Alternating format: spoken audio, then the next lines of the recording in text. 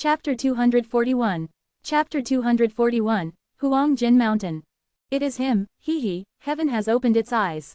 Brother Chang and his group's gazes turned bright with excitement upon Fang Yuan's figure. I can't wait to see his arm break. Lady Zhang is kind, he wasn't put to execution even after offending the Zhang clan. It turns out they were waiting to send him here. Fang Yuan walked slowly towards the stone table and directly sat down. The Monkey King gazed at him, then stretched its arm. The two sides clasped their palms together and began the contest under countless gazes. The Monkey King exerted its strength, but Fang Yuan's arm was like it was made from steel and didn't budge even a little. The Monkey King's pupils shrunk, revealing a hint of astonishment. This was the strongest human it had met in its life. Fang Yuan inwardly laughed. I could defeat this Monkey King even when I only possessed strength of 2 boars, let alone now when my strength has increased by half of a crocodile's strength. The Monkey King had already gone through many rounds before and it was already lacking in strength now. One could say, this situation was of an absolute victory to Fang Yuan. This Monkey King doesn't have enormous strength. Before, those GU masters who possessed strength of a bear or strength of a horse had ended up losing to it. It wasn't because their strength was inferior to the Monkey King's, but rather because they couldn't bring out all their strength in arm wrestling. In fact, all strength type GU like bear strength, horse strength, rabbit strength, fish strength, tortoise strength, crocodile strength, were different.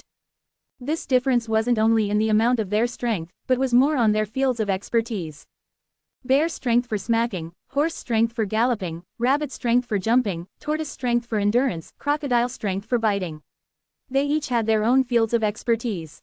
In other words, in certain situations, some types of powers could be utilized to their maximum effects. As for arm wrestling, it focused on the strength of arms. The bandit monkeys were experts regarding this. One could tell just from looking at their physique, with their upper limbs being over 2 times thicker than their lower limbs. They could arm wrestle from their birth, possessing the foundation of strength training. If the arm wrestling was changed to another form of contest, many of the defeated GU masters might be able to win against the bandit Monkey King. From this, one could derive that every power possessed their own unique points, and they couldn't simply be differentiated by looking at the amount of their strength. Take humans for example, a punch would definitely be weaker than a kick. Under normal condition, a person cannot use all their strength. I have strength of 2 boars, half of a crocodile's strength and my own strength, but it is impossible for my arm wrestling strength to match theirs. Of course, concentrating all of one's strength in one movement is not impossible. One would need that legendary GU worm. Fang Yuan couldn't display his true strength in arm wrestling, but he was someone with very deep foundations, and could guarantee his victory. However, he couldn't make it blatantly obvious. Hence, he intentionally revealed a strained expression, his arms shaking as he maintained the deadlock with the Monkey King. Slowly, his arm pushed down on Monkey King's. When the contest ended, almost everyone was stumped. He actually won. This guy has innate divine strength. The human groups were in an uproar, their surprised gasps spreading to others. Inquire about this guy. We need to immediately recruit him if possible. The heads of main clans felt a rush of excitement. Compared to the GU masters who they could only nurture after investing large amounts of funds, Fang Yuan's quality-to-price ratio was much higher. They could use him without any investment, and bring in profits for their caravan. Zhang clan's luck is good, picking up such a treasure. Instantly, many GU masters' gazes towards the Zhang clan contained some envy. No wonder we couldn't beat him. Brother Chang and his group were speechless. This is a monster. Now that I think of it, I am really lucky to not have been beaten to death by him. As this group of servants thought back, they were immediately filled with after fear. They had previously still been looking to take revenge against Fang Yuan, but now looking at this sight, all their hopes of revenge were gone. On the contrary, they became worried that Fang Yuan would look for trouble for them in future. Chen clan's old steward's expression looked ugly. To think this idiot actually had such brute strength. What bad luck now if only the vice leader doesn't blame me. He cautiously glanced at the Clan clan's vice leader. Chen clan's vice leader was frowning, he was thinking of much more. He started to doubt Zhang clan's intention. Was demanding for those two a trap? Did they see this servant's worth and intentionally kept him, then came to demand for them? The more he thought, the more reasonable he felt his thoughts were. He couldn't help snorting coldly. Anyone who felt he was played with and cheated, wouldn't have a good mood. But the mistake was already done, he could only pinch his nose and endure this bad luck. Am I seeing things? The servant girl Xiao Dai covered her mouth, she was speechless at this result. Worry disappeared from Shang Xinxi's face, and was replaced by a smile. Let's go. Zhang Zhu waved at the troops to move ahead with a complex look on his eyes.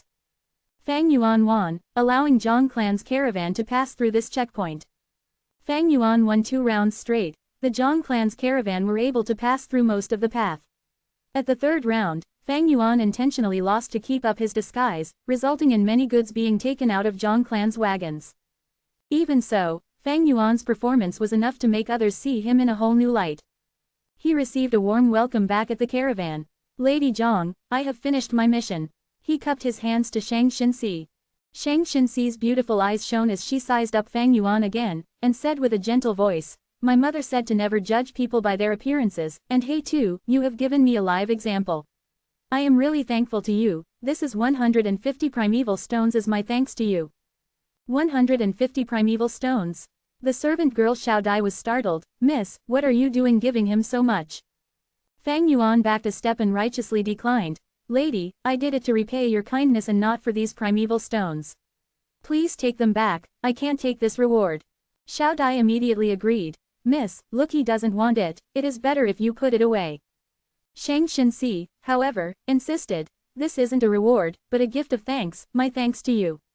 Fang Yuan showed a righteous expression and said with a solemn tone, let alone this 150 primeval stones, even if it was 1,000 primeval stones, I don't want them. Lady Zhang, I may only be immortal, but please don't humiliate me. This, Shang Xinxi was helpless against such remark and could only put the primeval stones back. HMPH, you know how to be tactful. Xiao Dai quirked her mouth. Zhang Zhu remained silent, his gaze turning more complicated. The favor of repaying life is hard to repay. Please let me use my strength for you. Fang Yuan cupped his hands. There were numerous monkey groups in Bandit Monkey Mountain, and every so often along the trade route, there would be some monkey groups who would occupy the area and set a checkpoint. Fang Yuan repeatedly went to compete with them, and under his deliberate performance, he lost some and won some. Caravans moved and stopped continuously, spending over 20 days in Bandit Monkey Mountain before they got out of this tall mountain. The goods in the caravans had decreased by almost half by now. The mood couldn't help being low. Zhang clan was the only one that was happy. Because of Fang Yuan's strength, their losses were far less than their previous estimations. Fang Yuan became famous and many clans sent their servants to visit him. They all wanted to recruit Fang Yuan and gave attractive terms, but Fang Yuan refused all of them and stayed with Zhang clan. You have some conscience, kid. You didn't waste Missy's kindness. Xiao Dai's attitude towards Fang Yuan had changed. This servant girl said whatever she thought and wasn't shrewd, but whatever her attitude is, it was never in Fang Yuan's considerations. Fang Yuan only cared about Shang Xinxi and her guard Zhang Zhu. Shang Xinxi was gentle and kind, but also very smart. The GU master Zhang Zhu was very experienced and prudent. Fang Yuan even felt that Zhang Zhu was already beginning to suspect him. In private, Bai Ningbing also reminded Fang Yuan, refusing that 150 primeval stones was a mistake. With your current identity, how could your heart not be moved by such a huge sum? For cautiousness, we should stop cultivation for some time to guard against Zhang Zhu's secret investigation. However, Fang Yuan refused this suggestion and still cultivated non-stop every night. Bai Ningbing also cooperated. She held an indifferent attitude towards her identity being exposed. In fact, she was more willing to see Fang Yuan's defeat. Snow Silver Primeval Essence gave an enormous help to Fang Yuan. His cultivation speed was rising as if it had grown wings. On the night they had officially left Feihu Mountains region, Fang Yuan advanced from rank 2 initial stage to middle stage. By the time the travel-worn caravan arrived at the base of Huangjin Mountain, Fang Yuan was finished with the crocodile strength GU, his strength permanently increasing by the strength of a crocodile. Huangjin Mountain possessed a lot of gold mines. Its soil contained abundant gold, and one could even obtain dozens of granules of gold if they scooped the water from the mountain streams and filtered the sediments. In day, when the sun shone upon the Huangjin Mountain, the mountain would often reflect a layer of hazy golden light. The scene of the mountain surrounded by the light was a glorious beauty. If this Huangjin Mountain was to be on Earth, there would definitely be bloody fights and wars for it. However, in this world, the currency used was the primeval stone, and gold was reduced to just a type of metal mineral. Its greatest use was as a material for refining GU. There were 2 clans located in Huangjin Mountain. In the southern side of the mountain was Huang Village, and in the northern side was Jin Village. A mountain can't hold 2 tigers. One could infer from Qingmao Mountain that the relation between Huang and Jin clan was not harmonious. The caravan's arrival would naturally be welcomed by both the clans. However, the notice from the two clans arrived, the caravan could only choose one clan. If they chose Huang clan, they couldn't go to Jin clan, and the same went for opposite. There were many people in caravan with many things to do, thus there was always a large flow of traffic. There were notorious records of the two clans attacking each other with the help of caravans, thus they laid down strict orders. The heads of the caravans had different opinions about choosing which clans to go. They had their own needs and considerations, and so after discussing with each other, this co-agglomeration of caravans divided into two, the two groups would go separately to the two clans. Of course, they couldn't enter the village, most of the troops could only station around the village. After this was settled, Zhang Zhu privately looked for Shang Xinxi. I have secretly investigated for many days, He Tu and Bai Yun are very suspicious, I suggest we evict them from our group. Chapter 242. Chapter 242. Common understanding between smart people. Suspicious. Shang Xinxi's gaze flickered under her thick eyelashes. Zhang Zhu nodded and said solemnly, in fact, I had my doubts about them ever since we entered Feihu Mountain. Miss, you gave them 150 primeval stones, but they weren't moved at all by such a huge sum. This really makes one ponder. He paused for a moment and continued, I have been secretly investigating them these days, and found even more suspicious points. First of all, they have little to no communication with the servants around them, as if they were wishing to be invisible. Second, they refused the recruitment offers of many clans, even though the terms were excellent. Miss, do you still remember his appearance when he came to ask help from us that night? He Tu, that guy has such powerful strength, how could he be wounded by others into such state? And finally, from my observation, his companion is wearing male clothing, but is actually a woman. The camp was filled with silence. After a long while, Shang Xinxi smiled. Powerful strength doesn't mean he can definitely win against others, right? Two fists can't rival four palms, He Tu getting wounded was normal. Actually, I know about all these suspicious points you spoke of. Zhang Zhu wasn't surprised at all, he understood Shang Xinxi and knew of her intelligence. Miss, Shang Xinxi blinked, her face containing a gentle and charming smile. Uncle Zhang Zhu, you have felt stifled for so many days, right? Seeing that I didn't take actions to deal with this, you came to remind me today. Zhang Zhu smiled. I can't conceal anything from you.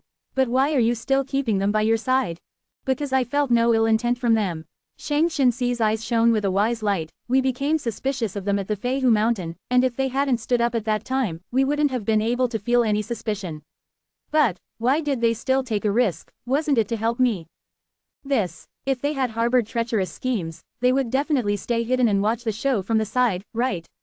Or maybe receive that 150 primeval stones. But they didn't. When He Tu said he was repaying my kindness, his expression was sincere and I could tell that he was speaking the truth. He really wanted to repay this favor. Shang Xinxi said. Zhang Zhu was tongue-tied for a long while, but they aren't simple, they definitely have secrets. A smile blossomed in Shang Xinxi's face like a flower.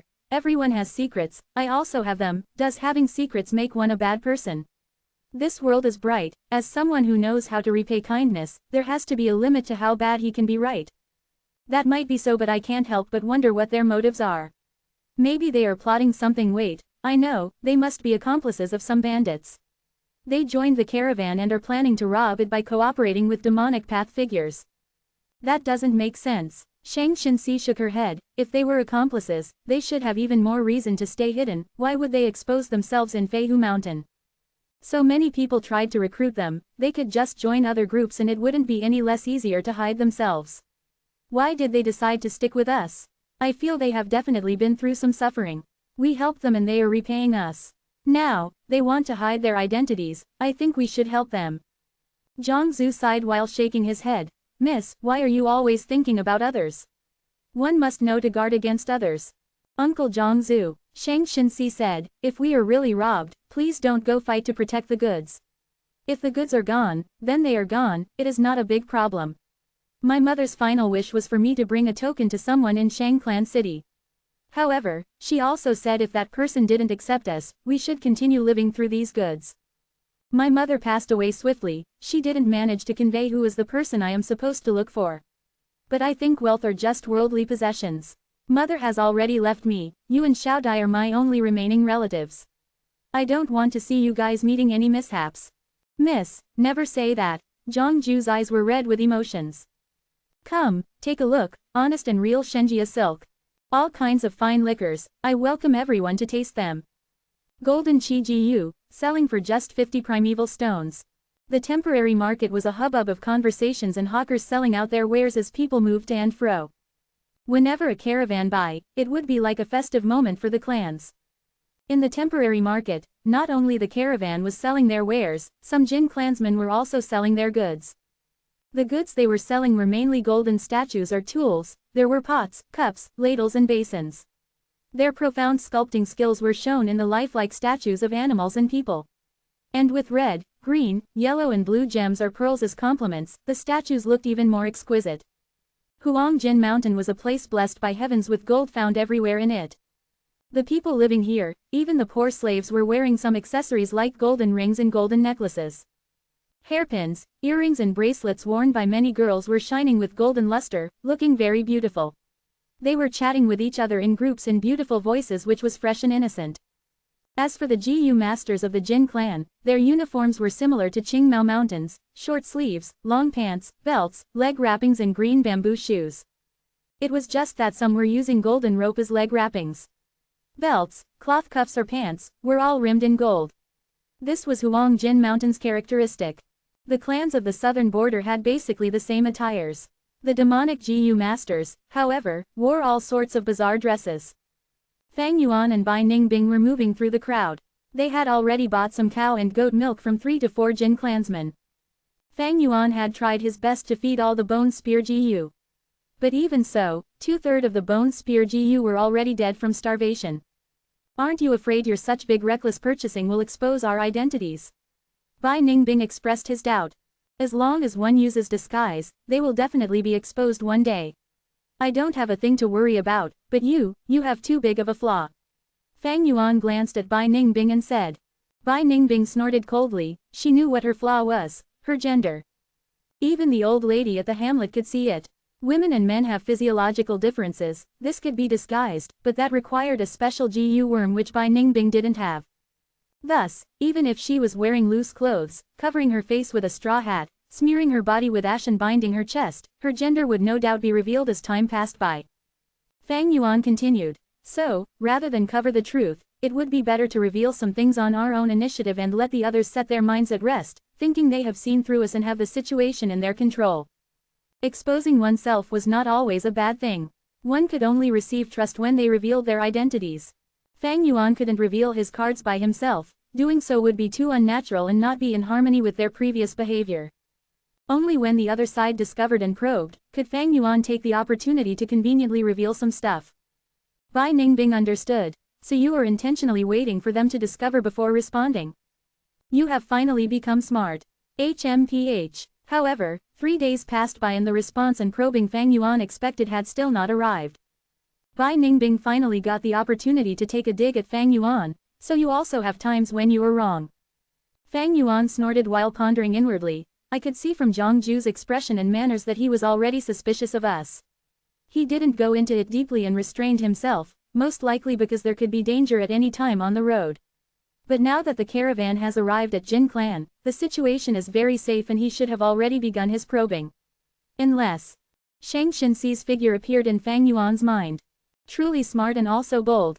She's mostly likely the one that stopped Zhangzu. It's a little problematic, seems like being too smart can also be a problem. Fang Yuan heaved a sigh. Shang Xinxi's gentleness and kindness had made a deep impact on him, making him slightly underestimate this girl's intelligence. Shang Xinxi wanted to reach an understanding between smart people with Fang Yuan. She was clearly trying to play dumb. However, Fang Yuan had a different motive and this layer of understanding had instead turned into an obstacle. Since it is so, I will just take the initiative. Fang Yuan sighed and went to find Shang Xinxi. You want to form a partnership with me? Inside a tent, Shang Xinxi and Zhangzu were wearing surprised expressions when Fang Yuan revealed his intentions. They hadn't gone to look for these two, but these two instead came knocking on their door. This was slightly beyond the young girl's expectations. Zhangju's mind shook. You finally showed your true colors. Partnership HMPH. Lady Zhang, I am a bit ashamed to say it, but we need primeval stones and I regard myself to be somewhat knowledgeable about merchants. I want to borrow a batch of goods, and we will divide the profits we earn in half, how about it? Fang Yuan slightly bowed his body, appearing neither servile nor overbearing. You don't have any primeval stones and are as poor as a mouse, yet you want to borrow the chicken that lays egg. You are overconfident. Zhang Ju's gaze carried a cold light. Why do you think you will definitely earn profits? And on what basis do you think our Zhang clan will lend the goods to you? There will naturally be profits and losses in business. I also can't guarantee the profits. As to your second question, I think Lady Zhang is a good person and should lend the goods to me, right? You wanted to ask of my reason. I can only answer you that it is this feeling.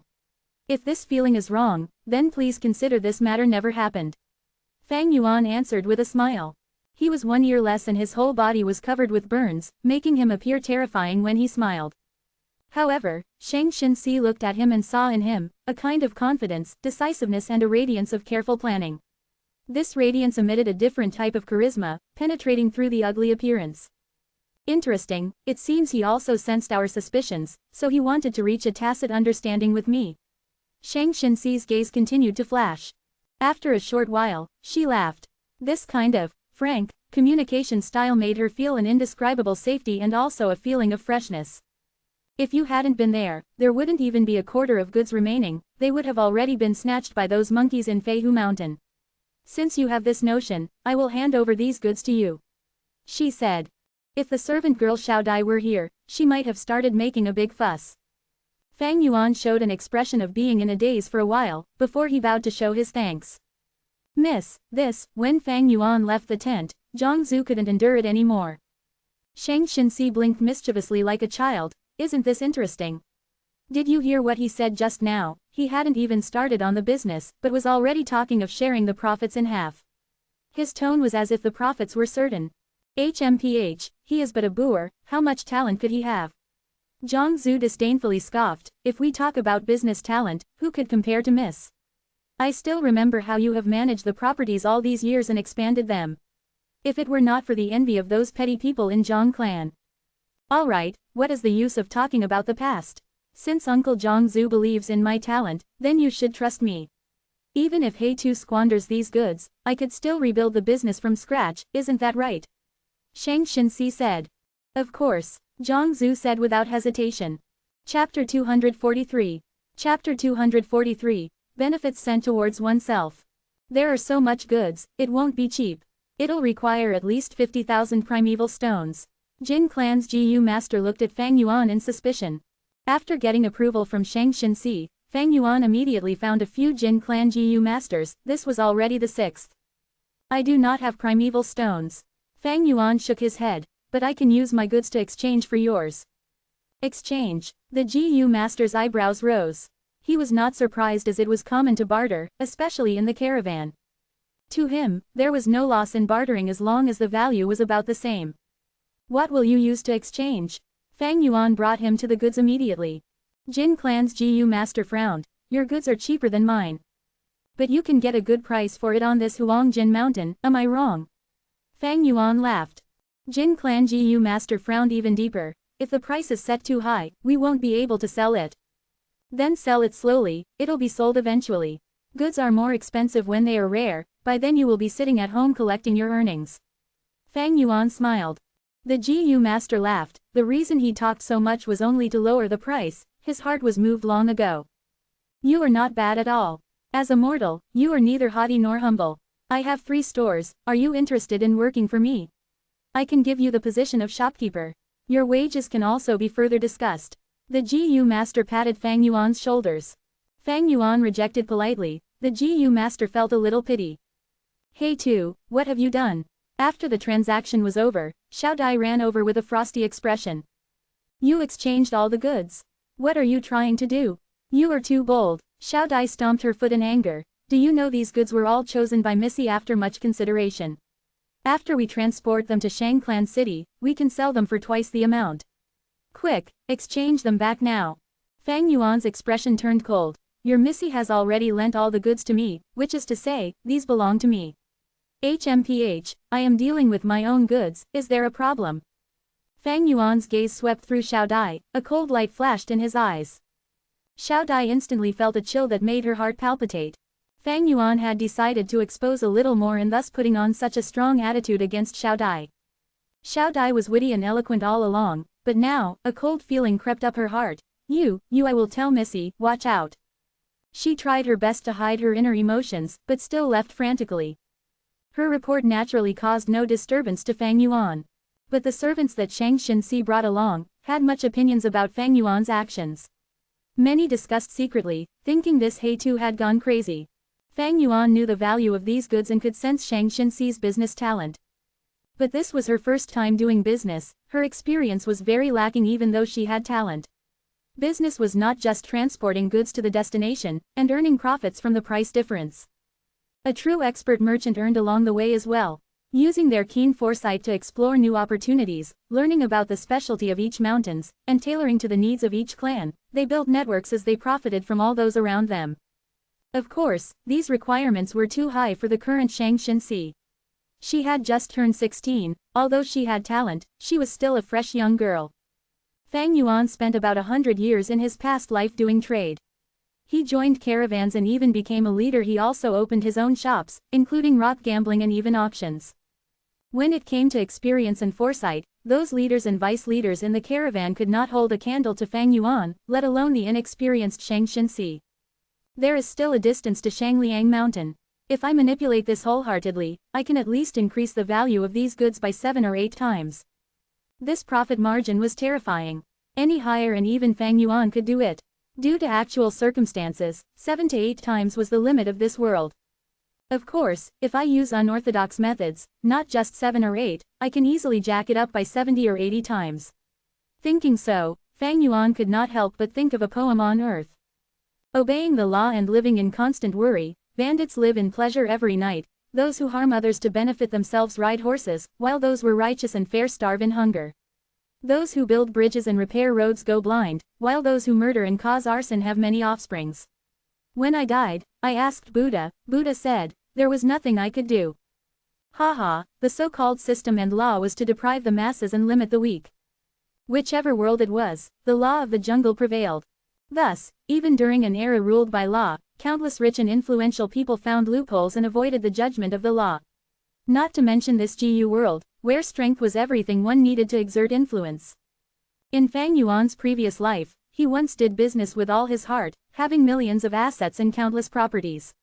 But later, some experts casually usurped them, causing him to go bankrupt and living in the streets. For the next 400 years of his life, whenever he thought back to it, he was extremely glad he had such an experience. Only through pain can one learn about the truth.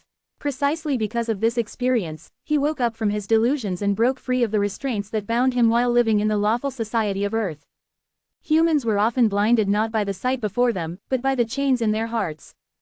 To Fang Yuan, if he abided by morals of business and be a proper businessman, he could only earn 7 to 8 times the profit. But if he used some illegal methods, becoming an unscrupulous merchant, he could make over tenfold worth of profits.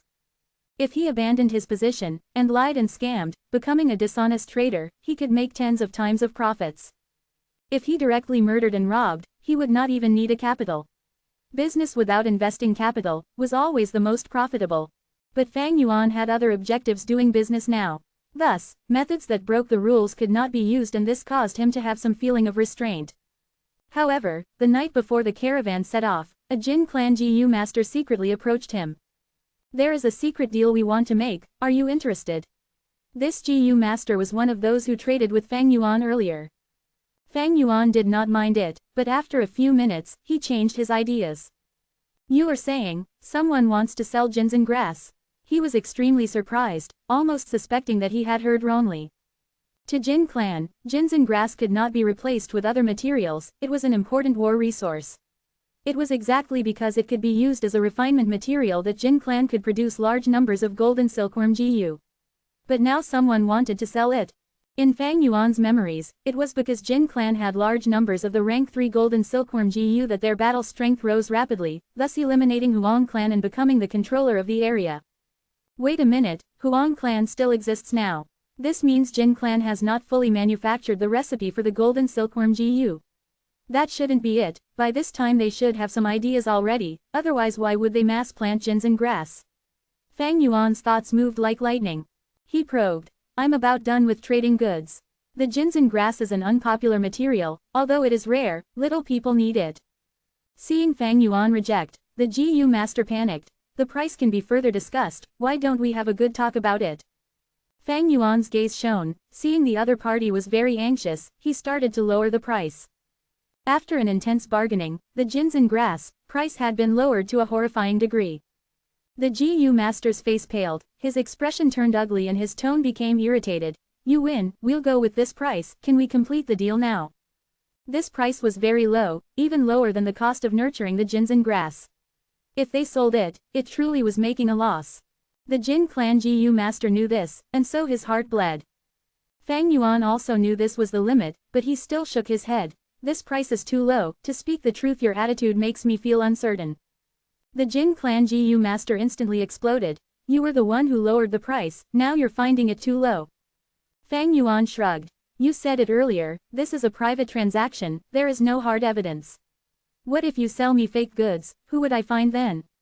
You see, the caravan is leaving tomorrow, by then even if I made a loss, I have no choice but to leave. Your suspicions are valid. Jin clan GU master's anger subsided. Don't worry about the goods, they are definitely real.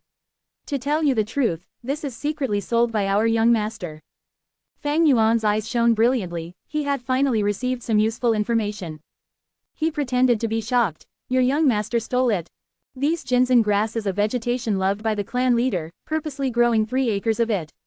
But we can't do anything about it since our clan leader has a unique interest. So do not worry, the ginseng grass is nothing important, the son taking his father's things to sell, even if it is discovered, he will only be scolded. The GU master said. Fang Yuan immediately understood everything. So it was like this. Jin clan had already been trying to fix the recipe for the golden silkworm GU. At this point, they had a rough idea already and were thus growing 3 acres of ginseng grass. But to prevent unwanted attention from Huang clan, this information was kept among the higher-ups of the clan, even the young master did not know, only thinking that this grass was planted out of interest. The ginseng grass growth period was very long, needing 4 years to mature. In his memory, Jin clan launched their attack a year later. They used the rank 3 golden silkworm GU which had sharp offensive strength to eliminate Huang clan and dominate Huang Jin mountain. If this 3 acres of ginseng grass was gone, they won't be able to find that much on the market either. Then to eliminate Huang clan, Jin clan would need to waste a few more years. Evidently, this ginseng grass was a dangerous item. If he really bought it, it would be provoking this large Jin clan. An ordinary person would avoid it like the plague, but Fang Yuan saw a huge opportunity from it. This profit, although dangerous, since it was delivered to him with both hands, how could he reject it? To speak the truth, although Fang Yuan possessed the heavenly essence treasure lotus, he still had a need for primeval stones, and it wasn't a small amount he needed. When they reached the Shang clan city, he needed to purchase GU worms, and that required a lot of primeval stones. Relying on the heavenly essence treasure lotus's daily production was troublesome and insufficient. That young master is definitely a wastrel, he is probably doted by the clan leader, but is in need of money recently, thus he set his eyes on the ginseng grass. He. Thinking so, Fang Yuan couldn't help but laugh. If he took this profit, not only would it help in purchasing GU worms, it would also leave a deep impression on Shangshan Sea. It was simply killing 2 birds with 1 stone. Jin clan GU master saw Fang Yuan smile, and laughed. So, you agree? Of course. Fang Yuan looked at him. Once this deal went through, this guy would definitely be in trouble. But what does his trouble have to do with me? What Fang Yuan was considering now, was how to swallow this profit without choking himself. Chapter 244. Chapter 244, Almost Blackmail. Dawn was breaking in the east, revealing the first rays of light. The cold air of the night had condensed into dewdrops on the grass and leaves. The temporary market in the Jin clan was currently being dismantled, the tents were packed up, the carpets on the street stalls were rolled up and the goods were packed in bags. After having stayed in the Jin village for many days, the caravan was preparing to set off. As for the merchants, no matter how many goods they sold or bought, they would be making profits eventually. Thus, though they were exhausted, they were wearing cheerful smiles on their faces. Xiao Dai's expression, however, was horrible. Missy, I just checked, that Hey2 has exchanged almost all the goods. And in the goods he exchanged for, I saw 3 carts filled with ginseng grass. Ginseng grass? Shang Xinxi's long brows slightly furrowed. Xiao Dai was extremely angry, as she pulled Shang Xinxi by her hand. Even a layman like me knows how worthless ginseng grass is, but he has exchanged for so many of them. Missy, this Hey2 is simply making a trouble. Xiao Dai, calm down first. Shang Xinxi patted Xiao Dai's hand. He should have exchanged for this ginseng grass yesterday night. I don't know why he did that, but he must have a reason for exchanging other goods. Just think, it is already pretty good that he could accomplish this as Immortal. Missy, why are you standing up for him? I am only thinking for you. These goods were originally ours, why would you let others squander it for nothing? Most importantly, he can't compensate us at all. Lord Zhongzhu, please persuade Missy, Xiao Dai pouted. Zhongzhu, who was looking on from the side, sighed, Miss, Xiao Dai is right.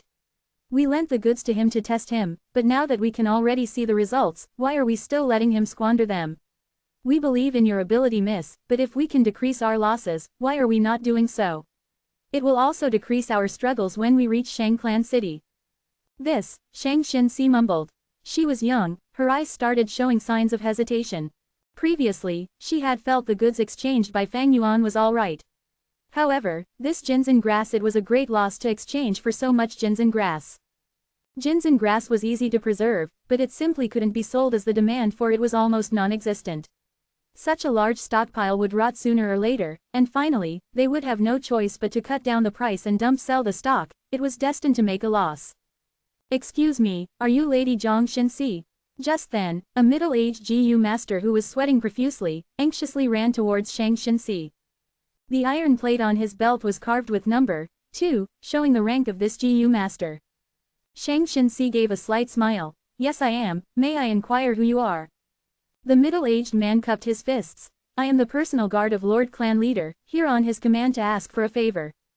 Oh, please speak. Lady Zhang should have bought a large batch of ginseng grass yesterday night. The whole story is like this. Our clan leader is very passionate for ginseng grass, and so he personally raised some for pleasure. But the young master secretly dug them out and sold them behind the clan leader's back. Now, clan leader has placed the young master in confinement, and also wishes to buy back the ginseng grass. I sincerely request you to sell them back to us. This GU master was polite, but that politeness carried his firm attitude. Miss, Zhongju's expression turned solemn as he reminded Shang Xinxi. This personal guard represented the clan leader of the Jin clan. This matter could be both big or small, and it could turn serious if it was handled improperly. Shang Xinxi glanced at Zhongzhu and nodded her head to indicate she understood. Actually, I am also someone who loves flowers, and I can understand honorable clan leader's passion. We will hand over the ginseng grass to your honorable clan with not even a stem missing. It makes one happy to see such a reasonable lady. The personal guard GU master's expression relaxed and revealed a slight smile. Shang Xinxi continued. A subordinate of mine was in charge of this transaction. I will call him over. Fang Yuan had already been paying attention to the activity here. Hey2, you are in trouble. Missy has called you. Xiao Dai had come to summon him. Fang Yuan soon appeared in front of the personal guard, and cupped his fists. I am the one who was responsible for the transaction of ginseng grass. I heard the honorable clan leader wants to buy them back. The personal guard was surprised to see the newcomer was actually Immortal. His face immediately revealed a slight disdain and arrogance. He snorted. That's right. Mortal, you can relax. Lord Clan Leader is benevolent and is willing to use 3,000 primeval stones to buy back the 3 carts of ginseng grass on you. So much. Xiao Dai was speechless and her gaze revealed her joy. Zhongzhu frowned before gradually relaxing. 3,000 primeval stones should be the maximum market price for the ginseng grass, and this showed Jin clan leader's sincerity. However, Fang Yuan shook his head. Ginseng grass is very precious, only 3,000 primeval stones to buy them back. This doesn't seem to be sincere, right? The personal guard immediately frowned. What? The price I am giving is much higher than the maximum market price of the ginseng grass. Mortal, what price did you buy it for? Fang Yuan rubbed his nose. Let's not discuss about the purchase price. We are all businessmen, naturally we will buy low and sell high. 3,000 primeval stones are too less. I am not selling. You. The personal guard clenched his teeth, before eventually showing 5 fingers. All right, then I will raise it by 2,000, 5,000 primeval stones. Xiao Dai's eyes widened in shock. her face started to flush with excitement as she looked at the 5 stretched fingers of the personal guard. 5,000 primeval stones. This is what you said, you can't go back on it. She was almost jumping in excitement, she hadn't thought the situation would develop like this. Fang Yuan had profited huge. However, Fang Yuan still shook his head. The personal guard's expression turned cold as he threatened, "Mortal, don't you think you are being greedy? These ginseng grass were originally our clan's goods. You privately exchanged for them, which is already not permitted. You don't even have any evidence of transaction, I can even say you secretly stole them." Zhang Zhu was taken aback by the personal guard's anger. He looked at Fang Yuan, "Just sell it."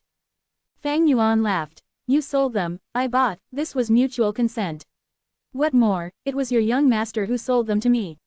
I can't do anything if you are determined to say I stole them. Jin clan is so rich and powerful that it can bully the weak and rob our goods. HMPH, the goods are just there, why don't you go take them? It is just that as far as I know, it is not just me who bought the ginseng grass. Many others have a share of it, is Jin clan going to snatch all of theirs too?" Fang Yuan had already expected this situation, thus he only bought a large majority yesterday night. The remaining ginseng grass were sold to others by that GU master. The personal guard was furious, but he could only clench his teeth at Fang Yuan's blatant extortion. He pointed at Fang Yuan, "Your clan bought the most, you little brat, you want to make it hard for me." "Of course not, I am only trying to make a transaction." Fang Yuan cupped his hands. "HMPH, forget it. I will put 2,000 more, 7,000 primeval stones. Mortal, bring all the ginseng grass you bought." The personal guard shouted. "Hey two, just sell it. We need to pay attention to amiability while doing business." Shang Xinxi couldn't endure this pressure. Since Miss has spoken, Fang Yuan nodded his head before immediately changing the subject, "Then I will take back a step. 8,000 primeval stones and all the ginseng grass I have is yours." The moment these words came out, Shang Xinxi and the rest all became dazed. The personal guard came back to his senses, unable to contain his anger. "What? You bastard!" Fang Yuan, however, had a smile on his face. "Business is business, please don't get angry, Lord GU Master. Actually, I was thinking of selling them for 10,000 primeval stones. If Lord GU Master can't decide it, how about letting me discuss with your honorable clan's clan leader?" "No need." The personal guard swung his arm as he looked at Fang Yuan with extreme disgust. "You, Immortal, what qualifications do you have to meet Lord Clan Leader? Bring the goods quickly, taking advantage of others when they are down, I will remember you." HMPH. His words, no doubt, meant he acceded to Fang Yuan's raised price. The two finished the transaction in moments. Fang Yuan hadn't even used 500 primeval stones to buy them, but in just one night, the ginseng grass changed hands for 8,000 primeval stones. "Miss, there are 2 trunks filled to the brim with primeval stones." Xiao Dai was beaming with joy. She had witnessed the whole transaction process in fear, but now that she looked at these primeval stones, she felt that it was all worth it. Even her gaze towards Fang Yuan changed. "Did you already know? That can't be it, this should just be the case of a blind cat coming across a dead mouse." She looked at Fang Yuan from top to bottom and remarked. "Offending the Jin clan for just 8,000 primeval stones is not worth it." Zhang Zhu had been frowning from the start. He looked at Fang Yuan with some discontent and warned, "Never take such a risk again." Fang Yuan only smiled and turned towards Shang Xinxi. "According to our previous contract, Miss will get half of this 8,000 primeval stones, and I request Miss to safeguard my half of the share too." "Has it been settled?" Jin clan leader stood on a hill, watching the leaving caravan. An elder was standing to his side and reported, "Yes, clan leader. We have bought back all the ginseng grass. It is just that Zhang clan is truly hateful for taking advantage of the situation to extort us." Jin clan's clan leader's brows furrowed. "Oh, speak." The elder elaborated on the details. Jin clan's clan leader smiled. "It is just 8,000 primeval stones, no need to care. That Zhang clan's lady, however, is intelligent, she pushed out a mortal servant to sound out the situation and earned herself this money. Lord Clan Leader, what if this Zhang clan already knows our clan's secret and thus took advantage to extort us? Ha ha ha, don't be overly suspicious. If they knew the importance of the ginseng grass to my clan, why would they only extort mere 8,000 primeval stones? They would buy them all or even not agree to sell them.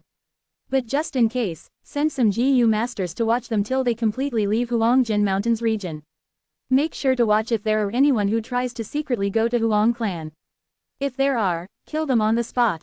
The clan leader's killing intent overflowed all around him as he said this. The elder's mind trembled. As you command, Lord Clan Leader. Fang Yuan glanced back at the Huangjin mountain, his lips curled up in a smile. Not far away in a carriage, Shang Xinxi lifted open the curtains and gazed at Fang Yuan's back. Her beautiful eyes flashed with light, having fallen into deep thought. Chapter 245. Chapter 245, Rank 2 Upper Stage. The caravan crossed mountains and valleys as they traveled west. Half a month later, the caravan arrived at Hunmu Mountain, which had a lot of weird-looking trees. Fang Yuan sold half of his goods to buy a lot of these special wood. 20 days later, they arrived at Juyu Mountain. The mountain was full of bumps and craters. These bumps were all made by the falling raindrops. At this place, once it rained, raindrops as large as wine vats fell and formed huge craters in the ground. Thus, the Tong clan of Juyu Mountain was built in the empty caves inside the mountain. If it was an open construct, it would be easily devastated by the rain.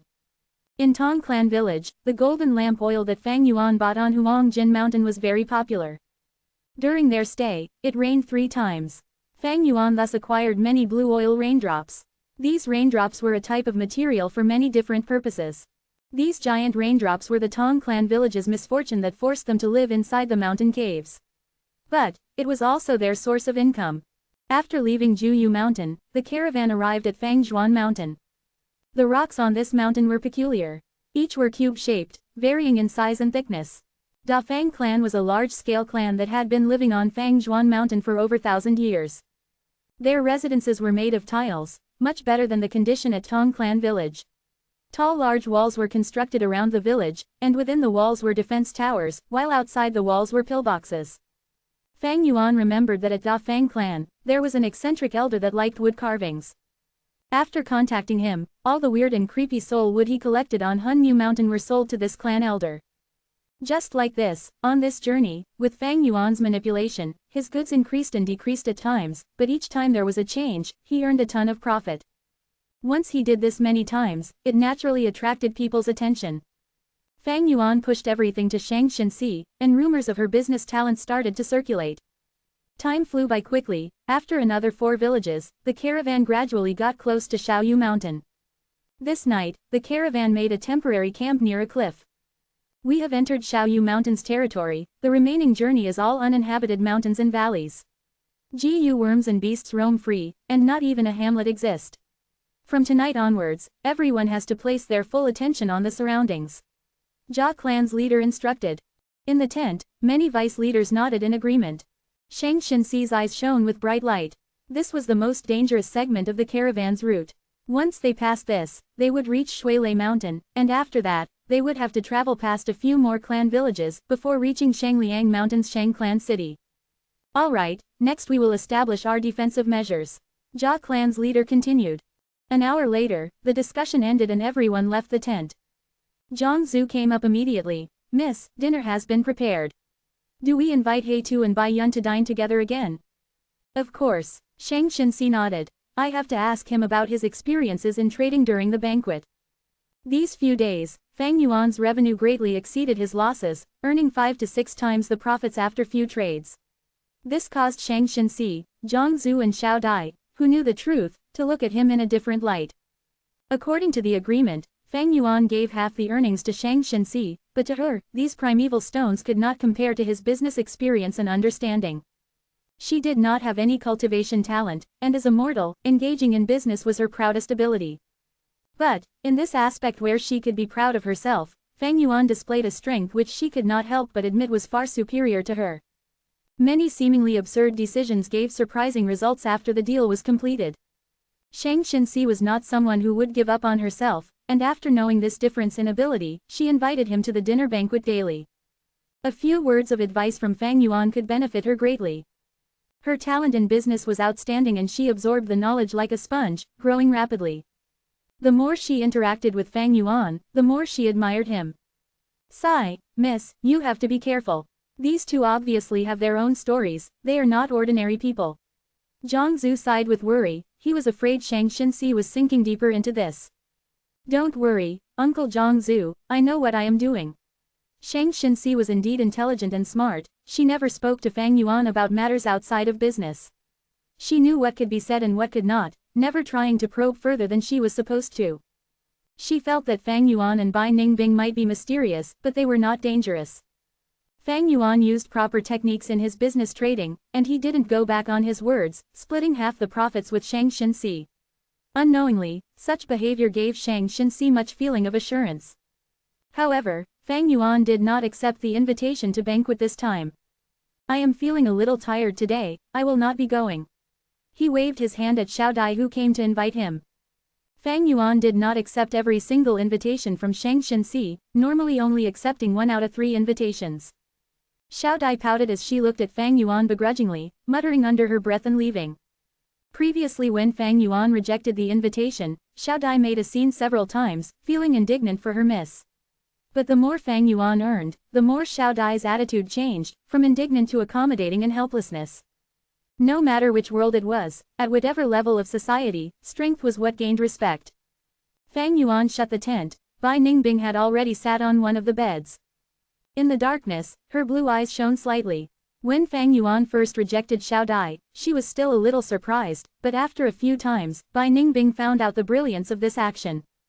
As the saying went, one who is unaccountably solicitous is hiding evil intentions won. Fang Yuan rejecting this invitation and not accommodating to Shang Xinxi gave the young girl the feeling that he had nothing to gain from her. Let's start. Fang Yuan sat down on the bed as well with his back facing Bai Ningbing. Bai Ningbing spread out both palms and placed them on Fang Yuan's back. 10% of her snow-silver primeval essence flowed through her palms into Fang Yuan's body. Bone-flesh unity Gu shone with green and red light respectively, converting the primeval essence. 6% of snow-silver primeval essence entered Fang Yuan's aperture. Splash splash splash. Fang Yuan's thoughts entered his aperture and used these primeval essence to nurture his aperture walls. When he was rank 1, his aperture could not take the impact of the snow-silver primeval essence, but now that he was rank 2 middle stage, his aperture walls had a stronger foundation now and could endure it. Only that this could not last for a long time, and he needed to rest every once in a while. The light waves on the aperture walls flowed constantly. The white light grew stronger as some areas started to condense. Evidently, Fang Yuan was a step away from rank 2 upper stage. With his rich cultivating experience, Fang Yuan had something like a gauge in his mind. He planned to break through to rank 2 upper stage in one go.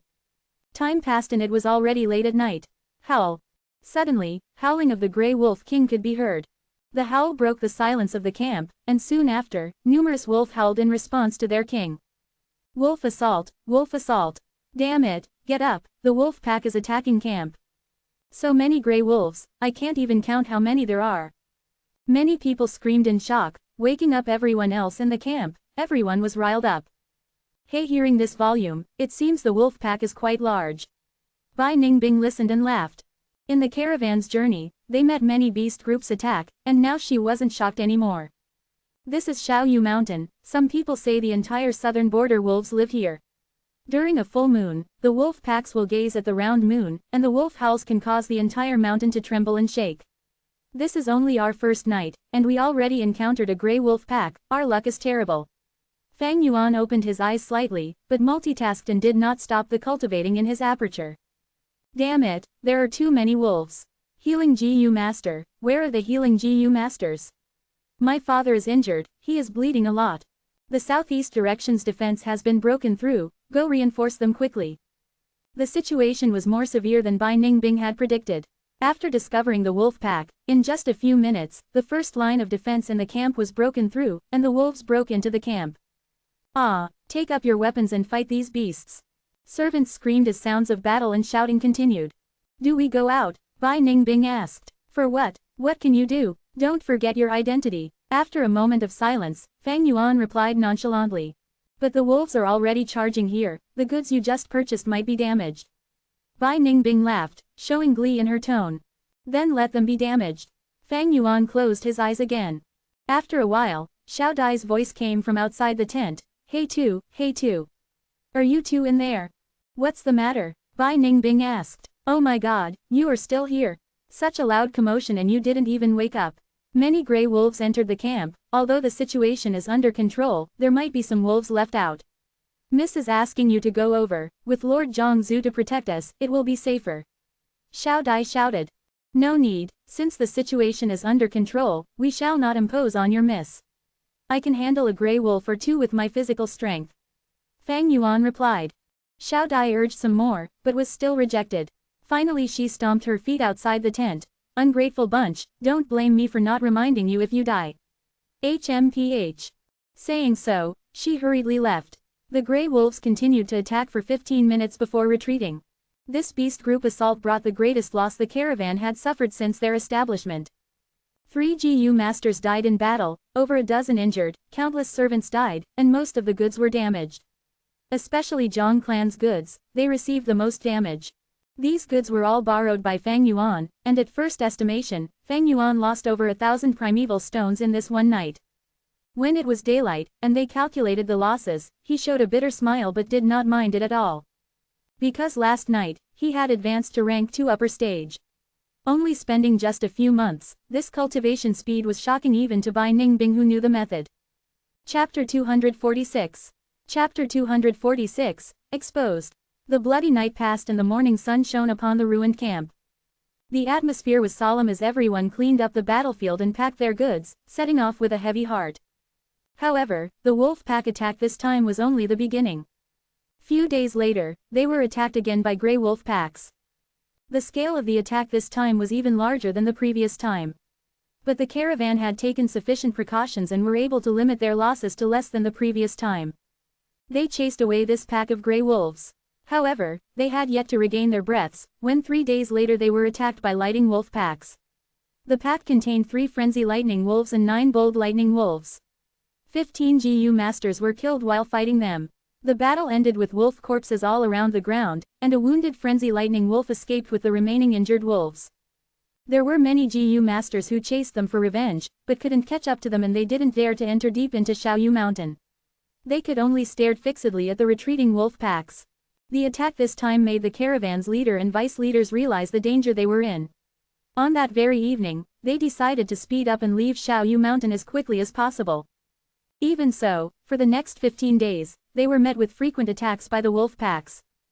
Grey wolves, lightning wolves, snow wolves, two-headed wolves and even blood-fang wolves. Everyone in the caravan let out a breath of relief after they got out of Xiaoyu Mountain. The caravan's next few days passed peacefully and smoothly, until they entered Baihu Mountain and were attacked by beast groups again. This time, it was old turtle carapace apes. These white apes were enormous with a carapace armor on their back. The carapace armor was covered with turtle shell patterns. There weren't many casualties from the attacks of these ape groups, but the huge damage to the goods caused many to feel heartache. Fang Yuan's goods also met with hardship. The dozen carts of goods he had was decreased to less than half. The morale in caravan fell greatly. These people were merchants trying their best to earn money. However, these losses made this trip worthless to them. We have made a fruitless trip. I checked my accounts yesterday. My earnings amounted to less than 2,000 primeval stones. My situation is even worse. I have already lost 30% of the goods. Even if it is worse, can it be as worse as the Zhang clans? They have already lost most of their goods. Sigh, if I had known earlier, I would have just curled up in the clan. Why would I bother to take risk and only earn this much? The caravan moved in such an atmosphere. 5 days later, they were attacked by a group of white tigers. There were losses again. 7 days later, a group of flame tigers ambushed them, fire spread over the camp and a large amount of goods were burned down. The morale had reached an all-time low. Many of the merchants had lost all their investment. 10 days later, when they were about to cheer as they left the border of the Baihu Mountain region, a biao one appeared. 5 tigers and 1 biao. A biao was a tiger that had grown wings, and was at least 1,000 beast king. And because it had the ability to fly, it was even more troublesome.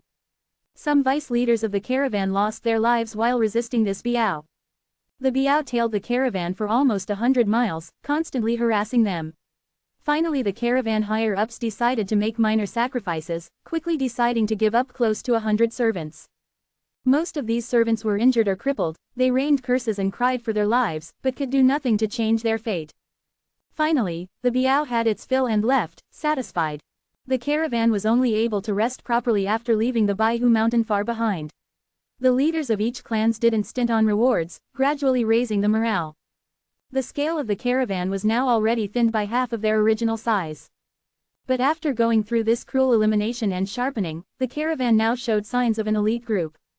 I have been a traveling merchant for so many years and this was the most challenging of them all. Who knows what possessed these wild beasts, attacking so frequently.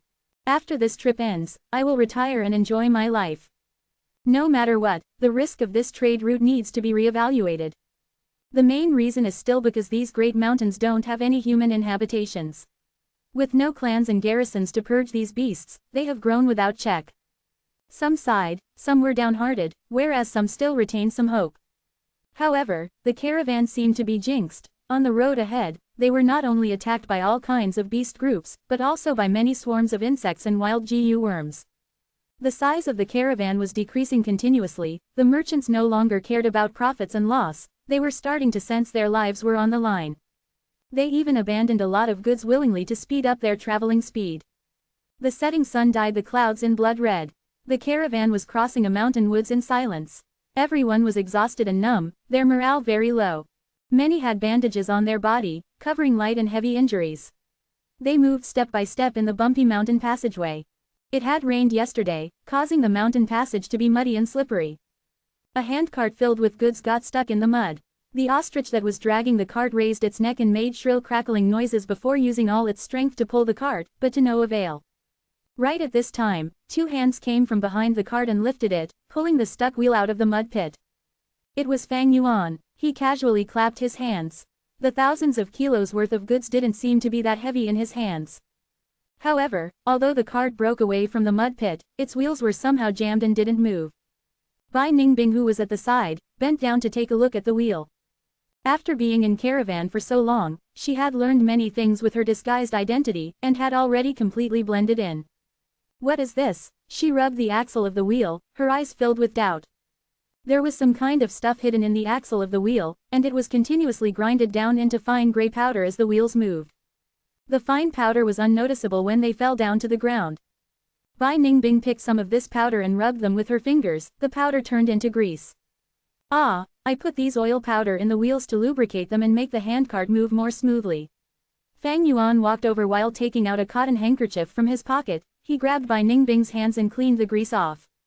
After that, he crouched down and felt around the wheels regained their mobility. Let's go. He wiped off the oil powder from his hands and patted Bai Ningbing's shoulder. The two continued to walk. Bai Ningbing's pace continued to become slower as the doubts in her heart intensified and formed into a dense fog that couldn't be dispelled. She sensed something was amiss. When did Fang Yuan get this oil powder? How come I had no idea? Was it since the beginning, or at Huangjin Mountain or at Xiaoyu Mountain? Strange, he doesn't seem to give a damn about the caravan, he hasn't even frowned seeing such large losses to the caravan.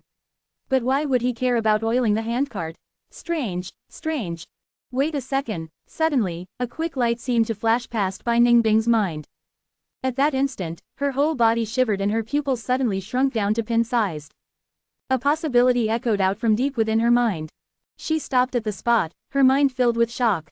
After a long while, the ostrich which had been walking beside her suddenly screeched and woke her up. Fang Yuan's figure was already far away now, gradually merging into the crowd in front. This guy. Bai Ningbing lowered her head, covering the cold light flashing past her blue eyes under the cover of the straw hat. Sun was slowly setting down in the west and the many stars began to appear in the sky. The caravan stopped near a beach, they had decided to camp here for the night. However, just when they were half finished with setting up the camp, a group of cold jade owl cats appeared in the vicinity. Beast group, it is the owl cat. Stop your work, make defensive formations. These damn animals, I just had my dinner. People cursed and ran, but with the previous bitter suffering and tempering, they soon formed three tight defensive lines. Cold jade owl cat's body was like that of a leopard's and was extremely quick. Its face, though, was similar to an owl, its enormous eyes covered almost half of its face and shone with eerie green light in the dark. The owl cat king gave a loud cry, the owl cat groups charged towards the camp like a tide. Kill! The GU masters who were in the front lines shouted. Momentarily, all kinds of colors flashed, fire blazed, rocks and soils flew, lightning rumbled. Countless owl cats collapsed, but more waves of owl cats rushed forth. Heavens, this is a large-scale cold jade owl cat groups. Someone shouted.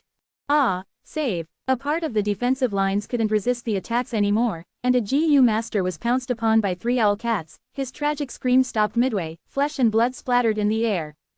Quick, cover up that gap. 2 GU masters were sent as reinforcements. However, it was of no use, the gap continued to increase, slowly destroying the whole defensive line.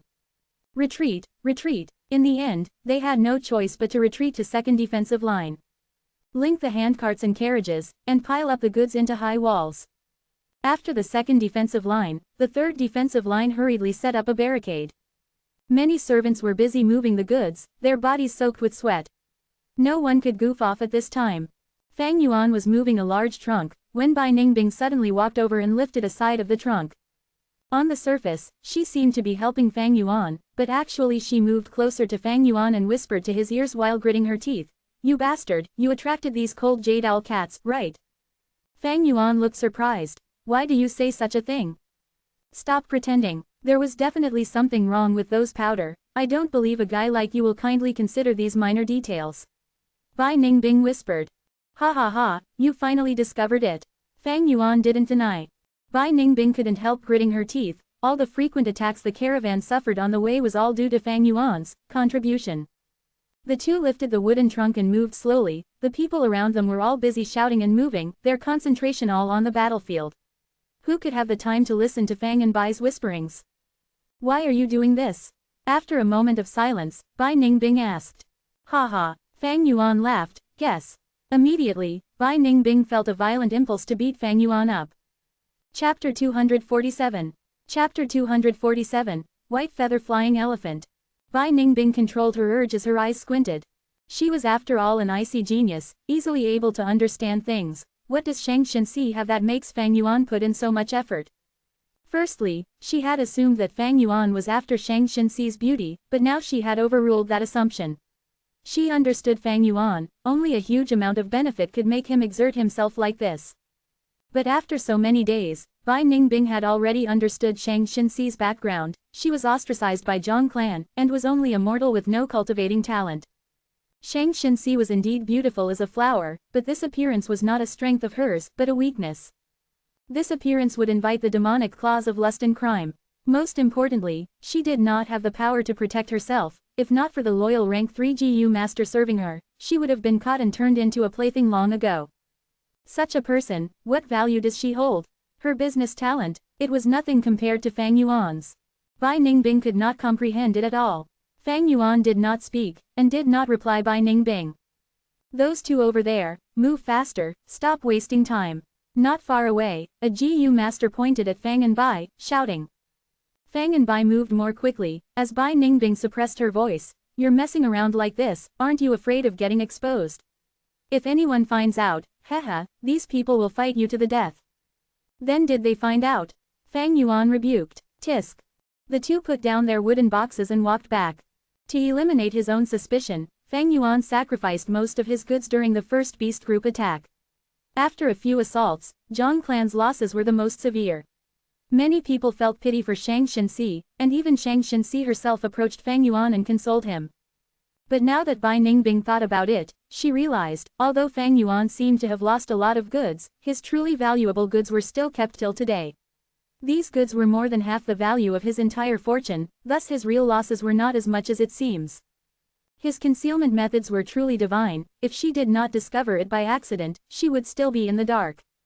Thinking so, Bai Ningbing felt indignant. "This guy, he even hid the truth from me." The two carried another box. Fang Yuan seemed to know Bai Ningbing's inner thoughts, laughing lightly. "To deceive the enemy, we have to deceive ourselves first. After all, I was not intentionally keeping it from you, you have your purpose to serve." "Oh, what purpose?" Bai Ningbing naturally asked. "To alert myself. You are the person closest to me. If you find anything amiss, the others will do so soon." "But, it was coincidence today that I..." Fang Yuan shook his head. "Chance is represented by a certain trend, regardless, it is about time already." Bai Ningbing's eyes shone. "What are you going to do?" Cold Jade Owl Cat did not manage to break the third line of defense, as the second line of defense still held on, eliminating these attackers. After the battle, the survivors tallied the results, and cleaned up the battlefield. "How many times have we been attacked already?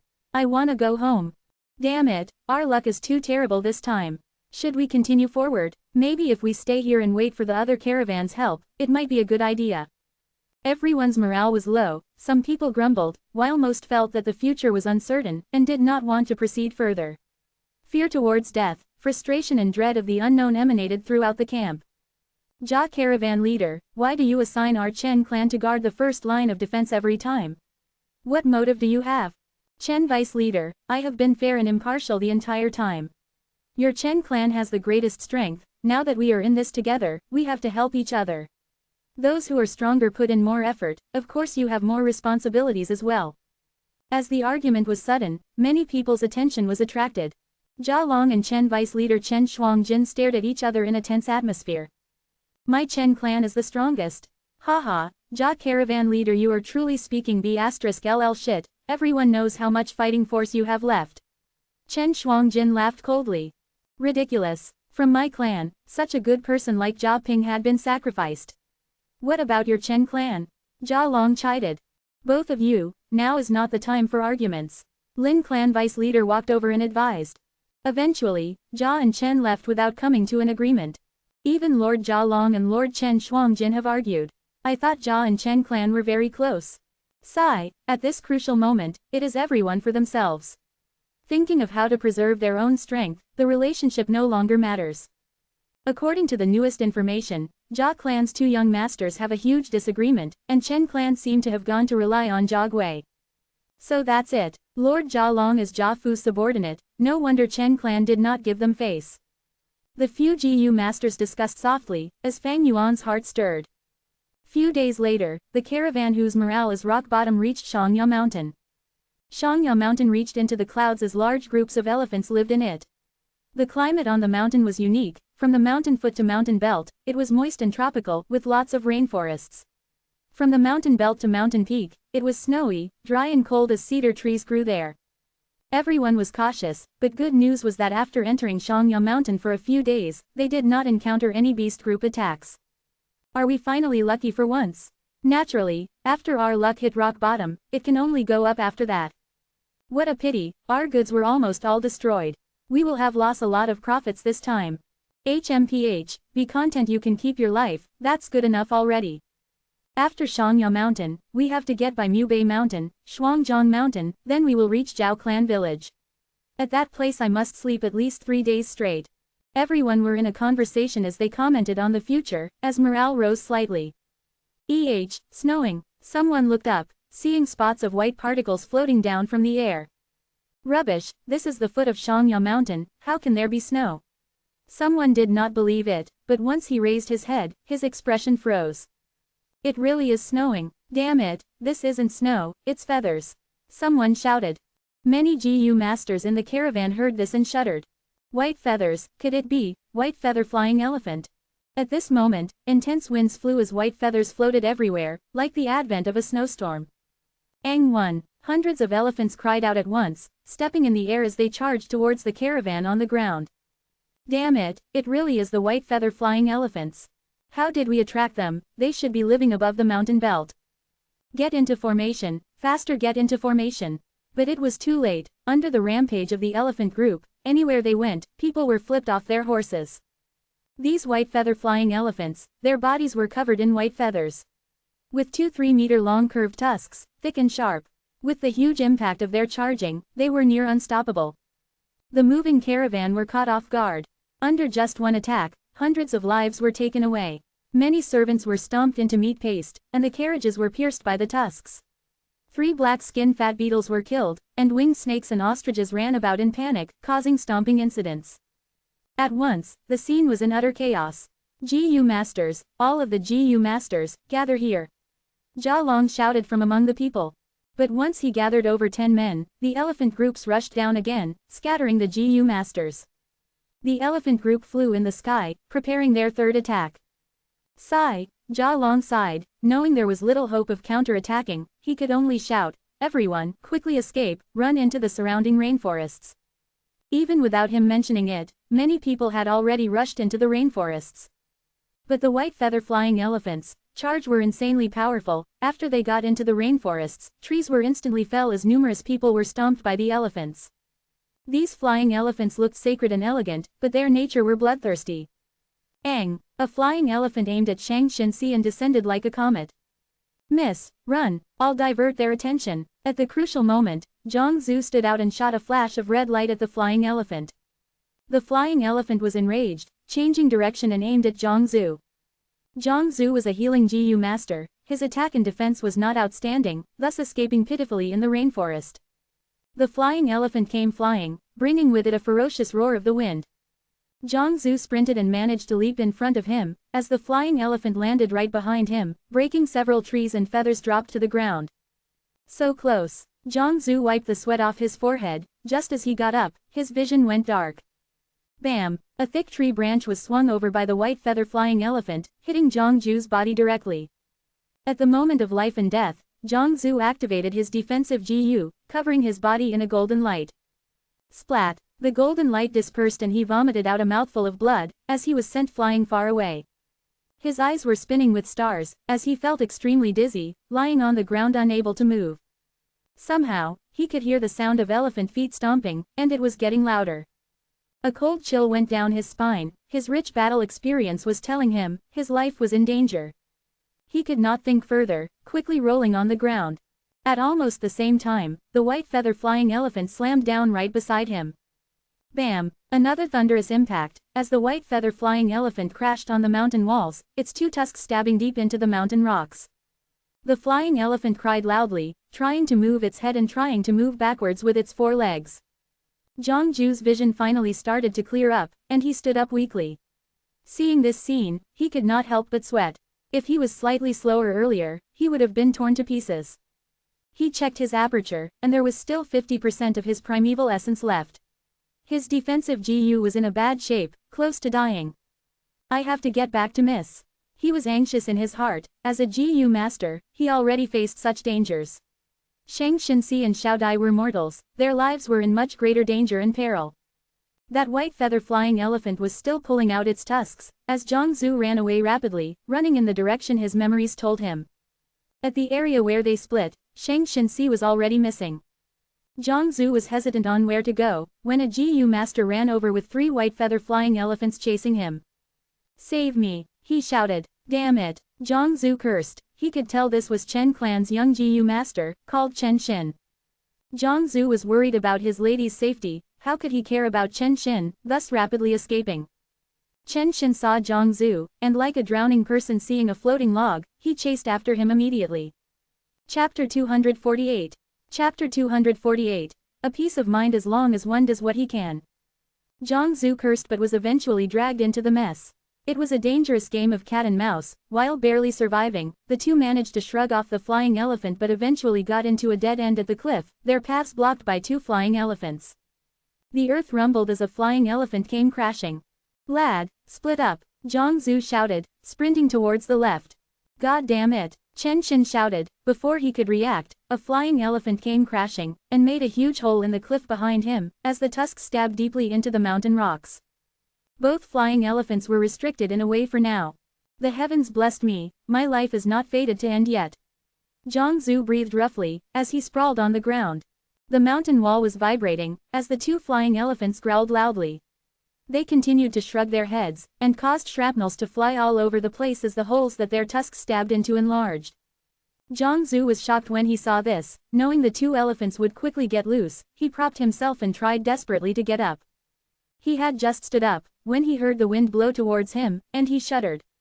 Pew! A white bone spear, with a spiral design, stabbed him from his back, penetrating his chest and stabbing firmly on the ground. Blood flowed along the bone spear, dripping on the ground. Zhang Zhu's movements halted, opening his mouth slightly as blood oozed out of the corner of his lips. He gradually lowered his head, looking at this fatal spiral bone spear. Initially he had thought it was the white feather flying elephant's tusks, but soon, he realized this was the attack of a Jiu master. Who is it? He wanted to turn his head, to see who had backstabbed him. But the next second, pew, another bone spear was fired. This spear flew directly into his brain, and came out of his mouth, as the tip stabbed on the ground. Zhang Zhu was firmly kept in place, his eyes widening in futile, while his pupils shrunk. He was dead, dying with grievance. At a hidden corner, Fang Yuan observed from afar. These few days, he had obtained Zhang Zhu's information. This person was an obstacle that had to be removed. The two white bone spears gradually dissipated into white light, dispersing into the air. Zhang Zhu lost his support, and crashed onto the ground. A white feather flying elephant pulled out its tusks, and charged towards Zhang Zhu's corpse, stomping on it, easily turning it into meat paste, and crushing all his bones. The white feathers scattered and the flying elephant took off, flying into mid-air again. Seeing this, Fang Yuan retracted his gaze. Zhang Zhu was confirmed to be dead. After the flying elephant stomped on the corpse, Fang Yuan did not even need to clear up the crime scene. He left stealthily. After he left, the other flying elephant took off as well. Its tusks penetrated the mountain walls, and left 2 bowl-sized holes. The wall caved in as it was surrounded by debris. Suddenly under the pile of rocks, a head emerged. My God, I was scared to death. Thankfully I had the berry Gu and avoided this crisis. Chen Xin dug his way out, breathing raggedly as cold sweat poured down his spine, experiencing after fear. This berry Gu allowed Gu masters to dig into the ground and hide. The weakness was, once used, the Gu master can only be buried at one spot, and cannot move. After activating, the Gu master also has to consume a lot of primeval essence to sustain it. Chen Xin was chased as he ran, only at the final moment did he have the opportunity to use it. The situation is getting more chaotic. There is actually a Gu master assassinating Zhang Zhu. Seeing Zhang Zhu corpse, turned into meat paste, completely unrecognizable, Chen Xin gulped and escaped frantically. The elephant group continued rampaging for 2 hours before leaving. Shang Xinxi and Xiao Dai supported each other as they walked out of the rainforest. Their bodies were full of mud and soil, looking battered and exhausted, and Xiao Dai's face was even blue-black. Evidently, when escaping, she had knocked into something and gotten a bruise. Missy, she was scared out of her wits. Death was so close to her, even trembling as she walked. Shang Xinxi patted her hand, trying to give her assurance. However, she herself was pale. Along the way, corpses lined the road as blood flowed into the wilderness. Broken carriage wheels, dead ostriches, and the corpses of black-skinned fat beetles and winged snakes laid on the pavements. As the survivors gathered together, anguished cries, sniffing and painful growls mixed into one.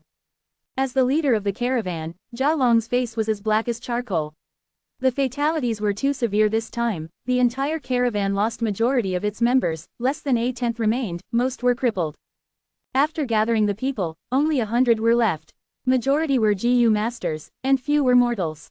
The strongest Jia clan and Chen clan were deep in losses, not to mention the others. Lin clan had only 3 Gu masters left, and some unfortunate groups were completely wiped out. The rainforest also had its danger. Many people did not die from the white feather-flying elephants, rampage, but were attacked by the wild beasts and poisonous worms in the rainforest. Bai Yun, it is great to see you. Earlier in the rainforest, thanks for drawing a white feather-flying elephant away from us.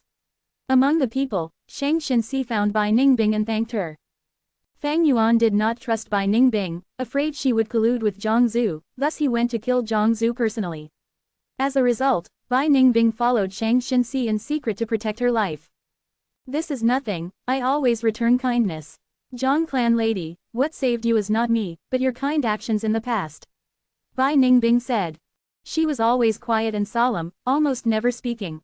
Even if she spoke, she suppressed and changed her voice intentionally. But now she no longer concealed it, using her normal voice to speak. Her tone was cold and indifferent, but clear and evidently female, causing Shang Xinxi and Xiao Dai's face to turn slightly shocked. That's right, Bai Yun, did you see Uncle Zhang Zhu? Shang Xinxi asked anxiously. I've looked around but did not manage to find him. Bai Ningbing sighed. Since Fang Yuan returned, she knew Zhang Zhu was definitely dead.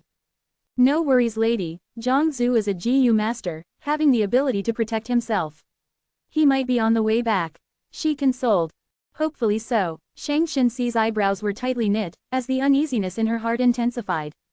At the other side, leader Jia Long stood at a high ground, shouting, everyone, listen up. The smell here will soon attract other beast groups. We have to leave quickly. Everyone move quickly, bring along all the goods that you can salvage. Those that are too heavy, we will have to discard them. In 30 minutes, we must leave this area. The danger was not over yet, everyone could only force themselves to work under the intense grief. Save me, someone please save me. I am still bleeding. Bring me along, I am only crippled in one leg, I can still walk. I'm begging you, I'll pay with primeval stones. 2, 3, even 4 will do. Those family servants who were severely injured and could not move all begged earnestly. Very few people received help. Those who were injured or crippled could not help out in manual labor and were a burden. Many were heartlessly left behind. Seeing everyone leave, many went into a frenzy and started to curse. Many crawled on the ground and tried to catch up to the caravan. Save me, Lady Zhang, you are the kindest person. Lady Zhang, please show mercy. Shang Xinxi's footsteps halted, her lips trembling, her face was pale without any blood circulation as her eyes darted around frantically. The mountain winds blew on her green blouse, and her messy hair made her appear like a small grass in the middle of a storm. Lady Zhang, quickly leave. Now is not the time to be kind. Fang Yuan got to her side, and held her arm, forcing her to move ahead.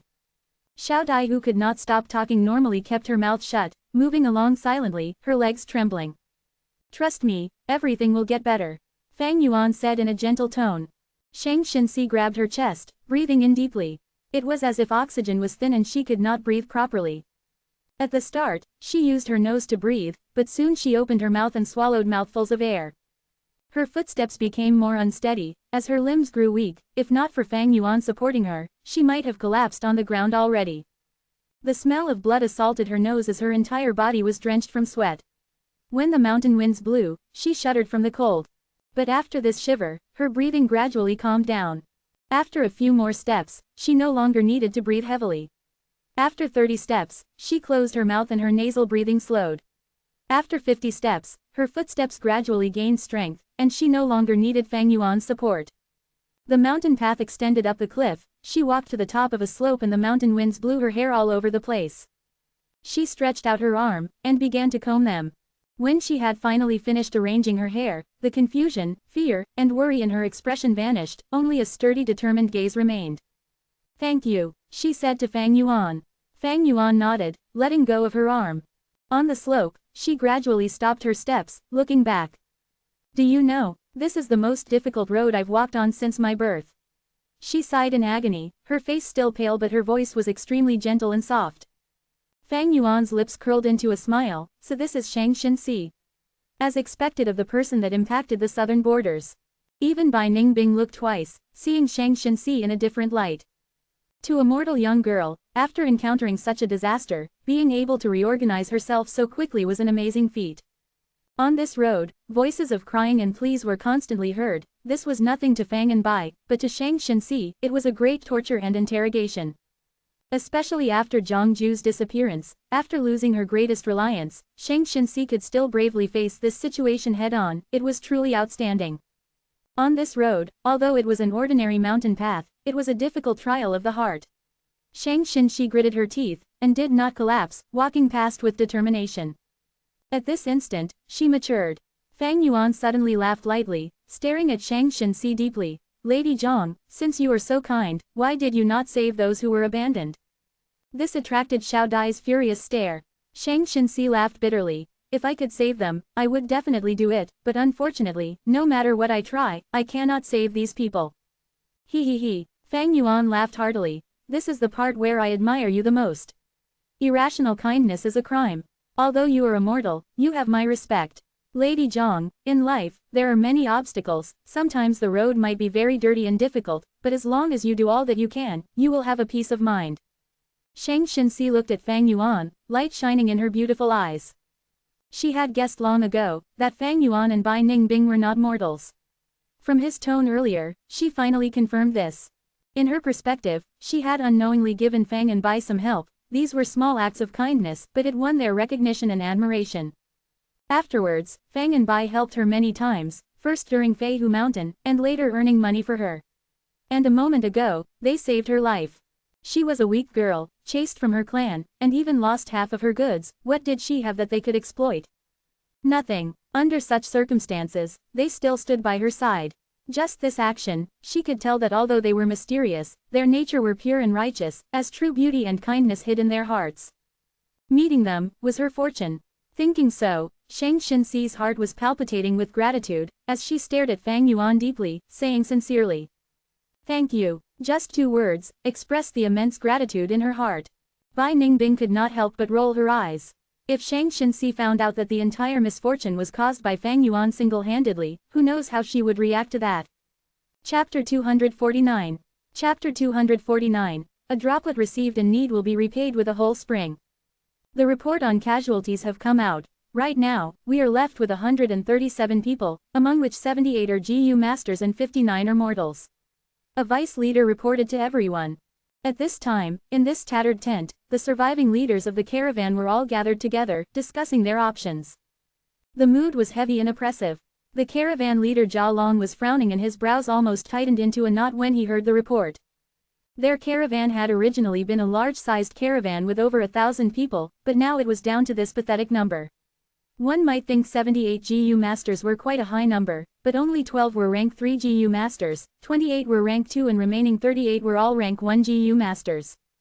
This number included all the injured and disabled GU masters.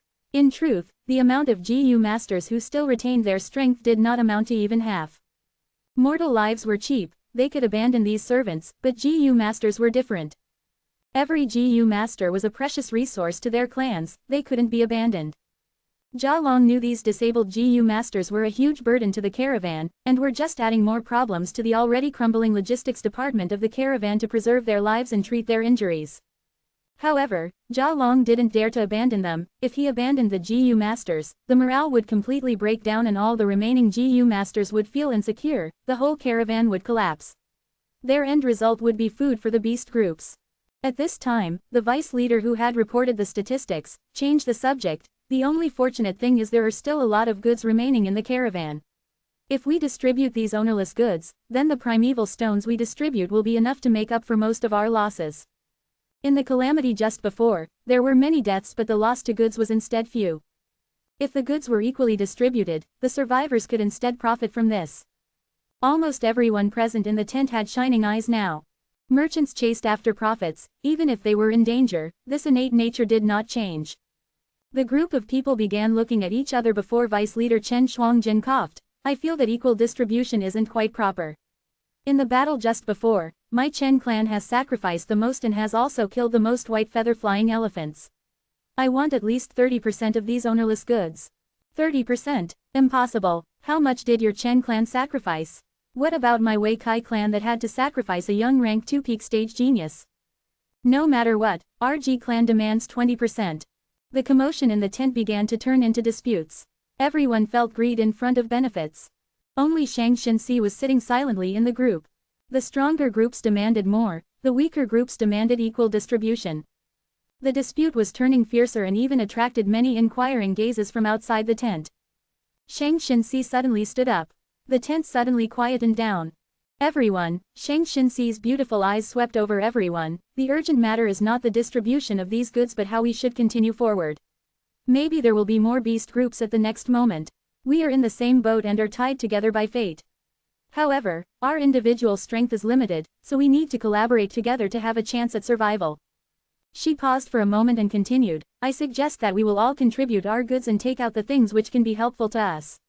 As I proposed it, my Zhang clan shall act as the example. I am willing to contribute all of the goods in my possession without seeking compensation. What? Free contribution? Momentarily, many became tongue-tied. Chen Shuangjin, Jia Long and others all showed different expressions. I am tired, I hope everyone can agree on an effective method soon. I will take my leave. Saying this, Shang Xinxi nodded her head and opened the tent flap. She hadn't even walked 5 steps out of the tent, when a huge commotion broke out in the tent. Now that Zhang clan's goods were also added on the list, the benefits had become even higher, making everyone frantic. Shang Xinxi's steps slowed, but she just clenched her fists and heaved a deep sigh. She was also a merchant and naturally wanted to chase after profits.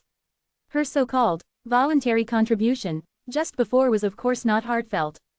It was just that the current situation had forced her. She was like a child who was carrying a large sum of money and had no choice but to protect herself as she walked among the adults. When she walked back to her tent, she saw Xiao Dai curling up and weeping at the corner, her eyes bloodshot. She had grown up and lived together with Shang Xinxi almost all her life. The horror from white feather-flying elephants was bursting out right now. Xiao Dai, Shang Xinxi sighed and sat beside her, consoling. Missy, I am scared. Weep weep. Lord Zhongzhu hasn't returned yet, it can't be, it can't be. Xiao Dai buried her head in Shang Xinxi's chest as she wept bitter tears. Shang Xinxi patted her back and spoke words of comfort, but Xiao Dai still continued to cry. Xiao Dai, Uncle Zhongzhu might not return ever again, Shang Xinxi said in a heavy tone. The moment these words were said, she clearly felt Xiao Dai's body shiver. Missy, that's not true, that can't be. Xiao Dai raised her head, her eyes were bloodshot and she was repeatedly shaking her head. Accept the truth, Xiao Dai. Shang Xinxi suddenly said in a strict voice, from now on, we can only rely on ourselves. Don't cry, crying won't solve any problems. Rely on ourselves. But we are both mortals, if not for Lord Zhongzhu, we couldn't have even embarked on this expedition. Xiao Dai said with eyes filled with tears, her morale low. You were right, if it was not for Uncle Zhongzhu's identity, how could these people let me become one of the vice leaders? Xiao Dai, you are right, we are mortals, but mortals also have their strengths. Shang Xinxi's gaze flashed with a resolute light. She looked at Xiao Dai with her bright gaze and shook Xiao Dai's arm. Xiao Dai, do you believe in me? As Xiao Dai looked at the current Shang Xinxi, she felt an unknown strength filling her. This strength came from Shang Xinxi and then pervaded her body, influencing her heart and making her feel like she was being illuminated by light. Missy, Xiao Dai's gaze flashed, she had never seen this form of her lady, at this instant, she felt that her lady looked more beautiful than ever before. I believe you, she answered softly but resolutely. Good. Listen properly, we are in a dangerous situation now, sometimes people can be more dreadful than wild beasts. Bring all our savings and let's go find Heitu and Bai Yun. Okay, I will do as you say, Missy. After about 5 minutes. In the tent, Fang Yuan and Shang Xinxi was sitting cross-legged opposite each other. Fang Yuan stared ruminatingly at the beautiful girl in front of him. You are telling me, you've already contributed all of our goods for free to those insatiable hyenas? Yes, that is so. Shang Xinxi calmly admitted. Fang Yuan's lips curled up, his gaze towards Shang Xinxi was filled with admiration. She was truly smart, having the resolution to let go. Zhongzhu was dead, Shang Xinxi was only a mortal, and even if she represented Zhong clan, her position was not equal to the other vice leaders. It would be easy for these GU masters to swallow Shang Xinxi's properties. They would kill Shang Xinxi and put the blame on the beast groups, no one could say anything at that time. Zhong clan also wouldn't investigate thoroughly for a mere Shang Xinxi. To Shang Xinxi, these goods on her hands had become incomparably hot and could court disaster towards her. Hence, she wisely chose to give up these cause of disaster to others, and guarantee her safety. However, she was very aware that this type of safety wasn't reliable at all and thus came here. I came here to apologize to you, I am really sorry. Shang Xinxi bowed towards Fang Yuan, you borrowed these goods, so these goods should have been yours, but I rudely took the matters into my own hands. As an apology, I ask you to please accept these. Shang Xinxi brought forward the 2 wooden trunks. Without even opening them, Fang Yuan knew these trunks were filled with primeval stones. Most of it was what he earned himself and the 50-50% shares of Shang Xinxi as well. Fang Yuan couldn't help but observe Shang Xinxi. Their gazes met each other in the air, gradually coming to a tacit understanding. They were both smart and understood many things without them having been said. In Shang Xinxi's perception, Fang Yuan was deliberately hiding his identity and could very possibly be a GU master. From all his behaviors till now, Shang Xinxi felt he was a reliable person. If there was someone who could still help her, Fang Yuan was no doubt the best choice because she felt at ease towards him. However, she also had some misgivings. First, she didn't know what strength Fang Yuan truly possessed. There was a huge difference between rank 1, rank 2 or rank 3.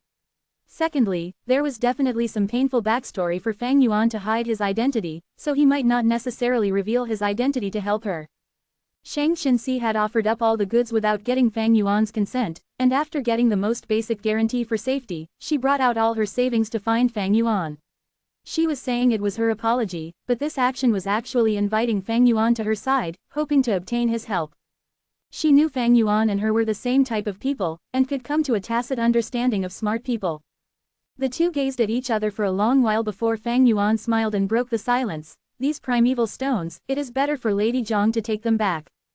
Shang Xinxi's expression slightly paled as her heart sank. From her understanding, Fang Yuan refusing these primeval stones meant he was refusing to help her. However, what could she do about this? Even if she talked of it, Fang Yuan had already repaid her many times over. There were very few people in the world who would do this. Shang Xinxi couldn't demand anything. However, if Heitu didn't help her, who else was there? Bai Yun, that wasn't like to work, they seemed to have very intimate relationship, advancing or retreating together. Shang Xinxi couldn't think of any other person, a bitter smile appeared in her beautiful appearance, I understand. But these primeval stones are my gift to you. Ordinary people holding treasures will court calamity, if you don't accept them, I might have to contribute them too. Fang Yuan laughed. Lady Zhang, you misunderstood me. When I and Bai Yun had just entered the caravan, we were severely wounded and were barely hanging by a thread. Our strength had fallen to an all-time low and our goods were even coveted by some strong servants. Truly, when you are low and down, even scums come to bully you. It was you who sheltered us and gave us enough time to recuperate. It won't be wrong to see this favor as saving our lives. And I am someone who repays kindness and takes revenge for enmity. Although you are immortal, I acknowledge you and even admire you. It is fate we met each other among such a vast population. A droplet of water received in need will be repaid with a whole spring, let alone the favor of saving life. Take back the primeval stones, I will definitely protect you with all my strength. Ah, Shang Xinxi couldn't help giving a soft cry. Her eyelashes shook and her eyes reddened, turning tearful. Because of her tears, Fang Yuan appeared blurry in her vision. However, in her heart, Fang Yuan's image became incomparably clear. Chapter 250, Chapter 250, Truly Demonic GU Masters. As the saying goes, adding icing on the cake cannot compare to offering help in times of need. Troubled times and turbulence revealed people's true colors. Fang Yuan, however, wasn't concerned with Shang Xinxi's expression, next was the truly important thing. He continued, there is something I must tell you. Please speak. Shang Xinxi wiped the corners of her eyes with her jade-like fingers, and adjusted her mood. Bai Yun and I are demonic path GU masters. Fang Yuan said. Shang Xinxi wasn't surprised and instead nodded her head. She had already anticipated this. Previously, Zhang Zhu had also guessed this and had reminded her to be on guard against Fang and Bai. She was thus mentally prepared and could calmly accept this shocking statement. She didn't have the aptitude to cultivate and was, moreover, an illegitimate child. Her different life experience made her mature fast and have a deep understanding of the world's nature.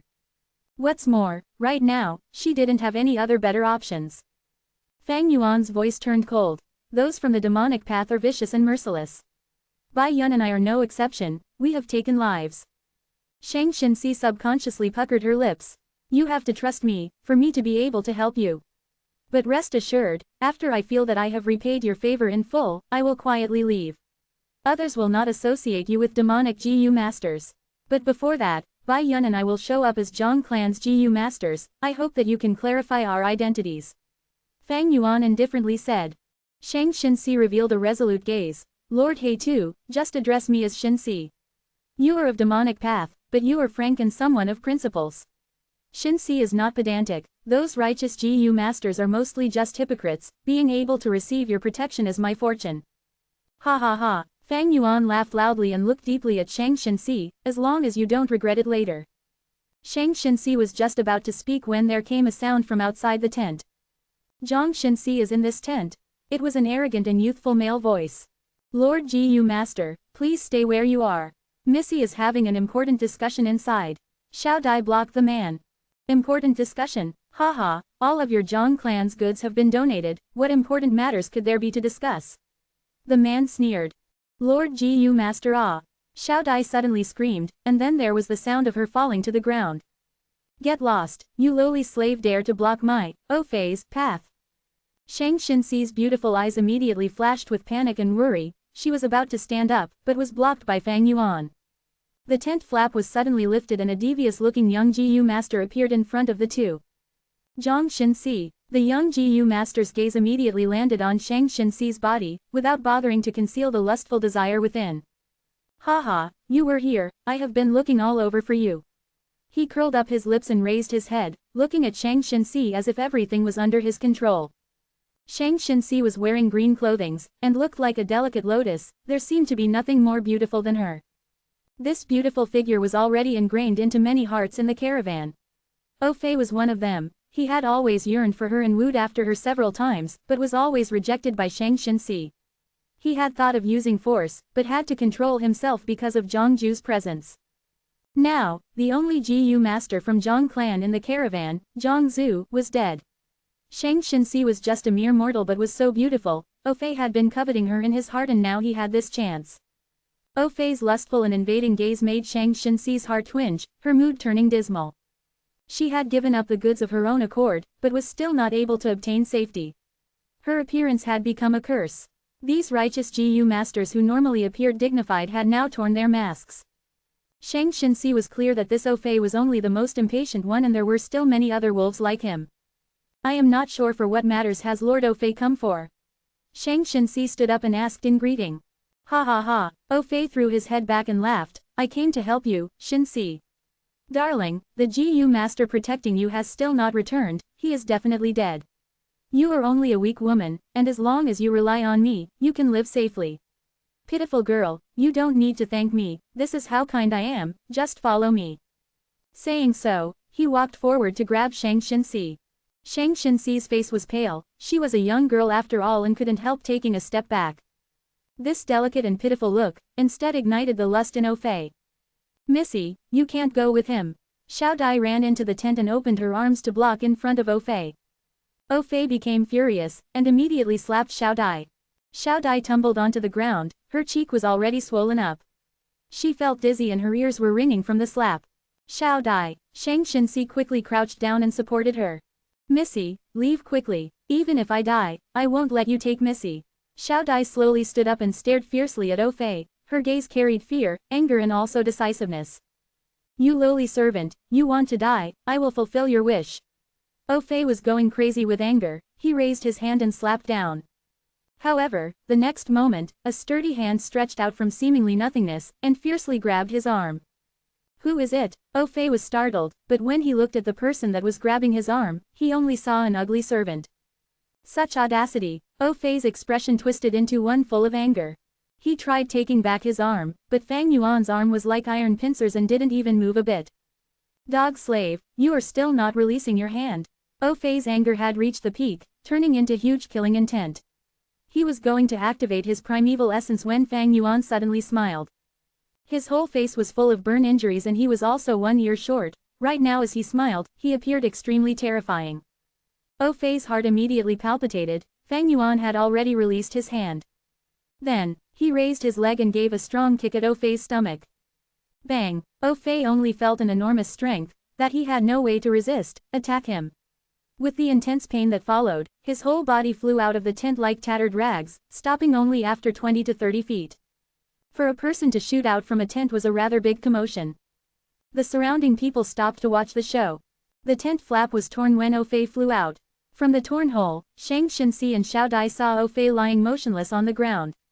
The two were dumbfounded. Merchants always paid particular attention to amiability with others, even putting on smiles when they were wronged.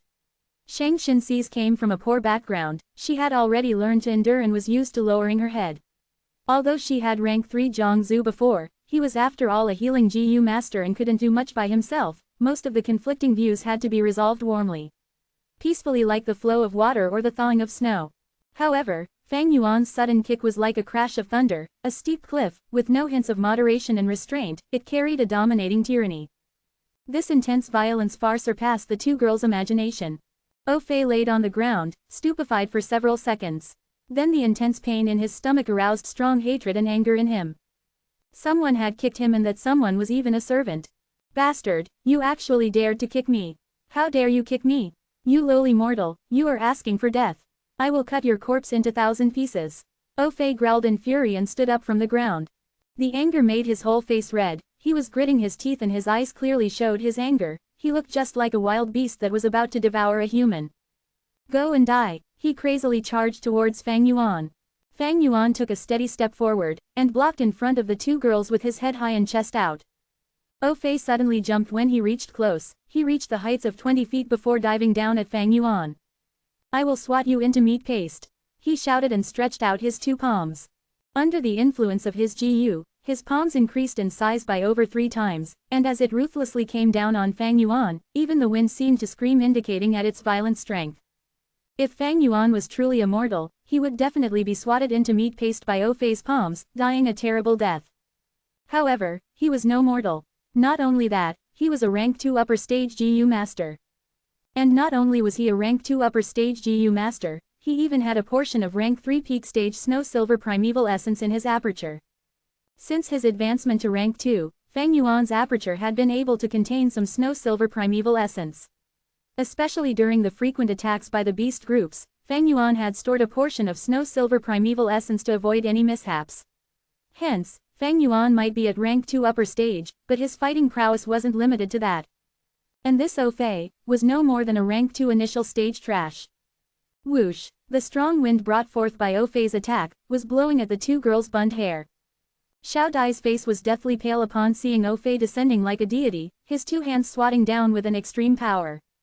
Shang Xinxi's heart was also palpitating, and couldn't help but shout, "Careful!" Fang Yuan only scoffed, before lightly flicking his forefinger.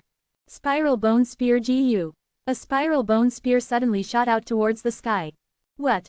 Fei was shocked, his mind was in chaos as he tried to immediately dodge. The bone spear pierced through his defense and skewered his shoulder, before stopping at the scapula, fresh blood spewed out of the wound. The pain immediately stopped the momentum of Fei's dive and he fell down on the ground in a sorry state. "You are actually a Gu master," he cried out in panic and surprise.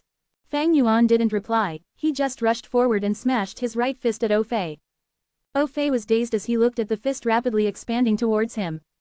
Damn it, he cursed and promptly activated his Gu worm as well as subconsciously raising his fan-sized palm to block the attack. Bang! The strength of two boars and a crocodile burst forth. The enormous strength tore through Fei's palms, breaking his defense and then struck his face. His nose bone fractured and his whole face caved in by the attack. The attack sent him flying, blood spurting out wildly all along the way. And as he fell on the ground like tattered rags, he was already as dead as a corpse could be. Oh my god, he killed him. A Gu master was killed. The spectators were horrified, some cried in fear and some screamed. Fang Yuan's body was covered by a layer of white light. This was the effect of the canopy Gu. He couldn't have used his strength as much as he liked without this layer of defense. Gu, he is a Gu master. Xiao Dai's eyes widened into the size of saucers. Shang Xinxi was also dumbfounded with shock. She suddenly recalled Fang Yuan's words as she looked at his back. Those from the demonic path are vicious and merciless. Bai Yun and I are no exception, we have taken lives. They were truly demonic Gu masters. Chapter 251. Chapter 251. The son's wrongdoings is the father's failure to teach. Dead, he is truly dead. What happened? What the heck is happening here? Fei's corpse was on the ground like a dead dog. How could it not attract attention? In just a short period of time, the commotion here had become so big that it spread throughout the whole camp. More and more people started gathering. Most of them cried out in surprise when they saw Fei's corpse, as they would start inquiring about the events. In moments, the scene was surrounded by layers of human walls, whisperings and discussions could be heard everywhere. Two people suddenly fought and one died immediately after. It's terrible. He is the killer. Someone cautiously pointed at Fang Yuan. Fang Yuan was holding his arms crossed at his chest and his head held high. He was standing indifferently at the same spot, and ignored the discussions in the surroundings as if they didn't exist. Hey, he is only a servant, how could he kill a Gu master? There were naturally people who were doubtful. He is not a servant, I personally saw him shooting out a white spear and also killing Fei in one punch, it frightened the soul out of me. A Gu master who had seen the whole event, said. A white spear. Chen Xin's heart suddenly jumped when he heard this. He had accidentally witnessed the death of Zhang Zhu and the image of Fang Yuan's spiral bone spear was deeply ingrained in his mind. Thus, when he heard this sensitive term, white spear, he immediately linked both scenes. What is happening? What the hell happened here? Jia Long's displeased voice traveled over. Ah, it is the caravan leader and the vice leaders too. The crowd quickly made away. Someone is dead, alright, someone was killed isn't this vice leader Wu's son? The vice leader who looked at this scene commented in a low voice. Just after he finished speaking, a mournful scream resounded in everyone's ears. Ah, my son, what happened to you, what happened to you? A figure rapidly ran to Fei's corpse, then his movement slowed down all of a sudden. This person was Clan's Yonggong, he was short and thin, with an aquiline nose. Fei's face was completely smashed, his brains and blood mixed together to form a small puddle on the ground. It was clear his life force was already completely extinguished. Yonggong fixed his eyes at his son's corpse, tears rolling down his face. My son, you died such a terrible death. Who was it? Who was the one that killed my son so viciously? I am going to rip him into pieces. He was ballistic with anger and his scream was like the ravings of a madman. Seemingly as a reply to his question, every gaze is gathered on Fang Yuan. Fang Yuan sneered and calmly said, "Of course it is me. Are you blind? I have been standing here for so long and you couldn't see me." Such an arrogant reply caused the crowd to immediately fall into a clamor.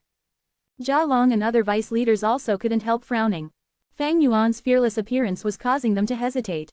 In particular, Fang Yuan's servant clothing made them unable to see the ins and outs of this situation, thus they cautiously chose to stay on the sidelines. "You are the killer." Ouyang Gong stared intently at Fang Yuan with gaze as sharp as a knife, but despite being almost crazed with hatred, he didn't make a move. Fang Yuan was slightly surprised. His own son was lying dead in front of him, but this Ouyang Gong was actually restraining his killing intent and didn't rush at him. Actually, who among those who traveled outside to trade weren't observant? Ouyang Gong had lived for so long and was habituated to life or death in his travels. He was an elder and being able to stand in such a high position in O clan was a proof of his ability. However, him not making a move didn't mean Fang Yuan wouldn't. In all honesty, O Fei's appearance had made Fang Yuan extremely happy. He would make an example out of him as a warning to others, and his strong presence could then awe the crowd. But just an O Fei wasn't enough for it. But what if he added in this Ouyang Gong? Ha ha ha, that would be perfect. Fang Yuan's lips curled up into an evil smile as he thought of this. "Old man, you appeared just in time. Your son dared to be disrespectful to my clan's lady, the anger in my heart has yet to dissipate. Your son committed a crime because you didn't discipline him properly. You are the main cause of this, now pay with your life." After saying this, he ran forward and, in a blink of an eye, he was almost about to collide against Ouyang Gong. Ouyang Gong's beard flew with rage. What was this nonsense? What twisted reasoning was this? This guy was clearly the killer but was framing him as the main culprit. He was no longer able to restrain his anger and fiercely struck back at Fang Yuan. Bang! The two collided against each other. There was a muffled sound and wind surged around them. Fang Yuan continuously took 5 to 6 steps back before he was able to mitigate the impact. The light armor on him flashed weakly several times and then stabilized. In his aperture, Canopy Gu had already become listless. In contrast, Ouyang Gong was sent flying like a puppet with its strings cut. He puffed out blood in midair, and could barely stand up when he fell on the ground, his face already pale as paper. Anyone could see who was stronger. How could this be? That ugly guy is clearly showing an aura of a rank 2 GU master. Ouyang Gong is disadvantaged, he is old and has become weak. In contrast, that guy is using his advantage to the fullest. The vice leaders quickly analyzed the situation. "You are courting death." Ouyang Gong managed to recover after their initial confrontation, his anger flourished even more, wishing he could immediately rip Fang Yuan into pieces. Just before, he hadn't expected Fang Yuan to make the first move and not having any information on Fang Yuan, under the urgency of the situation, he couldn't think properly and chose to meet Fang Yuan head-on. "Rascal, I will let you know the difference between rank 2 and rank 3. Ouyang Gong roared in rage and charged at Fang Yuan. Fang Yuan was fearless as he maintained the Canopy Gu, with a spiral bone spear in one hand, Blood Moon Gu in another and jumping grass on his feet, he also rushed towards Ouyang Gong. The crowd quickly retreated, opening up a huge empty space. Ouyang Gong was at rank 3 initial stage, and Fang Yuan was at rank 2 upper stage. The difference between their cultivation bases was extremely far, with the separation of a small realm and a big realm on top of that. However, Fang Yuan's situation was very unusual. He possessed snow silver primeval essence borrowed from Bai Ningbing and mostly used rank 3 GU worms. His total fighting strength was even higher than Ouyang Gong. The two fought for 5 rounds, but Fang Yuan was still at the dominating end. The crowd were aghast at this situation. What the hell is going on? A rank 3 GU master is actually being pressured by a rank 2 GU master. This is ridiculous. The crowd couldn't believe this scene and many had even dazed expressions. After several more rounds, Fang Yuan completely maintained the upper hand and was firmly suppressing Ouyang Gong. A small portion of the crowd realized something. This ugly guy is showing rank 2 aura, but his true cultivation is definitely above this. Right, he must be using a GU worm to conceal his aura. We didn't discover it when he was pretending to be a servant before. This guy is really vicious, he has been targeting Ouyang Gong's vital parts. It doesn't seem to bode well for Ouyang Gong. Right now, Ouyang Gong was having incessant grievances in his heart. He had thought he could easily beat Fang Yuan, but to think this guy was actually a wolf in sheep's clothing. It was no wonder he took the initiative to attack and looked fearless, it was because his cultivation base was not inferior to him. This guy really was too despicable and shameless.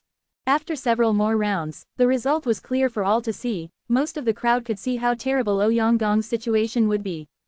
Ouyang-gong is sure to lose, he will be killed if this continues on. Ouyang-gong is weaker than the other guy and has been slowly losing since the start of the battle. He won't be able to avenge his son's death. This ugly guy is really powerful with such great strength and vicious methods. Where in the world did this guy pop out from? I know this guy, he is that servant who won against numerous bandit monkey kings in Feihu Mountain. The crowd commented one after another. They were worried, curious, afraid and shocked.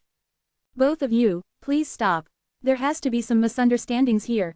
Seeing Ouyang-gong about to be killed by Fang Yuan, Jia Long, as the caravan leader, couldn't just sit back anymore. He quickly moved to the battlefield and interrupted the battle. Right now, Ouyang-gong was already soaked with sweat, his heart throbbed rapidly in fear of death and his face was deadly pale. Hearing Jia Long's words, he immediately felt joyous and saw a light of hope. He immediately got away from Fang Yuan and moved closer to Jia Long. Fang Yuan quickly swept his eyes and realized he would not be able to reach Ouyang Fei in time. He gave a loud laugh and his momentum stopped. Brother Jia Long came in time, let's use the bone spear to kill him together. The moment these words came out, the whole crowd was stumped. This ugly guy knew leader Jia Long. This was the first thought the crowd had. Greeting in such an affectionate way, their relation looked pretty good. This was the second thought the crowd had. No, he might be intentionally saying this to mislead them. This was the third thought the crowd had. As the proverb goes, people involved in the situation are baffled while the spectators observe clearly.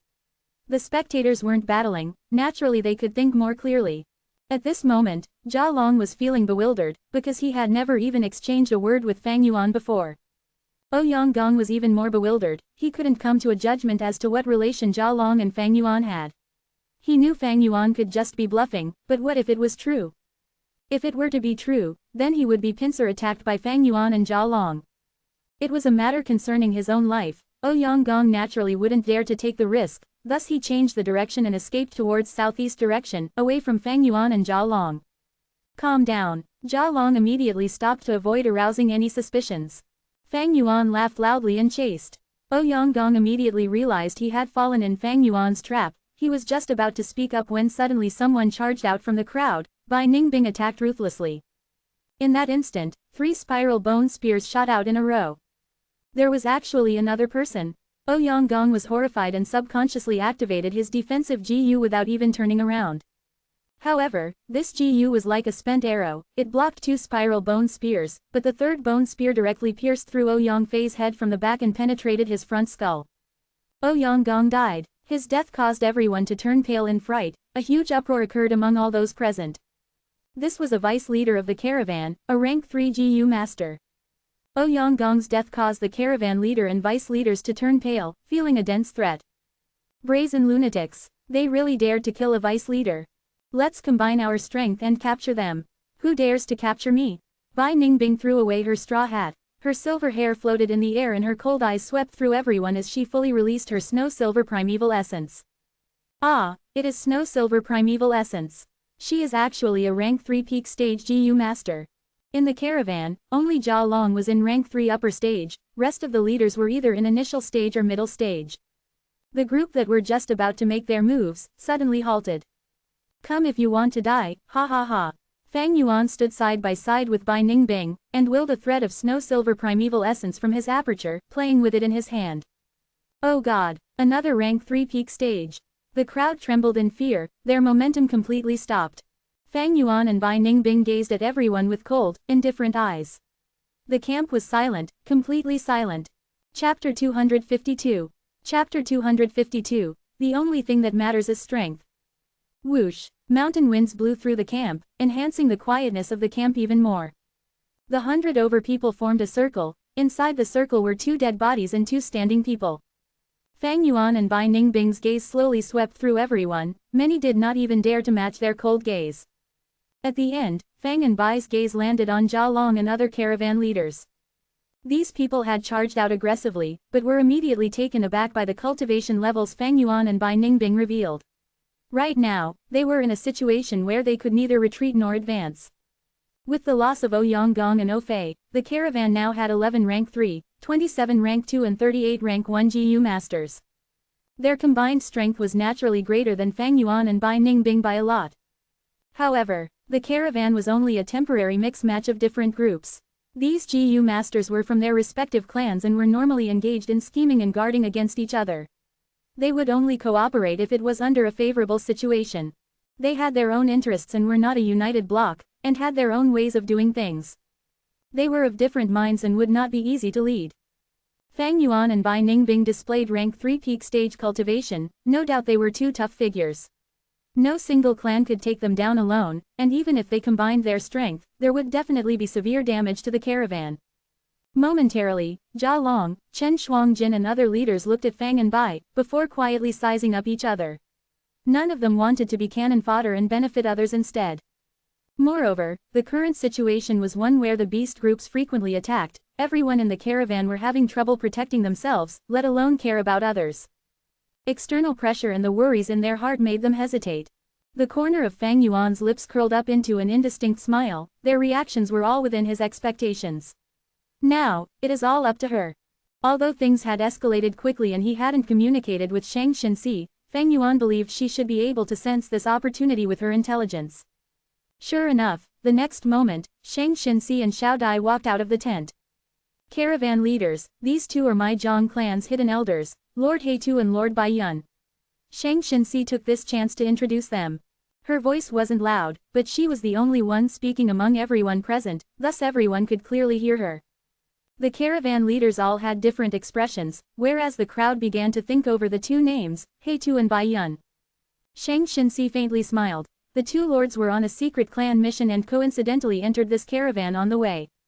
The caravan leaders looked at each other, all falling into silence. Since they were hidden elders, even Zhang clan's clan leader might not necessarily know of their existences. Moreover, the secret clan mission meant it was inappropriate to inquire about their motives. Shang Xinxi's two sentences blocked any questions they wanted to ask. Of course, although these words were reasonable, it was only a one-sided statement by Shang Xinxi. The caravan leaders were all astute, each of them had made their own contemplations in their minds. Nobody was thoroughly convinced and suspicious ones were still suspicious. But whether suspicious or believing, Fang and Bai's strength were already displayed before them, so there could only be one way to end this. Thereupon, ha ha ha, so it was like that. Everything was a misunderstanding. Jia Long suddenly laughed, his face revealing a warm smile. He cupped his hands towards Fang and Bai, and sincerely praised them. I had never expected such great heroes to be hidden in our midst. This father and son from O clan were indeed too unreasonable and their way of doing things were also questionable. I have already persuaded them many times before, but a pity they didn't take it to heart. Their execution today can be said to be their just deserts. These words had immediately concluded this matter. The other vice leaders also responded at this moment, cupping their hands at Fang and Bai while cursing Jia Long inwardly for being shameless. Zhang clan is well known and is worthy of being one of the top clans of our southern border. I am Lei Gongcheng of Lei clan. It is my good fortune to be able to meet both of you. It is our great fortune that both of you have exterminated evil for us. The vice leaders were all full of smiles as they said nonsense, twisting logic as they pleased.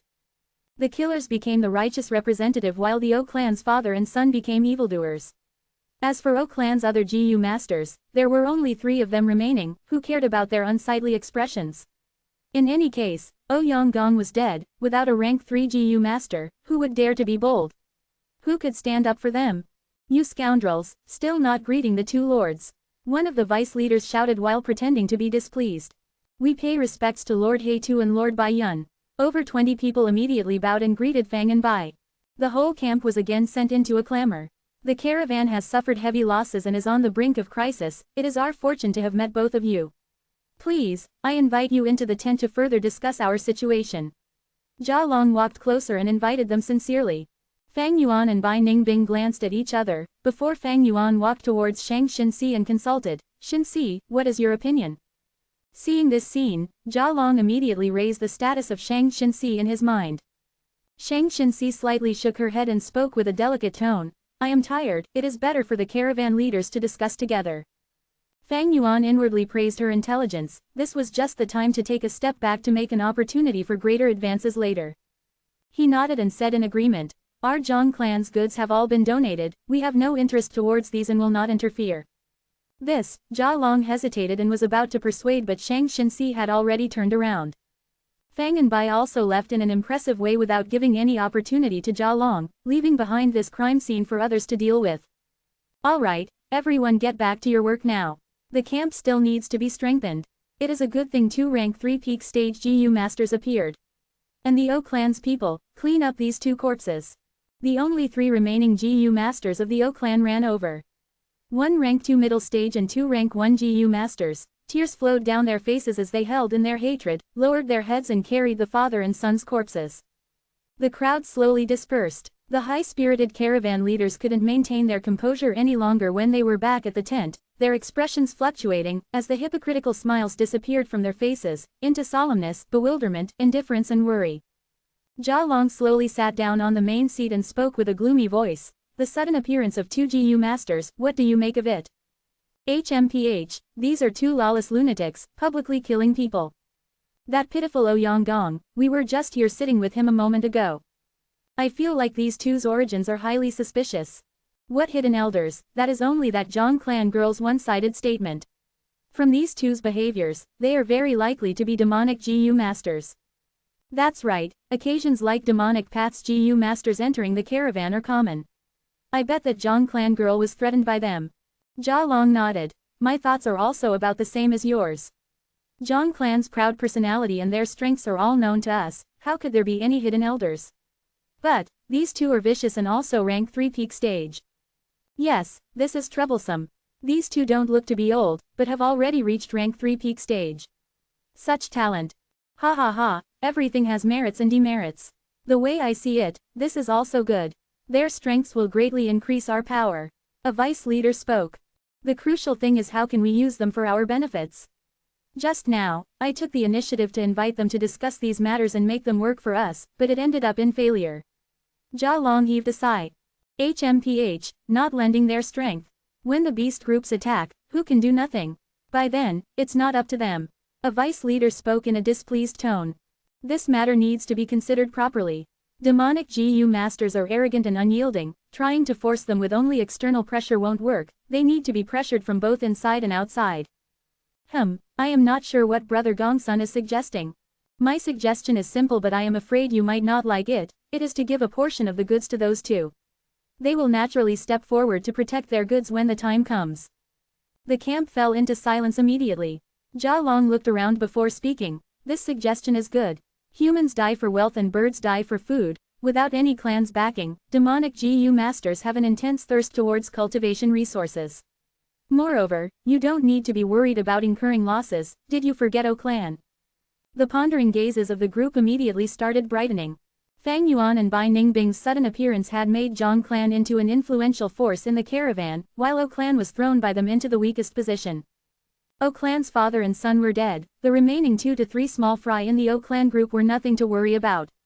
The goods held by O clan seemed quite substantial. Uncle, I have an important matter to inform you. Chen Xin had constantly been paying attention to the tent, and once the discussion inside was over, he approached the Chen clan's caravan leader Chen Shuangjin. Chen Shuangjin grabbed his hand. I know what you want to say. This is not the right place, let's go. The 2 returned to their own tent and after confirming no one was eavesdropping, Chen Xin spoke. Uncle, do you remember I reported to you about how Zhang Zhu was murdered? Chen Shuangjin's face was grave as he nodded his head. Zhang Zhu was killed by someone with bone spears. And today, that He Tu and Bai Yun also used bone spears. That is it, uncle, those 2 are harboring some unfathomable motives, are very ruthless. We need to make their crime known and combine our strength to kill off this danger early. Chen Xin was agitated. Chen Shuangjin slowly shook his head and sighed. Chen Xin was puzzled. Uncle, you don't approve. It is not that I don't approve, but that it is not feasible. I saw with my own eyes, we have evidence. As long as we announce the matter about them killing Zhang Zhu, no one will tolerate these backstabbing traitors. HMPH, evidence. There is witness testimony, but what about material evidence? Chen Shuangjin scoffed. Even if we have material evidence, what good it would do? My nephew, only evidence is of no use. The main thing is whether you have the strength.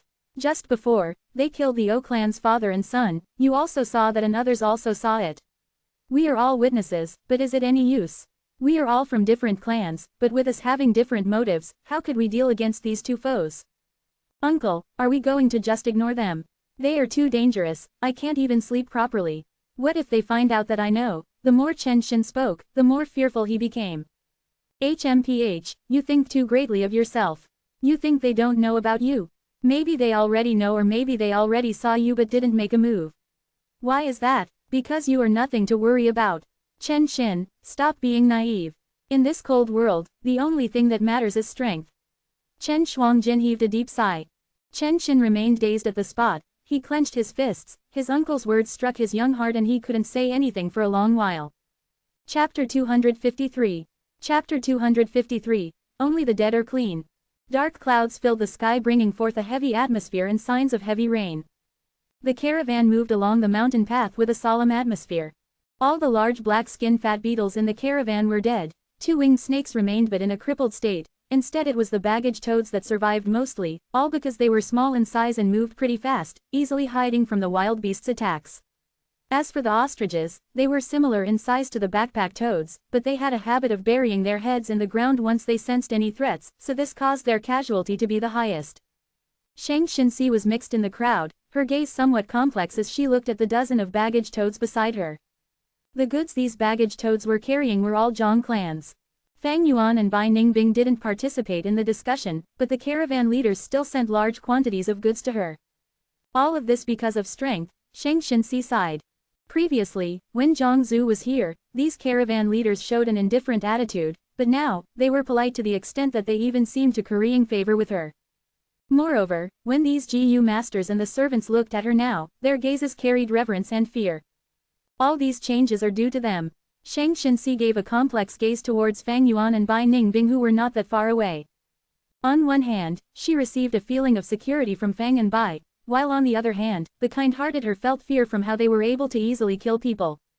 Ha ha ha, it seems we have really frightened that girl. Bai Ningbing was walking side by side with Fang Yuan and feeling Shang Xinxi's gaze, she laughed softly. 7 to 8 days had passed since they killed O Clan's father and son. This had affected the whole caravan, including Shang Xinxi and Xiao Dai. Xiao Dai did not even dare to breath loudly in front of Fang and Bai, while Shang Xinxi also didn't dare to match Fang Yuan's gaze anymore. Such reactions were all within Fang Yuan's expectations. This master and servant pair grew up in Zhang clans since young, the righteous path ideology was ingrained into them. It was inevitable for them to be aware of the differences when Fang and Bai displayed their demonic nature. They would have to change their thought process to accept these two demonic path figures. Fang Yuan wasn't worried, they would have no choice but to accept and compromise when they face external pressure. After all, humans wanted to keep on living. After few beast group attacks, the estrangement in their hearts would gradually disappear. The problem now is him. Fang Yuan looked at Chen Xin. This young GU master was the guy that fled together with Zhang Zhu. Fang Yuan had thought he was already smashed into meat paste by white feather-flying elephant, but to think he was actually alive. GU masters that possessed unusual GU worms, even if their cultivations were not high, could not be looked down upon. Fang Yuan had lost the earth-hearing ear grass and had no other scouting methods, causing him to overlook Chen Xin. He also did not know how much the latter had found out. But regardless, he had countermeasures for everything. He was cautious in nature and always considered failures first. At that time, he already had measures prepared if someone found out. Thus, after he killed Zhang Zhu, he intentionally displayed formidable strength. If someone had really found out, they would thus be scared by Fang and Bai's vicious strength, and would keep themselves hidden. O Clan's father and son ran themselves into the line of fire. Had it not been for O Fei coming to find trouble, Fang Yuan would have looked for trouble himself or display his formidable methods during beast group attacks. Naturally, Fang Yuan had many methods to strike back even if he was exposed. The caravan leader Jia Long was one such chess piece. He was Jia Fu's subordinate and Fang Yuan had received a token from Jia Fu back at Guu village. As long as he showed the command token, he could obtain Jia Long's trust for several actions. However, for every single plan, no matter how perfect it appeared, accidents could always occur when they were implemented. Also known as, man proposes but God disposes one. Even if Fang Yuan had plentiful experience, was astute and had deep foresight, he also had the possibility to fail. But it was because of this, that life could be so brilliant and full of uncertainty. Fang Yuan's first consideration was the worst outcome. If his luck was extremely bad and someone saw him or he left behind ironclad evidence when he killed Zhongzhu, and it led to Shang Xinxi realizing the truth, she would feel deep hatred towards him, someone who bit the hands that fed him. What to do then? Simple, kill Shang Xinxi. She was only immortal now and killing her was very simple. Shang Clan's clan leader also didn't know she was his own daughter, there would be no repercussions from Shang Clan if he killed her secretly. Looking at the outcome now, Zhongzhu was dead but Fang Yuan's luck wasn't the best as he left behind a trail. But it was also not the worst, at least Shang Xinxi was still in the dark. Fang Yuan was sure of this because Shang Xinxi was still young and her emotions were completely exposed in his eyes. There is a crocodile-elephant 2 group ahead. A crocodile-elephant group is charging towards us. Be on guard, be on guard. An investigative GU master hurried towards the caravan from ahead, bringing bad news. A disturbance occurred in the caravan before quickly turning calm. It is just crocodile elephants, no need to panic. We don't have enough manpower to defend ourselves here. Correct, everyone disperse, enter the rainforests. GU masters gave forth the most sensible command, people were already in a very strained state and were able to quickly disperse in all directions. If they had encountered such situation before Feihu Mountain, they might be worried about their goods and keep on hesitating. Now however, they firmly gave up the goods without taking another glance at them, concentrating on fleeing. Fang Yuan and Bai Ningbing directly charged straight into the rainforest while protecting Shang Xinxi and Xiao Dai. He was not surprised at the crocodile elephant group's arrival because it was his plan. Rumble, the crocodile elephant group stomped its way through, soon there were blood-curdling screams and sound of trees falling down. Fang Yuan carefully led Shang Xinxi and others through the rainforest, but there were too many crocodile elephants, they still ran into one. Crocodile elephants were small in size, about the same size as yaks, which allowed them to be more agile. Their whole body were covered in scales like that of a crocodile with defense that far surpassed white feather-flying elephants. Their tails that was similar to that of crocodiles, trailing along the ground. Ah! Xiao Dai let out a scream upon the sight of this hill-like crocodile elephant charging at them. Shang Xinxi was also pale. No need to worry, Fang Yuan indifferently said, before charging towards the crocodile elephant. One human and one elephant collided midway, their collision producing a loud sound. Fang Yuan took 2 steps back, and the white light armor on his body flickered thrice. But that crocodile elephant, its skull directly shattered and blood spurted out as it fell on the ground, pushed back by a dozen steps before colliding against the trunk of a large tree and stopped. Amazing, Xiao Dai's eyes were wide open with shock. This was an ordinary crocodile elephant and not a 100-beast king, while Fang Yuan possessed snow-silver primeval essence along with the strength of 2 boars and a crocodile, handling it was naturally very easy. However, Shang Xinxi and Xiao Dai had never seen such fierce scene. Zhongzhu did not have great physical strength and was also a healing GU master, so he relied mainly on dodging and assisting during a battle. Fang Yuan, however, met the attack head-on, fighting without restraint. This naturally left a deep impression on the master and servant pair. About 2 hours later, the crocodile elephant group gradually left and the caravan group started walking out of the rainforest. After the casualties were counted, they had only lost a GU master and a dozen servants, it was not a big loss. The caravan set on their journey again after reorganizing all the goods. Several days later, they were out of Shangya mountain region, and began their journey to Mubei mountain. Within the next half a month, the caravan was attacked by black rock bears, iron-crowned deers and other beast groups. And because Fang and Bai acted as inseparable bodyguards, Shang Xinxi and Xiao Dai suffered no harm. This close contact all the time started to change the master and servant's attitude. Shang Xinxi started to get much closer to Fang Yuan, cheerfully talking with him and no longer evading his gaze. Xiao Dai had completely changed into a worshipper of Fang Yuan and Bai Ningbing. Worshipping the strong was the character of all living beings, because strength meant higher probability of survival. Moreover, Fang Yuan and Bai Ningbing were people with principles even though they were of demonic path. In the 2 girls' perspective, those 2 did not ask for anything nor took advantage of them, only returning a favor. This conduct was full of heroic aura, and even among righteous path, how many people had such character? No matter how ugly Fang Yuan looked, in the master and servant's heart, he was much more likable than the many hypocritical and crafty righteous path people. Several days later, the caravan entered Mubei mountain region. Zombies started appearing. Mubei mountain hadn't always had the same name. Over 100 years ago, there was a large clan on this mountain.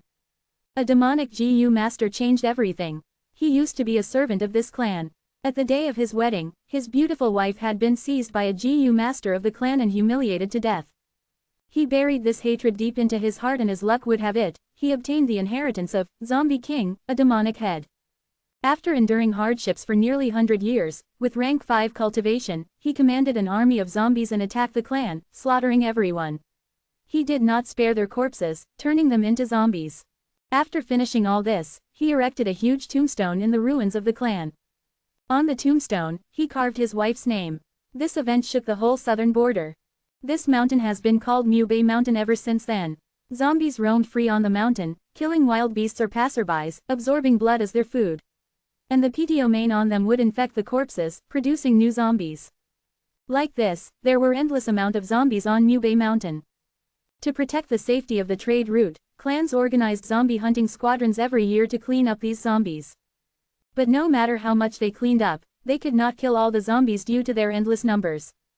After all, the zombie hunting squadrons were limited in size, with so many mountains in southern border and dangers in the way, they had to make considerable expenditures for this long expedition. It was a situation where they had to invest a lot but gained less, and even then it was impossible to overturn Mubei Mountain. As long as a zombie escaped, a zombie army would appear again after a short while. After failing several times even after large-scale expeditions, the enthusiasm of the people started to disappear. The caravan decided to camp at the base of Mubei Mountain for the night. The stars were shining brightly in the sky. Fang Yuan looked at the dark Mubei Mountain, a thoughtful look flashing through his eyes. It is time, these people are no longer valuable. It is time to settle all these troubles. Chen Xin must die, but just disposing of him alone could make the situation even more troublesome. How much did he know, who had he revealed to, and were there anyone else who had seen the murder? Fang Yuan didn't know any of this.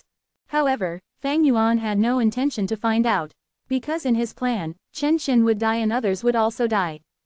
Only the dead are clean. Chapter 254. Chapter 254, Assault of the Zombie Army.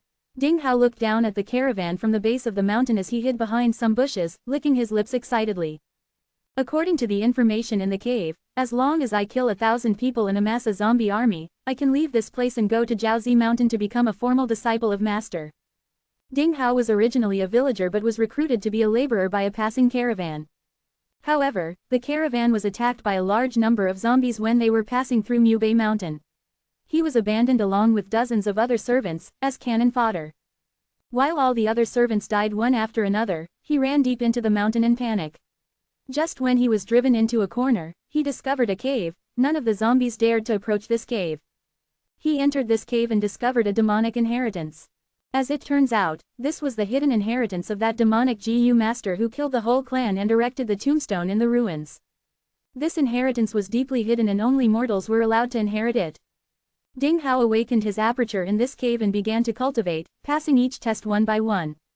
He only had C-grade aptitude originally, but with the use of a rare GU in the cave, his aptitude upgraded to B-grade. He concentrated fully on cultivating, and after spending over 8 years, he reached rank 3 realm, which was the criteria to enter the final secret chamber. The final secret chamber contained a stone slab which had an inscription left by that demonic GU master. I profess myself as the second zombie king. If a fated individual truly arrives here, if you so wish, you can go to Jiaozi Mountain to be my official disciple and follow me to roam the southern border. As the final test, the second zombie king required the inheritor to kill 1,000 people and also raise a large zombie army. There were detailed standards to the test, such as how many white hair zombies, black hair zombies and green hair zombies should be in the zombie army. However, if there was a blue hair zombie, just one would suffice to meet the condition. Ding Hao was an honest man, and honest people usually had a strong point, they were steadfast. He cultivated on Mubei Mountain alone for over 8 years. He had to endure the silence and loneliness, having only the zombies as his companions as he cultivated bit by bit to rank 3. He had been a servant who could only be a spectator to the world of GU masters, thus he did not understand many things. During the time of his bewilderment, this inscription on the stone slab no doubt gave him a whole new direction and a goal to strive. The fact that the second zombie king had also been a servant and their backgrounds were similar, resonated even more with Ding Hao's heart. After reading the inscription, Ding Hao started killing people and amassing his zombie army.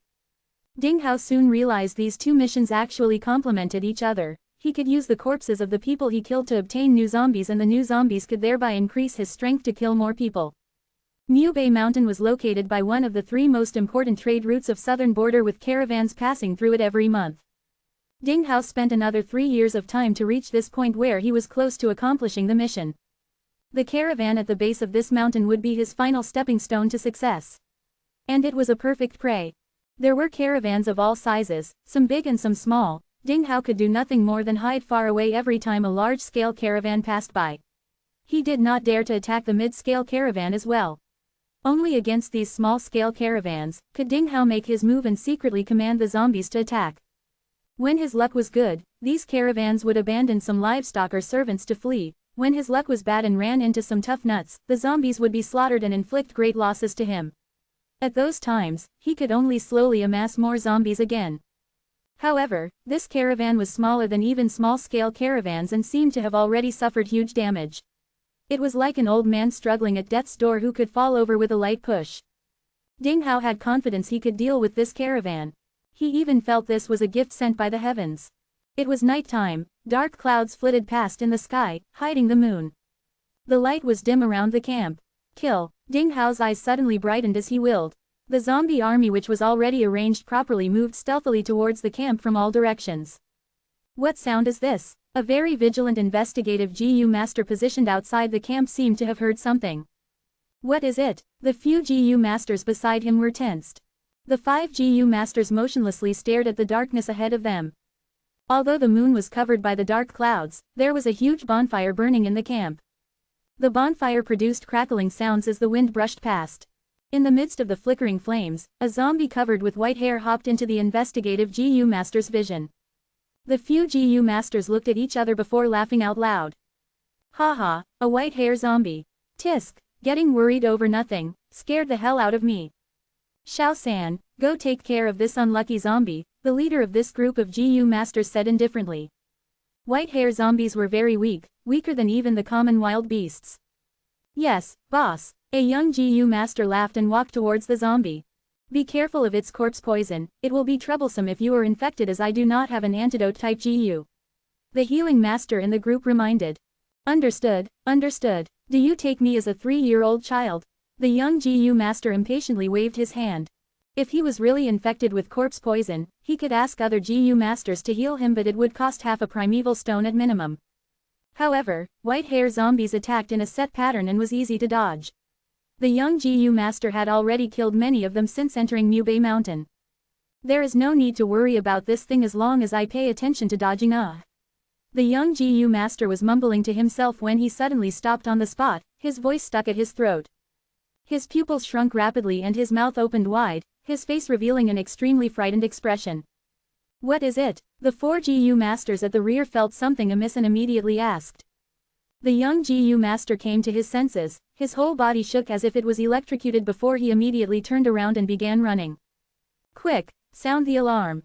There are zombies, he screamed, his face filled with extreme fear. It is only a white hair zombie, why are you freaking out? What the foo? The 4 GU masters all screamed. There were a few hundred white hair zombies hopping towards the camp. There were also the stronger black hair zombies mixed within the horde. Under the illumination of the bonfire, one could make out the overlapping figures in the darkness, but no one knew how many zombies were pressing forward. Clang clang clang. In the quiet camp, the sound of the bells suddenly rang. There is a zombie group moving towards the camp. They have surrounded the whole camp. Quick, quick, everyone prepare to defend. Jia Long and some vice leaders climbed up a wooden wall and observed the situation, their expressions extremely grave.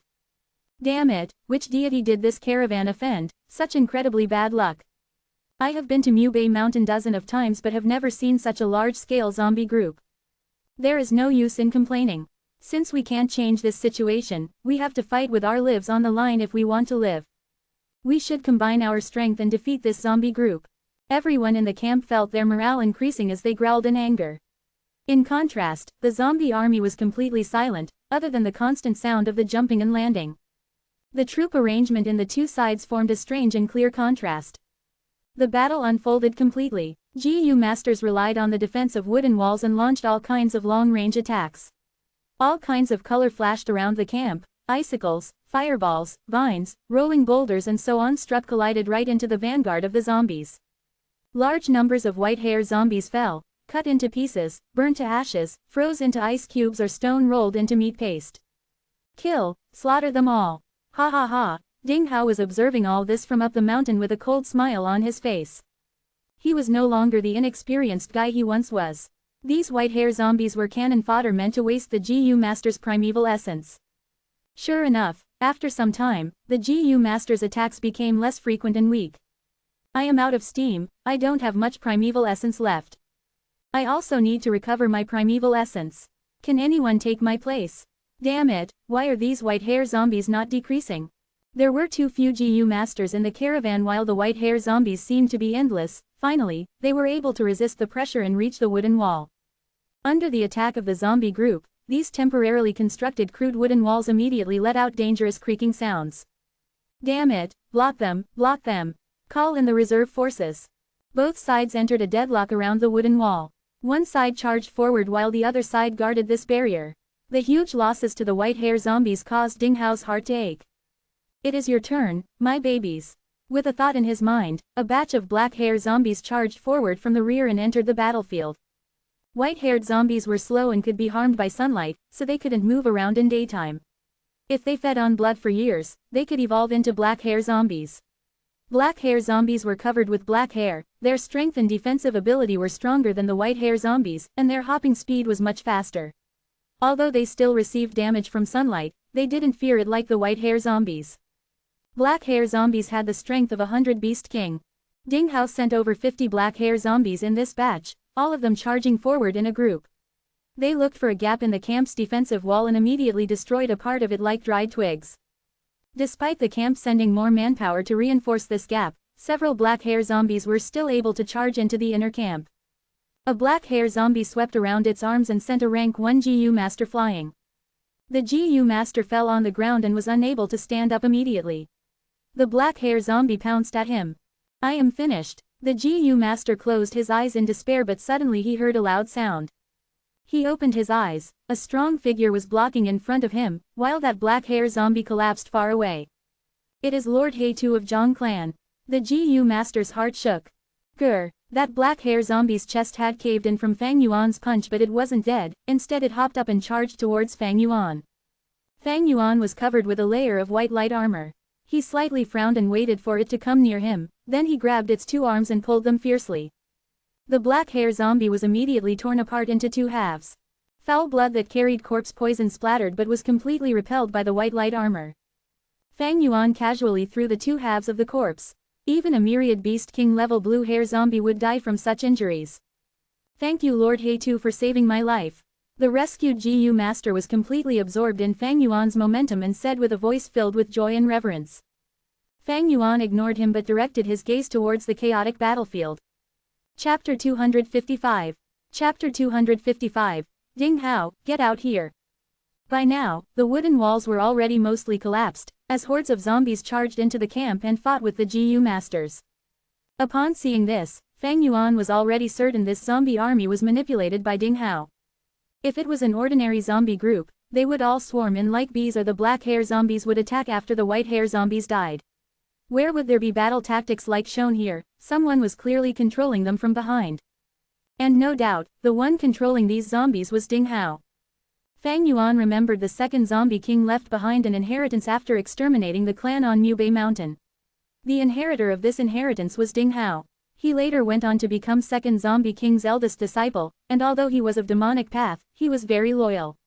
Later in the battle between righteous and demonic on Yitian Mountain, he took the place of second zombie king of his own choice and died in the battle. I had thought of looking for you, but to think you would deliver yourself to me, that saves me a lot of time. Fang Yuan's plan had been to use this Ding Hao to eradicate the caravan and kill everyone. Although he had methods to attract the beast groups, it wasn't easy to control the size of it. The caravan's strength had already decreased to a very low level, and if large amounts of beast groups were attracted, it would instead cause his own life to be in danger. It would be even more troublesome to protect Shang Xinxi on top of that. Under such circumstances, Ding Hao was the perfect chess piece. But where is this guy hiding? Fire blazed all around. Fang Yuan narrowed his eyes and observed his surroundings. He needs to be at a high ground if he wants to observe the battlefield and command the zombie army. Of course, he might have other GU worms which could give him a bird's eye view of the camp. Regardless, the place he is hiding in should be convenient to escape. Fang Yuan lost the earth-hearing ear grass and possessed no other investigative methods, thus he had to rely on speculations. The battles were becoming more desperate. While hundreds of zombies were scattered all over the ground, there were also catastrophic losses to the GU masters. Under the endless flood of the zombies, the GU masters retreated bit by bit and soon reached the central area of the camp. There, a bunker was made by piling up goods and some rank 1 GU masters were using many methods to reinforce it. There are too many zombies, the defense here will fall sooner or later. We need to break the siege. Break the siege, how will we break through? There are dozens of black hair zombies. It would be better to reinforce our defense and wait for dawn. The zombies would receive a huge decrease in strength under the sunlight. We won't even need to make a move and they will retreat by themselves. Arguments arose, and people were divided into two sides. One wanted to break through while the other wanted to defend their positions. The two sides kept on arguing while the zombie horde was already pressing closer. This temporarily formed caravan showed its biggest weakness right now, being unable to truly unite and lacking a strong figure to take control of the situation. Fang Yuan had been observing the situation as a spectator. Now, he suddenly stood up, stopped shouting. The noisy scene quieted down almost instantly. In everyone's eyes, he was a rank 3 peak stage GU master, one of the strongest experts in the caravan. Especially now at this critical life and death juncture, Fang Yuan had even more authority. Fang Yuan swept his cold and sharp gaze at everyone. His ugly face, under the illumination of the fire, was menacing and ruthless. All those that wants to stay and defend are idiots. Why should we stay here if we can break through? He fiercely scolded, giving off a strong impression. The GU masters who were shouting about staying and defending showed indignant expressions but they didn't dare to retort, while the GU masters who insisted on breaking the siege were joyous. Lord He-Tu is wise. Lord He-Tu, we will follow you. Right now, only Lord He-Tu can save us from this desperate crisis. They continued to praise Fang Yuan to the high heavens, wanting to make him take charge of the dangerous assault. However, Fang Yuan sneered and cursed, "Shut up. You bunch thinking of breaking through are even greater fools." The GU masters that were praising Fang Yuan stiffened, their expressions fluctuating rapidly, while those who insisted on defending their positions showed ridicule and mocking expressions. Then, "Sir He-Tu, what do you suggest?" Jia Long's expression was dark as he spoke in a heavy voice with an unkind gaze. HMPH, be it defending the position or breaking through the siege, the situation needs to be investigated properly first. Do you know the scale of this zombie horde? What if there is a large group of them hiding in the darkness, wouldn't breaking through then be walking right into a trap? And if this is just all of them and you guys insist on defending your positions while you could clearly escape, the bloody odor would attract more zombies and you would just be sending yourselves to death. Fang Yuan spoke with such vigor that his saliva went flying out. Nobody would show a good expression after being scolded harshly. Chen Shuangjin asked in a gloomy voice, "Then what good suggestion do you have?" Fang Yuan opened his eyes wide in anger and pointed at Chen Shuangjin. "You fools, your brain is filled with shit. I have spoken for so long and no one understands.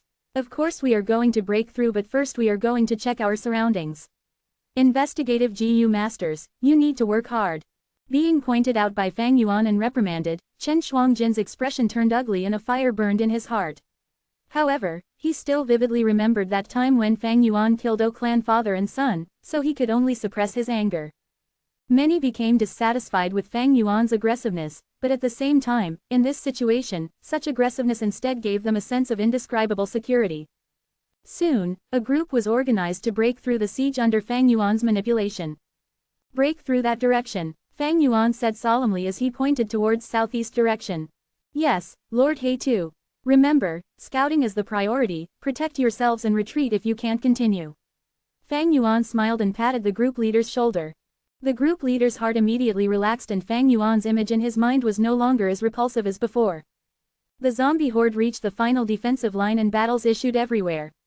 Breaking the siege group charged forward 300 steps before they were forced to retreat. Too terrifying, I discovered at least hundreds of zombies in the darkness at that side. The investigative GU master's heart was still fearful as he made the report. Everyone turned slightly pale at these words. "No problem, take a rest. Second group, break through that direction," Fang Yuan commanded. This group charged through 400 to 500 steps before they had to retreat. There are too many zombies, the investigative GU master was pale. Fang Yuan let them rest, and said to the newly formed third group, go in that direction. But that side is a valley. The group leader was somewhat puzzled. Slap. Fang Yuan slapped the man. If I say go, then go. Don't give me nonsense. The group leader was stunned by the slap, but he didn't dare to meet Fang Yuan's angry gaze, so he turned around and led his group to the direction Fang Yuan pointed. Fang Yuan had organized 3 breaking the siege groups, sending them out to probe the situation and finally rule out the possible areas. The only place remaining is that high slope now. If I am not wrong, Ding Hao is definitely hiding there. Fang Yuan sneered inwardly and continued to arrange breaking the siege groups. These people are really not giving up. Ding Hao's brows furrowed but soon relaxed. Haha, you guys might have been able to break through if it was an ordinary zombie horde, but too bad for you, this zombie horde is being controlled by me. He mobilized the zombies in the darkness to constantly replenish any gaps. At the same time, he deployed massive forces towards several areas. Several rounds later, the casualties in breaking the siege groups increased to a disastrous amount. This is enough, breaking through can't succeed, we can't make any more sacrifices in vain. Sigh, looks like we can only defend our positions. Everyone persevere, endure till the sun rises, these zombies would be weak as paper then. Stop your nonsense, success is in sight. I will personally lead this time. Bai Yun, you stand guard here. Fang Yuan cursed and aggressively insisted on breaking through. Because of his aggressiveness, GU masters could only form another group. 8 GU masters charged out with Fang Yuan in the lead. With enormous strength combined with snow silver primeval essence and canopy GU, he was able to easily force his way through the encirclement. Damn, that side is somewhat thin. Ding Hao also couldn't prevent Fang Yuan from breaking through. He hadn't thought Fang Yuan would choose this side to break through. This side was a dead end and he had continuously mobilized the zombies to other sides to fill up the gaps caused by the previous breakthrough attempts, causing the zombies in this side to be the least in numbers. They really succeeded. They broke through. The people in the camp were looking at this scene with wide eyes. Although in the process, 5 GU masters died, Fang Yuan and the 2 other GU masters successfully broke through. We are saved, quick, let's break through that side. Everyone was joyous in the camp. Don't even think about succeeding. Ding Hao gritted his teeth and immediately mobilized zombies to fill the gap. The camp was still in the process of organizing while white hair zombies were already covering the area Fang Yuan broke through. There were also 5 black hair zombies pouncing upon Fang Yuan's group. The 2 GU masters were shell-shocked. Follow me, Fang Yuan shouted and charged towards the direction where Ding Hao was hiding. The 2 GU masters couldn't think properly because of their fear and subconsciously followed Fang Yuan. HMPH, choosing to run towards me, ha ha ha, it seems even heaven wants you dead. Ding Hao's lips curled up as he looked proudly towards 2 zombies beside him. These 2 zombies were huge, with green hair covering their body. They were green hair zombies which was stronger than black hair zombies and could show a power equivalent to that of 1,000 Beast King during night. Ding Hao was only able to raise these 2 during his many years in the mountain. Go, he willed and these 2 green hair zombies immediately charged out. 80 steps later, they met Fang Yuan's group. Fang Yuan met one head-on. Even though he had strength of 2 boars and a crocodile, they were evenly matched and both were sent back several steps from the collision. The 2 remaining GU masters battled the other green hair zombie, but they were being pressured and the situation already looked dangerous. Let me help. Fang Yuan activated jumping grass and leapt towards the battle. The 2 GU masters were exalted and were about to express their thanks, but without warning, 2 spiral bone spears shot towards them. PSH 2 piercing sounds determined the 2 GU masters' deaths. Ding Hao had been observing the battle and seeing this unexpected change raised a huge doubt in his mind. This distraction caused the 2 green hair zombies to slow down. The next words Fang Yuan spoke caused even more shock to Ding Hao. Only to hear him shout, Ding Hao, get out here. Chapter 256. Chapter 256. So you are eldest senior brother. Ding Hao started to get dizzy as if a flashbang went off in his head. Who is this guy? He discovered me and even knows my name. Impossible, I have been so careful all these years, never giving myself away. How could he discover me? Waves rose in Ding Hao's heart and his thoughts became a whirlpool. The 2 green hair zombies along with the black hair zombies and white hair zombies around the camp became still. Everyone in the camp were stunned by this unexpected scene. However, Ding Hao immediately came to his senses and reacted. The battle in the camp resumed. Fang Yuan knew he had already half succeeded upon seeing these two green-hair zombies remaining still. He shouted, "Ding Hao, you will regret if you don't come out." Ding Hao was hiding within some bushes. He gritted his teeth and asked while controlling the green-hair zombies to surround Fang Yuan, "Who are you? How do you know my name?" Fang Yuan snorted. "Of course it was my master second zombie king who told me." Ah, Ding Hao could not stop but let out a cry of surprise. Master, and, second zombie king, these words were like a boulder descending and creating a huge wave in his heart. He stood up and walked out of the bushes, his two eyes staring tightly at Fang Yuan with shock and doubt. "Who on earth are you?" Ding Hao anxiously asked. Fang Yuan snorted and said in an overbearing tone, "Are you deaf? Didn't you hear me? I am the second zombie king's eldest disciple, Hey Tu. Ding Hao, I will count to 3, if you don't call back these two green-hair zombies by then, hee. You are eldest senior brother. Wait a second, how did Lord Benefactor know my name?" Ding Hao held suspicions towards this entire issue, but regardless, he still called back the two green-hair zombies to his side. Fang Yuan's expression turned stiff as he scolded, "Who is your eldest senior brother? Master has yet to take you in as his disciple, how dare you pose off as one?" Ding Hao had no way to retort back. Fang Yuan's tone softened. "Don't you talk to the stone slab all day, how could master not know your name?" Ah, Ding Hao uttered a cry of surprise. All these years, he had lived alone with only the zombies as his companions. When he felt depressed and painful, he would go to the final cave and pour out his heart to the stone slab. He had never expected Fang Yuan to expose his secrets with one remark. I thought that was an ordinary stone slab," Ding Hao stammered.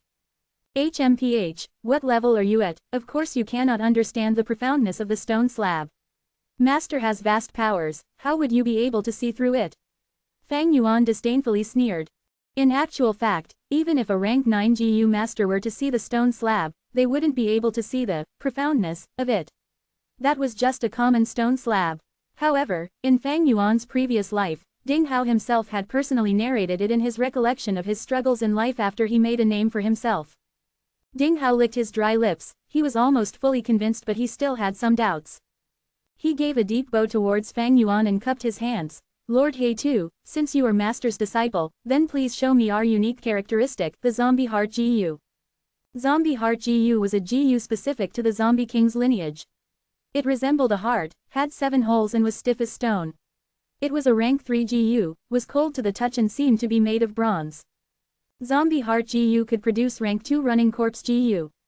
It was similar to charred thunder potato mother GU which could produce charred thunder potato GU. Rank 2 running corpse GU was also a consumable GU and was used on corpses to form zombies. However, it had an advantage over charred thunder potato GU, the zombies it created could grow up and advance a stage. For instance, white hair zombies could become black hair zombies could become green hair zombies and so on. Fang Yuan possessed charred thunder potato mother GU, but he had no zombie heart GU. However, he was not in the least nervous towards Ding Hao's request. He opened his mouth and boldly scolded, "Cut your crap, I am on a secret mission assigned by master, I had to disguise my identity to join the caravan, how could I carry zombie heart GU with me? Zombie heart GU feeds upon zombies, how could I get zombies in full view of everyone?" Ah, this, Ding Hao was stumped. "What this, do you think I can't kill you?" Fang Yuan timely revealed his snow silver primeval essence. Rank 3 peak stage cultivation was clearly revealed. Ding Hao's pupils shrunk, he was only at rank 3 middle stage. Fang Yuan immediately followed. "Although our lineage can control zombies and form an army of them, controlling zombies requires our concentration. If our soul is not strong, our mind will be weak, then our control over the zombies' quantity and quality will only be ordinary. Although you have 2 green hair zombies, there will definitely be gaps when you defend yourself while controlling them, it will be very easy for me to kill you." Ding Hao licked his dry lips and retreated a step back with some fear. However, Fang Yuan immediately changed the topic. "Before I left, master told me about you and wanted me to check if you had the qualifications to enter his tutelage. To think you actually approached me with killing intent when I have not even started looking for you, HMPH. Ah, this eldest senior brother, it wasn't intentional." Ding Hao started panicking when he heard Fang Yuan was someone sent by second zombie king to inspect him. "Who is your eldest senior brother? You have yet to receive master's approval. HMPH, you are still doubtful now." Fang Yuan raised his brows. Ding Hao quickly cupped his hands and said in a self-mocking tone, "Eldest senior brother, since you are clear on zombie heart goose food and our weakness, no matter how stupid I am, I recognize eldest senior brother's identity." Fang Yuan kept a poker face and did not speak, only looking at the two green hair zombies. Ding Hao was stunned for a while before immediately realizing. With a shift of his mind, he sent the two green hair zombies away. Then he walked before Fang Yuan, bowed and said submissively, "Please forgive me eldest senior brother, I wanted to kill these people to collect enough zombies. I really hadn't expected eldest senior brother to be here. If I had known, I would have come down the mountain and welcomed you. I really yearn and am determined to follow master, heaven can testify my loyalty." Fang Yuan relaxed his tone. "HMPH, master knows of your loyalty. Before I departed, master spoke of it and praised your loyalty when he asked me to inspect you on my journey. Even if you had not reached the standard, as long as there isn't a huge gap, it's no problem." So it was like that. Ding Hao was overjoyed. However, Fang Yuan's expression turned heavy and his tone cold. "You had the cheek to attack the caravan, wrecking my secret mission. Do you know how much effort I and your second senior sister had to waste to infiltrate this caravan?" "Eldest senior brother, it really was not intentional." Ding Hao was indignant, his excitement just before sank through the floor due to Fang Yuan's words, "Second senior sister is also in the caravan. I will call back the zombie horde." "What?" Fang Yuan was furious as he knocked his fingers on Ding Hao's head. "Is your brain made of glue? Can't you think? You moron, wouldn't they start doubting me if the zombies retreated for no rhyme or reason? Idiot." Ding Hao rubbed his aching head before quickly nodding and apologizing. Yes, eldest senior brother is right. Then eldest senior brother, I will do whatever you say." Fang Yuan pointed at Ding Hao. "You have already made a serious mistake, but considering it was not intentional, it can't be helped. Next, do as I say to make up for your mistakes." Ding Hao was like a grandson being admonished as he kept on nodding at Fang Yuan. However, Fang Yuan didn't mention his demand immediately and instead asked, "Tell me the truth, how many white hair, black hair and green hair zombies do you have? Also any blue hair zombies?" Ding Hao showed an ashamed expression. "I am stupid, I have been living at Bay Mountain for close to 10 years but have yet to raise a single blue hair zombie. As for green hair zombies, I only have 3 of them. I left one inside the cave to stand guard and have brought the other 2 with me. I have over 120 black hair zombies and close to 4,000 white hair zombies." Fang Yuan had expected him to not have any blue hair zombies and was able to be at ease after confirming it. He intentionally made a sound of surprise and spoke nonsense. "You are not that far from the target. Having 3 green hair zombies is pretty good, and as for blue hair zombies, even I have only 2 of them." He was clear of Second Zombie King's requirement to take in disciples. Second Zombie King had not just left behind one inheritance, he had taken in 7 to 8 disciples in Fang Yuan's previous life. Ding Hao was only one of them. Later on, Second Zombie King joined Yitian Mountain and was besieged by the Righteous Path. The disciples of Second Zombie King commanded great zombie armies and showed off their talents, causing the Righteous Path allied army to retreat at one point. As Ding Hao listened to Fang Yuan, his heart was cleared of doubt. He looked at Fang Yuan with admiration. "Eldest senior brother, you are amazing, you have 2 blue hair zombies." This junior brother is full of admiration. Fang Yuan patted Ding Hao's shoulder and showed an expression of, feeling proud inwardly but intentionally suppressing it. "To raise a blue hair zombie, if you say it is difficult, it is difficult. If you say it is easy, it is easy. I will explain it to you. You need to first find a rank 4 GU master's corpse, then the rest is up to your luck. It depends on whether this corpse had used a GU worm in his life to raise his strength. If he did, it will be at least a green hair. If you use fresh blood to nurture it for a year or 2, it will evolve into a blue hair."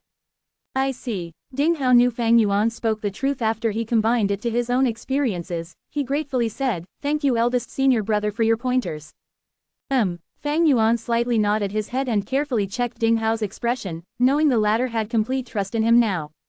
Ding Hao had originally been a servant and then secretly cultivated for close to 10 years on Bay Mountain. His honest character made him easy to deceive. In fact, even those who were very scheming would be moved by Fang Yuan's words and would at least believe most of it. "No use in crying over spilled milk. Act with me and if your performance is good, I will give you a pass from my side," Fang Yuan said. Ding Hao's eyes brightened and immediately replied, "Please speak elder senior brother, I will definitely do my best to accomplish it." Fang Yuan gave detailed instructions before charging back to the camp. With Ding Hao's secret cooperation, Fang Yuan returned beside Shang Xinxi without any mishaps. Seeing an expert like Fang Yuan returning to their sides, everyone in the caravan was surprised, happy and in awe. In their perspective, Fang Yuan could have already escaped, but he fought his way back to them. I am burdening you, benefactor. Shang Xinxi felt ashamed and guilty. No matter. You are only one of the reasons, besides, Bai Yun is also here. Fang Yuan shook his hand and intentionally said this, making Shang Xinxi and Xiao Dai feel even more moved. Bai Ningbing glanced at Fang Yuan with doubt. Fang Yuan vaguely winked at her. She immediately realized he was up to no good. Chapter 257. Chapter 257, A Spear from Behind. The zombie horde's attacks gradually slowed down and the situation came to a standstill. Time passed minutes by minutes. Occasionally, some GU masters heroically sacrificed themselves or zombies fell down. 2 hours later, Ding Hao followed Fang Yuan's instruction and steeply increased the attacks of the zombies, breaking the defensive line that was hanging by a thread. There were only 30 or so people in the caravan now. They had to break through. They were all of one mind on this, as every one of them could see that there was a chance at survival if they broke through, and if they insisted on defending their positions, their deaths were certain. To break through would also be a desperate struggle. Layers upon layers of white hair zombies had encircled them, and there were also black hair zombies obstructing them. Give up on these mortals, they will only slow down our speed. Jia Long shouted. Shang Xinxi and Xiao Dai became pale. Don't worry, I am here. Fang Yuan defended them. All the remaining mortals were ruthlessly abandoned, only the 2 of them remained. Jia Long and other GU masters didn't dare to say anything since they had to rely on Fang and Bai's strength. They were progressing shakily through the siege, and just when it looked like they were about to break out, 2 green hair zombies appeared. We will go back. Fang Yuan pulled Shang Xinxi and Xiao Dai, and said in a soft voice. Bai Ningbing stopped. Weren't they entering into the encirclement again by going back? However, Fang Yuan was already retreating towards the back with Shang Xinxi and Xiao Dai. Bai Ningbing gritted her teeth as she looked at the empty field in front of her, but she still turned around and followed Fang Yuan. The other GU masters fell into a chaotic battle against the 2 green hair zombies. Green hair zombies were as strong as Thousand Beast King, and though there were many rank 3 GU masters, they were already exhausted. As their battle with the green hair zombies continued, the surrounding black and white hair zombies closed in on them. This instead caused the pressure on Fang and Bai to decrease greatly. Fang Yuan retreated dozens of steps before he started breaking through again. Numerous white hair zombies were blocking their way, but Fang Yuan just plunged and dashed. The power he displayed was extremely high. White hair zombies died everywhere he passed. Bai Ningbing was dumbstruck. Was this Fang Yuan's true strength? These white hair zombies are too weak. She immediately found something amiss when she attacked. The white hair zombies that were blocking them were many times weaker than before. They had dazed expressions and didn't even attack properly. They were more like punching targets. Did Fang Yuan discover this weakness and is using it now? Strange, these white hair zombies look the same. How in the world did he discover these weakness? Bai Ningbing was bothered and bewildered. Fang Yuan, however, was hurling curses inwardly right now. Before departing, he had reminded Ding Hao to make the zombies appear strong although actually weak, and make it realistic. So what horrible performance is this? Ding Hao was sweating profusely. He had never exerted so much concentration to control the zombie army. He was extremely nervous, feeling that he had destroyed eldest senior brother's secret mission. Guilt and worry made him cooperate with Fang Yuan's act with all his efforts. It was okay when he didn't know Fang Yuan's identity, but now that he knew Fang Yuan was his eldest senior brother, how could he dare to truly attack him? Amazing, Xiao Dai exclaimed in surprise. Shang Xinxi's beautiful eyes also brightened. Fang Yuan was moving unhindered, like an unmatched general maneuvering on the battlefield, giving off a feeling of invincibility. Who does not love heroes? Which girl did not dream of a prince riding a white horse, a hero saving the beauty? Xiao Dai did, and so did Shang Xinxi. Right now, as the master and servant looked at Fang Yuan's wide back, there were ripples in their hearts. Fang Yuan was ugly, but at this moment, this ugliness gave off a beautiful radiance to them. His bravery and spirit gave an indescribable sense of security to these 2 girls who were in this dangerous situation. They could not help but want to rely and depend on him. Such terrible acting, this coward. Fang Yuan really wanted to kick Ding Hao to death. His thoughts moved rapidly and he could make out Ding Hao's mental state. It seems I have no choice. Fang Yuan narrowed his eyes, then he resolutely deactivated Canopy GU and charged towards an attacking white hair zombie. His flesh was torn open. Fang Yuan got injured. Good, this is how it should be. Fang Yuan happily thought. This was the best chance to win Shang Xinxi's trust, how could he let it go in vain? Damn it! Bai Ningbing cursed and immediately rushed towards Fang Yuan, abandoning Shang Xinxi. Fang Yuan had the Yang Ji Yu on him, that was the key to her reverting back to a man and it could absolutely not be lost. Oh my heavens! Ding Hao's whole body shook when he saw Fang Yuan being injured. He was blaming himself. The worry and panic was clear on his face as he mumbled, "It wasn't intentional, it really wasn't intentional, eldest senior brother." Ah! Shang Xinxi and Xiao Dai both cried out. Their hearts ached seeing Fang Yuan injured. What are you doing? Go back and protect them. Fang Yuan shouted in a soft voice when Bai Ningbing approached him. Bai Ningbing's blue pupils widened, she immediately realized Fang Yuan had intentionally received the attack, this bastard. Don't go overboard. Bai Ningbing's eyes twitched, she said these words and left. With Ding Hao's control, the white-hair zombies made threatening gestures, but it was all show and little action. Bai Ningbing kicked a white-hair zombie flying and hurried back towards Shang Xinxi. How is He Tu? Shang Xinxi grabbed Bai Ningbing's arm and asked. He is okay. Bai Ningbing's lips twitched. Why are you not switching with him? He is injured. The gentle Shang Xinxi's words carried a rarely seen grievance. Bai Ningbing's lips twitched, she couldn't tell that Fang Yuan intentionally received the attack, right? So, she casually made up a reason. He has always been like this, he will never stop when he starts an assault, unless he falls. Shang Xinxi's beautiful eyes flickered and slightly reddened. Xiao Dai covered her mouth, her eyes were already moist. There were ripples in the master and servants' hearts again as they looked at Fang Yuan. What kind of man was this? In this horde of zombies, he moved around without fear, constantly pressing forward. No doubt he was a hero, a sorrowful hero. Seeing Fang Yuan injured, Ding Hao was shaking with fear and didn't dare to obstruct the path. Fang Yuan charged ahead for some distance and led Shang Xinxi and the group out of the zombie encirclement. That's it, he smacked his lips with dissatisfaction and grudgingly looked at the only injury on his body. It was such a good opportunity to show off but he only received a single injury, the act was really lacking. Despite only suffering a single injury, it already made Shang Xinxi and Xiao Dai extremely worried.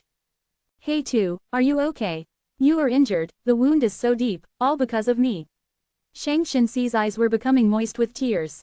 So much black blood is flowing out, Lord He Tu, you have been poisoned. Xiao Dai said with deep concern. Fang Yuan puffed out his chest and said in a deep, fearless voice, this is just a small injury, the corpse poison is somewhat troublesome but I can detoxify it with clearing heat Gu. You don't no need to worry. Ha ha ha. He started laughing. The camp was in ruins, flames blazed everywhere. The remaining people in the caravan had set the camp aflame before leaving, it was to burn their bridges and also to have a source of lighting. Fang Yuan and the group charged out of the zombie encirclement and reached the outer perimeter of the light from the fire. The light shone on Fang Yuan's face, chest and his injury. He laughed, his appearance was ugly but it gave a different kind of heroic charm to the two girls. They had dreamt of dreams of hero saving the beauty, dreamt of handsome and unrestrained hero. Truthfully, the image of Fang Yuan and their image of heroes were as different as day and night. However, strangely, the two girls felt this was the true hero. He was unrestrained, fearless and had unmatched heroic spirit. Many years later, Shang Xinxi would ask herself how Fang Yuan walked deep into her heart every time, she would involuntarily think of this night.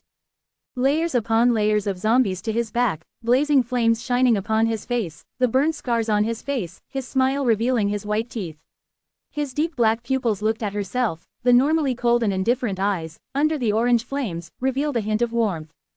Save us! The caravan group were deeply encircled by the zombie horde and started shouting for help when they saw the situation in Fang Yuan's side. Fang Yuan's gaze flashed but he didn't speak. Shang Xinxi had already grabbed his arm. You are injured, don't go, let's leave. Do you remember what you said to me? Do only what you are able to. A peace of mind as long as one does what he can. Fang Yuan laughed and patted Shang Xinxi's hand. Don't worry, I am not going, there is no kindness or hatred between them and me. Let's go. However, it wasn't so appropriate to leave like this. What if someone knew he killed Zhongzhu and under desperation, shouted it, what would Shang Xinxi think then? In truth, his worries were unnecessary. Chen Xin and Chen Shuangjin who knew about the matter had already died in battle. Fang Yuan's eyes flashed with a bright light as he shouted loudly, continue to persevere, wait till I bring them to a safe place, then I will come help you. Brother He Tu is righteous. We hope Brother He Tu returns quickly. Brother He too, if you save me, I will give you a huge amount of money. The caravan people shouted one after another. Fang Yuan laughed bitterly and looked at the master and servant's puzzled gaze. I am giving them some hope so that they might create a miracle. Sigh, I can only do this much. Fang Yuan's image immediately rose to a much greater height in the two girls' hearts. Fang Yuan and the group ran along the mountain passage. Under the moonlight, the mountain passage looked like it was covered with snow. As per their previous discussion, Ding Hao arranged a batch of zombies around here to block the path. The four rushed to the arranged area. Fang Yuan signaled by Ningbing with his eyes, then stood at the spot. You guys leave first, I will stop these zombies and hurry back to you. The master and servant's steps immediately slowed down, but under Bai Ningbing's persuasion, they continued to run along the path and soon left Fang Yuan's sight. Fang Yuan laughed. He acted as if he was in a struggle with the zombies, and finding an opportune timing, he activated jumping grass and jumped over the zombies, arriving beside Ding Hao. The battle with the caravan was still ongoing.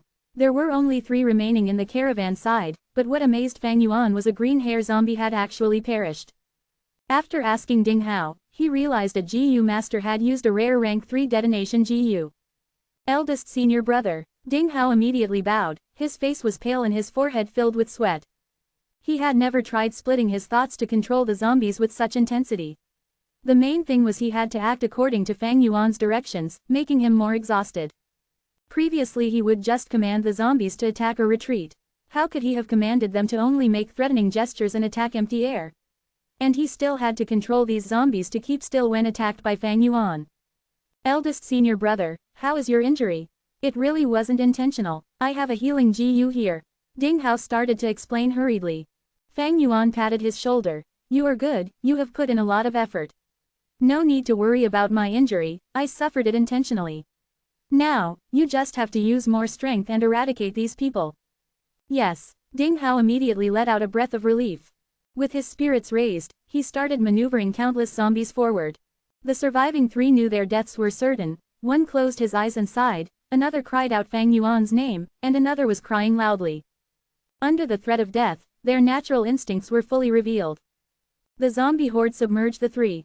Fang Yuan satisfiedly nodded. Was there anyone who escaped? No, absolutely none. I did what eldest senior brother instructed and arranged a large amount of zombies in the perimeter. Ding Hao quickly answered. Good, well done. Clean up the battlefield, remember to not leave behind any tracks. Yes, eldest senior brother.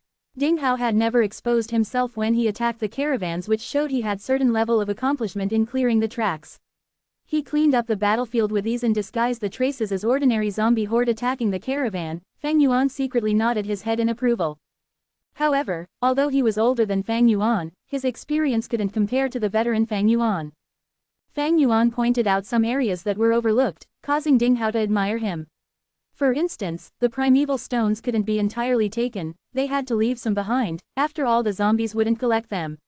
Another point would be not all the corpses should be changed to zombies, the corpse poison could be deep or shallow and they didn't have a 100% chance to turn corpses into zombies. Eldest senior brother, please take these primeval stones. About 5 minutes later, Ding Hao sensibly offered the primeval stones he collected. Fang Yuan glanced at it, there were approximately 13,000 primeval stones. He didn't hesitate to take it and put them into seed of flour. How are your gains? Fang Yuan patted Ding Hao's shoulder and warmly asked. Ding Hao's pale face let out an excited light. The gains are huge this time. I obtained 5 complete bodies and they are all rank 3 GU masters.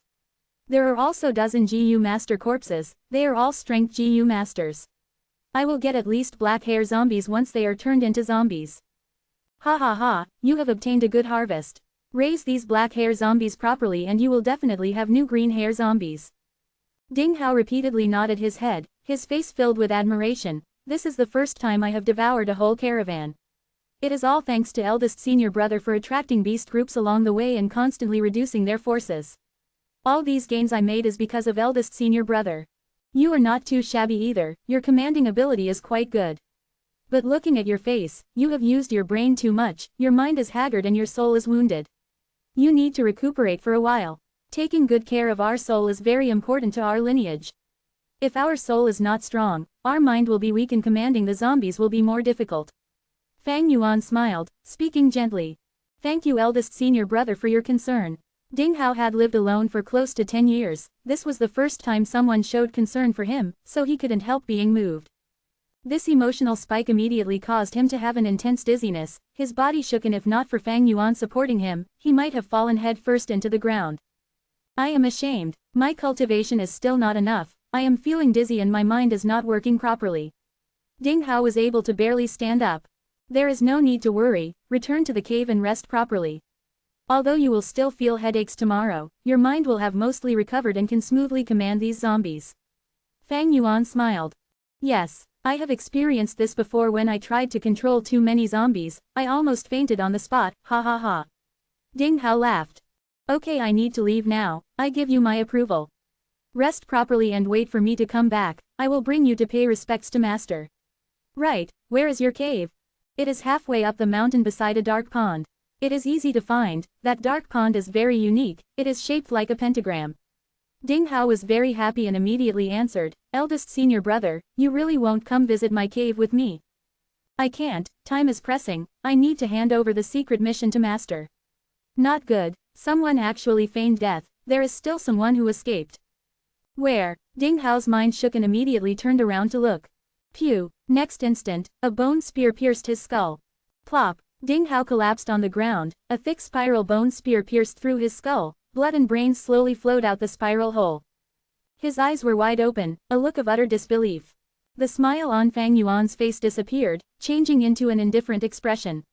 He slowly bent down and grabbed Ding Hao's leg, dragging him towards the ruined camp. The flames were still blazing. The zombies, having lost their master, started hopping aimlessly. The corpses on the ground drew their attention, enticing them. They hopped towards the corpses, biting and tearing them. Fang Yuan dragged Ding Hao's corpse past the corpses-strewn battlefield, sounds of zombies eating the corpses kept on reverberating in his ears. He threw Ding Hao towards the blazing fire and quietly looked on as the corpse slowly changed to ash. The GU worms on the corpse also mournfully wailed before gradually burning to death. Once Shang Xinxi was recognized by Shang clan leader, she would definitely be strictly investigated by the Shang clan. This battle was sure to be of utmost importance. If Ding Hao was captured by them and interrogated, Fang Yuan could be in danger. Despite Ding Hao being an honest person, easy to deceive and a very good chess piece, his worth could never match with Shang Xinxi. And if there were risks, it was better to abandon them. This including giving up the GU worms on his body. As long as Fang Yuan carried them on him, second zombie king could find him. Moreover, it was not convenient for Fang Yuan to feed zombie heart GU and it might only leave behind traces which could be discovered in Shang clan's investigation. As for these zombies, they had turned back to being common zombie horde after losing their master. Once they finished eating these corpses, a part of them would stay here and another part would leave, wandering about Mubei Mountain and searching for food. Once they were done with this, the whole scene would become even more natural. Only after Ding Hao's corpse was burned to ashes did Fang Yuan slowly leave. The zombies were eating the corpses, these mindless things were of no threat now. Chapter 258. Chapter 258. Separation is planned. The crescent moon hangs high in the night sky, as moonlight flowed down like water. Shang Xinxi stood on a boulder and gazed far away, her face filled with worry. Why has brother He-Tu still not returned? Did something happen? Xiao Dai added. How could anything happen to him? Don't worry. Bai Ningbing leaned on a withered tree, wondering what Fang Yuan was up to again. Minutes and minutes passed, as Shang Xinxi's brows furrowed while her worry kept increasing. Bai Ningbing also started feeling something amiss. Almost 8 minutes had passed, did something really happen to Fang Yuan? She didn't care about Fang Yuan's death, what she cared about was the Yang Ji on Fang Yuan. Anxiety grew in her heart. Half of this was because of Fang Yuan's disappearance, the other half was because of her own helplessness. As Fang Yuan's cultivation continued to advance, she found it incredibly difficult to deal with him and get the Yang Ji. This meant that if Fang Yuan reneged on his promise, she had no way to deal with him. Bai Ningbing knew what kind of personality Fang Yuan had after traveling with him for so long. Fang Yuan's cultivation was nearing rank 3, the promised time was coming and her heart was becoming increasingly fretful. The three discussed and just when they decided to return to assist Fang Yuan, he appeared in their sights on the mountain passage. Shang Xinxi let out a breath of relief, but her heart pounded again when Fang Yuan walked in front of them. Brother He-Tu, you are injured again. Fang Yuan had intentionally made some more injuries on his body. He drew in a breath of cold air. when you guys had just left, a green hair zombie appeared. Fortunately, I ran quickly. We should leave immediately, it might still be chasing me. The three naturally didn't dare to stay any longer when they heard that and hastened their journey that very night. So far, Fang Yuan's objectives were achieved and he behaved appropriately along the way. After crossing Mubei Mountain, they arrived at Shuangjiang Mountain. This mountain had two peaks separated by a deep ravine. The peaks were similar to each other and gave off a majestic aura. The four no longer had the caravan's protection now, so it seemed to take a lot more effort when they moved through the mountain. Fortunately, after crossing Shuangjiang Mountain, it was Shuilei Mountain. Shuilei Mountain had Zhao clan and could not be considered to be a wild area since there were human inhabitants on it. The most dangerous part of the trade route was already over, so the danger had greatly decreased. Fang and Bai were wanted by Bai clan, so they didn't go to Zhao clan. The four moved on relentlessly. After passing through Shuilei Mountain, they continued to cross Qianku Mountain, Zhuren Mountain, Luzhao Mountain, crossing over 6 great mountains. During this time, Fang Yuan's cultivation advanced from rank 2 middle stage to peak stage. On the whole journey, they only stopped by some remote hamlets to replenish their supplies. As they neared Shangliang Mountain, the mountain path became wider and there were more people moving through the path. And finally, on this day, Shangliang Mountain finally appeared in their sights. Puff, that is Shangliang Mountain. Shang Xinxi put her hand on her forehead to shield her from the sunlight and looked at the horizon before letting out a breath of turbid air. Missy, we are almost there. Xiao Dai laughed happily, and excitedly shook Shang Xinxi's arm. Bai Ningbing only looked and did not speak. We will go our separate ways when we arrive at Shangliang Mountain. Lady Zhang, I have paid your favor. Fang Yuan suddenly said. What? Xiao Dai gasped, not having expected Fang Yuan to say that. She stood on the spot at a loss. Shang Xinxi's expression changed, her eyelashes slightly trembled as she looked at Fang Yuan. These days, while Fang Yuan remained silent, he had already become a pillar of support for her. Now that he is leaving, Shang Xinxi immediately felt a sense of emptiness and loss. All things must come to an end. Fang Yuan heaved a long sigh. True, Shang Xinxi pursed up her lips, her breathing was becoming heavy. After being in contact with Fang Yuan all the time these days, she knew his character. He was a someone acts upon his decisions, a resolute man. Let's go, it isn't quite safe yet, we will part our ways when we reach the city gate. Fang Yuan started walking in front. The atmosphere of the group had decreased to a freezing point, even the incessantly chattering Xiao Dai was silent. The closer they were to Shang Clan City, the nearer their parting. Shang Clan City unconsciously slowed down Shang Xinxi's steps. Shang Clan City was her destination for this trip and she should have been happy as she neared her target, but right now, she didn't want to reach Shang Clan City. However, the path was after all limited. They eventually arrived at the foot of Shangliang Mountain. Shang Clan City's huge gate was right in front of their eyes. It was time to part ways.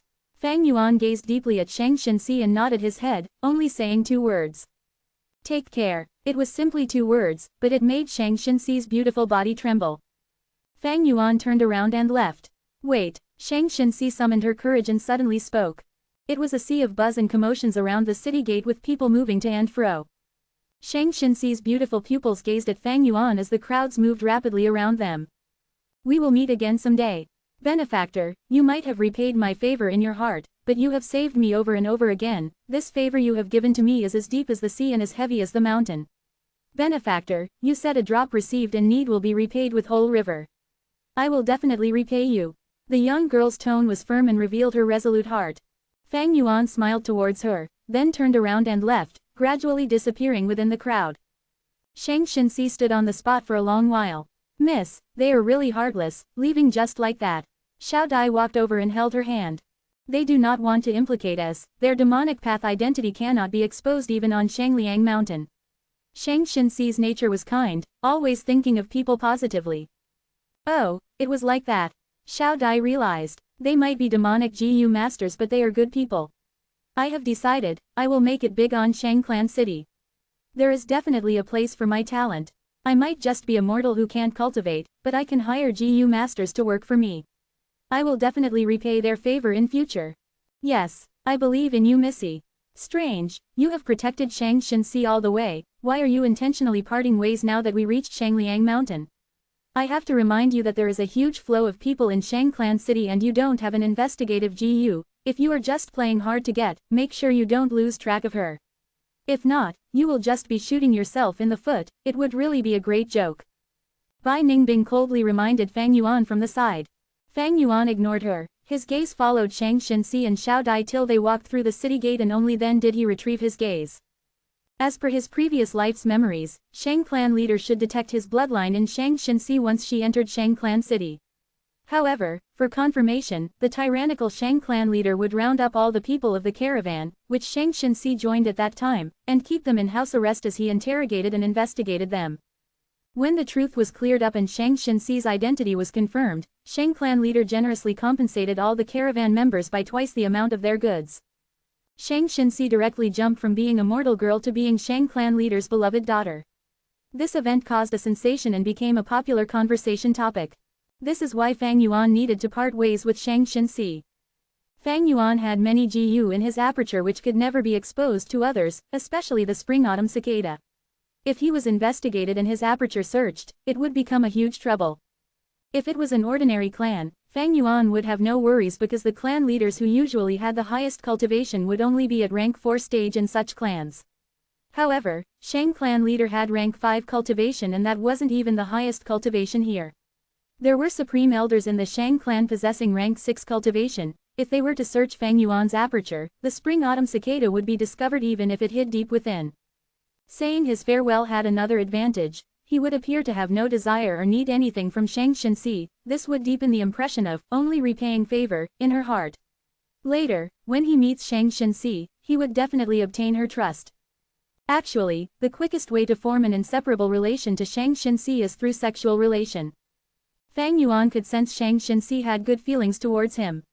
If he took her chastity, the future Shang clan leader would fall deeply in love with him.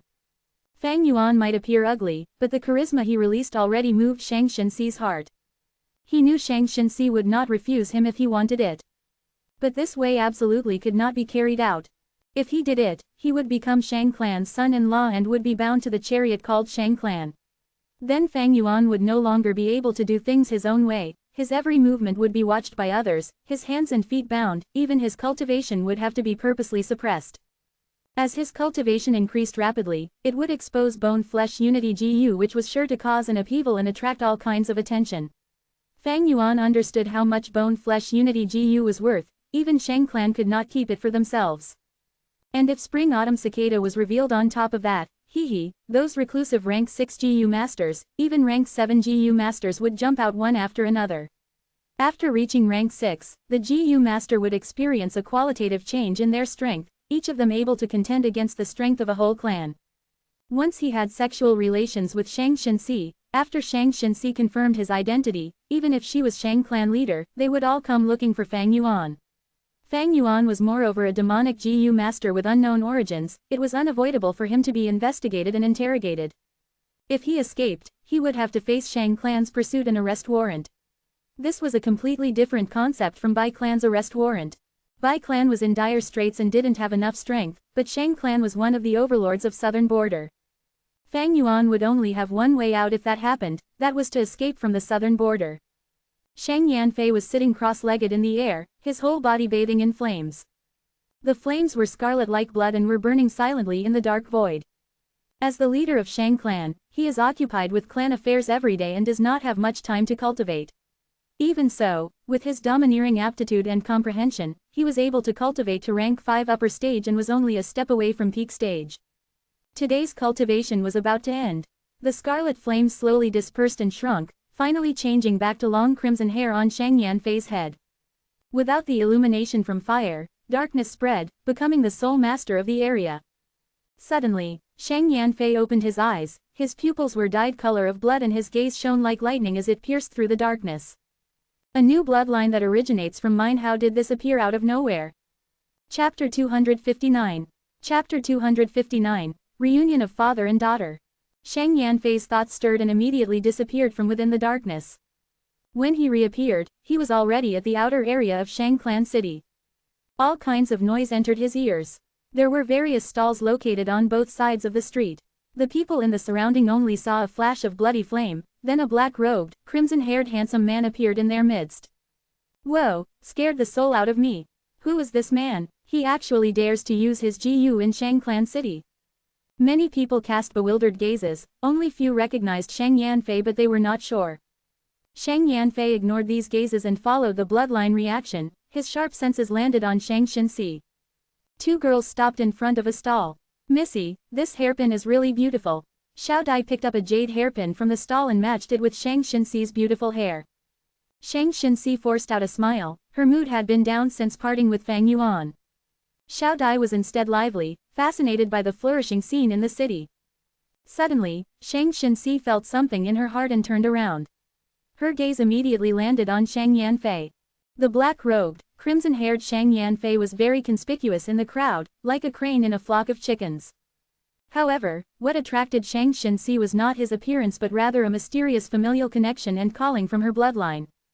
Without any word being said, the moment Shang Xinxi saw Shang Yanfei, she knew this middle-aged man's identity.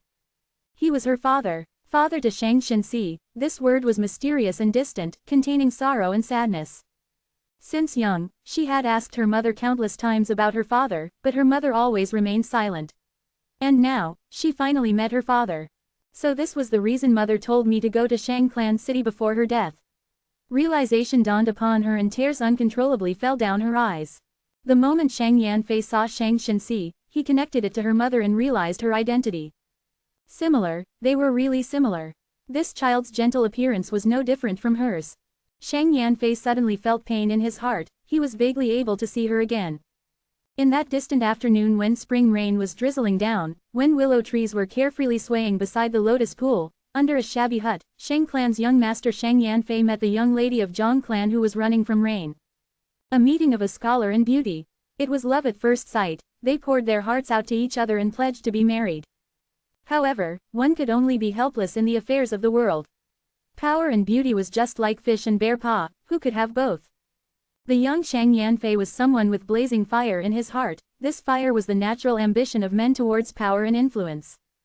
Ambition or love, duty or freedom, oppressing his enemies or his promise to the beauty, Shang Yanfei chose the former in the end and abandoned the latter.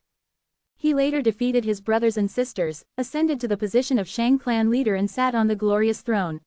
He became a rank 5 GU master, married countless beauties and now had many sons and daughters. And because Zhang Clan and Shang Clan had been enemies for generations, he could no longer look for her. One cannot control everything in the world. Clan leader's identity became his symbol of success but also the shackles that binds him. The king's every movement could bring about upheavals and was closely watched by everyone. As the clan leader of Shang Clan, how could he let his love affair affect the clan? All these years, he tried hard to convince himself and hide his guilt and worries deep within by using the reasons of righteousness and duty. He thought he had forgotten it all, but now when he saw Shang Xinxi, those warm memories hidden deep within him instantly enveloped his soul like the sound of spring rain. Right now, waves were surging in his heart. The blood of kinship that is thicker than water had turned into a river. Now, his guilt overflowed into this river and became a sea, instantly submerging him. He took a light step and disappeared, reappearing in front of Shang Xinxi the next moment. Xiao Dai gasped. The surrounding people all looked astonished and shocked. But the two people involved did not sense anything. "You, what is your name?" Shang Yanfei opened his mouth with great effort. His voice carried a magnetic quality and was filled with strong warmth. Shang Xinxi did not reply. Tears streamed down from her beautiful eyes. She took a step back and tightly pursed her lips. She then firmly looked at Shang Yanfei, her gaze carrying stubbornness. It was this man who hurt her mother's heart. It was this man who caused her to suffer discrimination and bullying since young. It was this man who enchanted her mother, making her think about him even at death. It was this man, and yet he is my father. Her mood surged and raged, countless feelings mixed together to form a berserk whirlpool, threatening to swallow her mind. She fainted. Missy, Xiao Dai, who had been absorbed in Shang Yanfei's aura, regained her senses and screamed. However, Shang Yanfei was a step faster and held Shang Xinxi on his hands. Who dares to openly violate the city rules and use GU? Do you want to end up in prison? A group of city guards sensed the abnormal change and came over, swearing. Ah, Lord Clan Leader. Their expressions instantly changed the moment they saw Shang Yanfei, and all of them kneeled down. The whole street was in commotion. You are Shang Clans, Xiao Dai stammered, and was speechless. Shang Yanfei grabbed Xiao Dai's arm. A blood-colored flame burst forth and the three disappeared. Line up in a queue, enter one by one. Everyone needs to pay 10 primeval stones as the toll to enter the city. Once you enter the city, you are not allowed to misuse your GU, the violators will be sent to prison for at least 7 days. The guards at the city gate shouted loudly. There were many arrest warrants posted on the city walls. Some had already yellowed from age and was covered by other warrants, revealing only a corner of them, and some were completely new posted carelessly on the walls. Fang Yuan and Bai Ningbing moved with the queue and slowly neared the city gate. Sure enough, they saw an arrest warrant for them from Bai clan. Bai clan, Fang Yuan inwardly snorted. 2 sirs, please stop. The gate guards approached Fang and Bai. The two were wearing common clothing and looked just like ordinary people. Bai Ningbing lowered her straw hat further down. Here is 20 primeval stones. Fang Yuan was not nervous, he simply handed over a bag. The guards confirmed the amount, and immediately let them pass. Despite there being arrest warrants packed all over the city walls beside him which he could easily look at, he didn't give them a single glance from start to end. These arrest warrants were nothing more than superficial show. Shang clan prioritized profits, as long as one handed over primeval stones, they could enter the city. Every day, numerous demonic GU masters passed under the eyes of these guards, both sides had reached a tacit mutual understanding. Demonic GU masters would sell their loots in Shang Clan City, and they would also need to replenish any lacking GU worms. Shang Clan City was the best option for them. One could even say, one of the huge pillars for Shang Clan City's development was the demonic GU masters. Of course, the demonic GU masters couldn't enter the city too brazenly and aggressively. After all, Shang Clan City represented righteous path and they would also need to consider some consequences of their actions. A wide street appeared in front of the two after they walked through the city gates. There were people moving to and fro on the street. Large tall trees were planted on both sides of the street and under its shade were all kinds of stalls. Some sold food like sesame breads, soft bean curd, meat and vegetable dishes, while others sold jewelry and all kinds of other stuff. The two walked past the stalls, then they saw buildings, tall bamboo buildings, mud buildings and white-gray tiled houses. Shops, hotels, inns, smithies and so on appeared one after another. This brother, do you need a room? Our price is very cheap, just half a primeval stone for a night. A middle-aged woman approached Fang and Bai with a smile on her face. Fang Yuan glared at her and left without saying a word. His appearance was really terrifying and gave the middle-aged woman a great shock. She did not dare to bother him anymore, instead changing her target to Bai Ningbing who was behind him. This brother, being away from home is not easy. Our inn is quite good, there will even be a pretty girl at night. It won't be cheap for you to visit the red light street. Mortals like us who travel outside to sell goods are using our lives to earn money, yet spending our hard-earned money on those places would not even cause a ripple. Our inn's girls are still the best, extremely cheap too. We have mature girls and even fresh, cute and adorable ones. What is your pick, brother? The middle-aged woman said in a soft voice, with a vague expression. She misunderstood Fang Yuan and Bai Ningbing as mortals from their clothings. A dark frown appeared on Bai Ningbing's face. Get lost, she coldly snorted, her tone bone-chilling.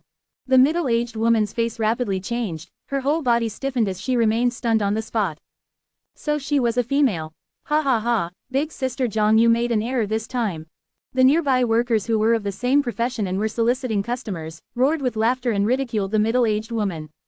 Along the way, Bai Ningbing had made great progress in disguising as a man, so even the experienced brokers made an error. Four Seasons Restaurant. 1 hour later, Fang Yuan stopped in front of a 5-story tall building. The building was made of white-black tiles, with vermilion gate and huge pillars. There was an aroma of wine and fragrance of dishes floating around the place. It was a famous restaurant in Shang Clan City. Sirs, please come in. A smart waiter saw Fang and Bai, and quickly came out to invite them. The two had walked for a long while and the journey had been tough, they were also hungry, so they stepped into the restaurant. Sirs, please take a seat here. The waiter showed the way. Fang Yuan slightly frowned. This hall is too noisy, we will go upstairs.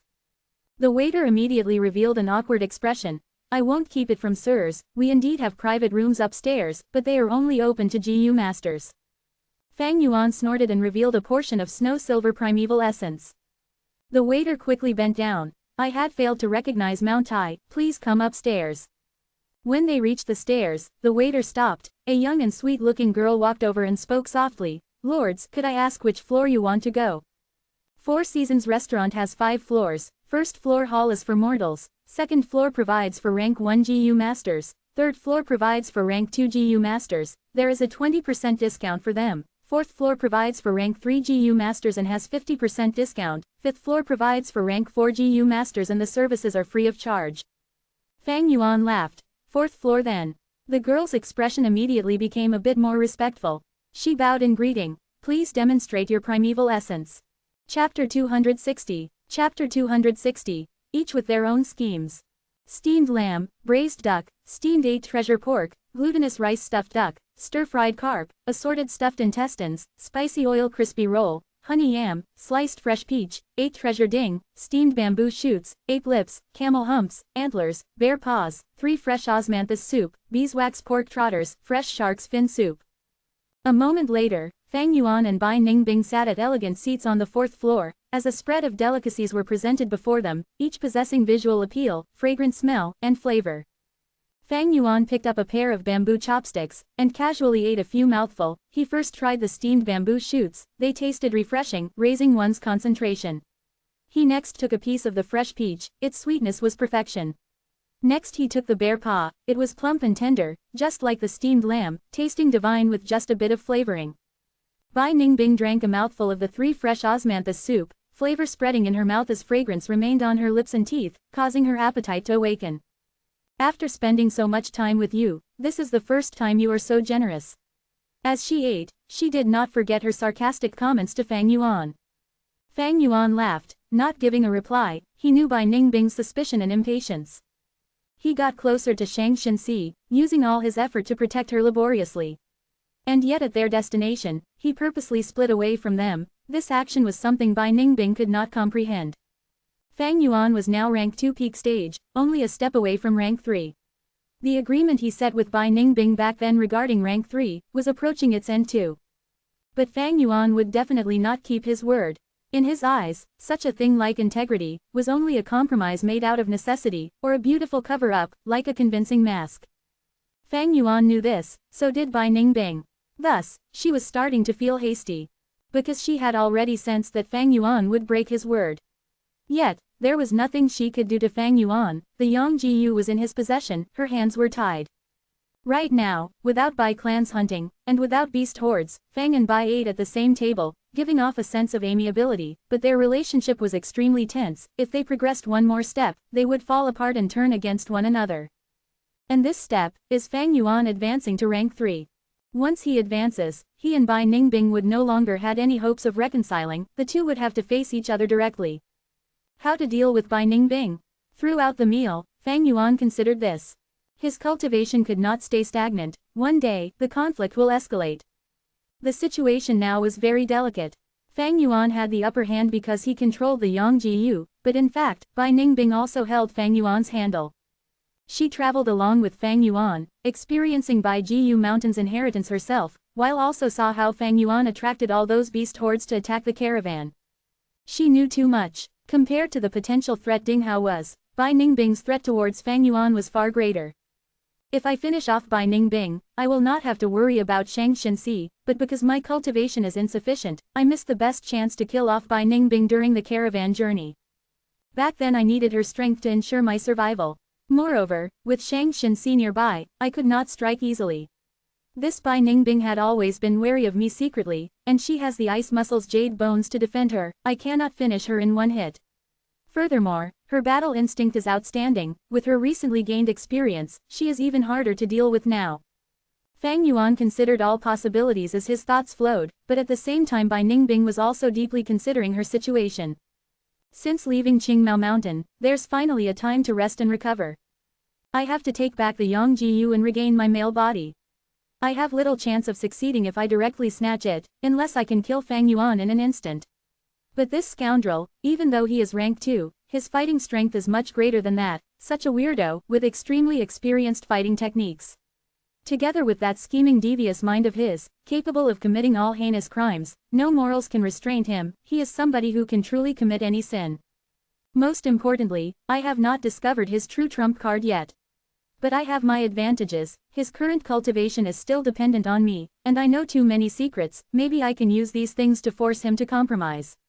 Using the poison vow Gu, and make an agreement with him that cannot be broken. Other than that, I can use plunder Gu, seize Gu, petty thief Gu and others to steal the Yang Gu. Bai Ningbing was not stupid, she had been observing along the way, and considering her options. As the two ate on the same table, not even 3 steps away from each other, they looked like good friends, but were scheming against each other in their minds. The disappearance of external pressure caused their internal conflicts to surface. In this relatively safe environment in Shangclan City, they had the time to consider such problems. But the more they thought about it, the more troublesome they felt the other party was. Fang Yuan did things without restraints, but Bai Ningbing was just the same. In her ideology, as long as life is exciting, anything goes. Morals and principles, what are that? They were very similar, looking at the world with disdain, and were strong-willed individuals, with an extremely thirst for power, only trusting themselves. From others' perspectives, they were accursed demons, scum that harms society, their death would benefit the world. But because they were so similar, the two could feel each other's danger. The most difficult enemy to deal with was often oneself. Most importantly, they held each other's weaknesses. If they could not win in one strike, and allow the other party to escape and recover, then both of them would go down in flames. The two got a headache the more they thought about it. This Bai Ningbing is not easy to deal with. Fang Yuan gritted his teeth, he had too little resources to manipulate. This Fang Yuan has almost no weaknesses. Bai Ningbing squinted, her eyes shining with cold light. The two could not think of anything, thus looking up at the same time, staring at each other. Their gaze met for an instant, before turning away. The delicacy before them, although delicious, had barely any flavor to the two who were deep in thoughts. Even though there was a 50% discount, Fang Yuan still paid 15 primeval stones. Shangclan City indeed, commodities were expensive here. The two filled their stomachs, and left the restaurant. On the streets, Fang Yuan heard people discussing. Do you know? At the southern gate, Shangclan leader appeared. How is this possible? It's true, he came and left like a flash, the entire street was thrown into chaos.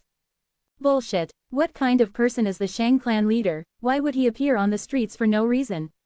Rumors spread as some claimed it was Shang Yanfei, while others denied it.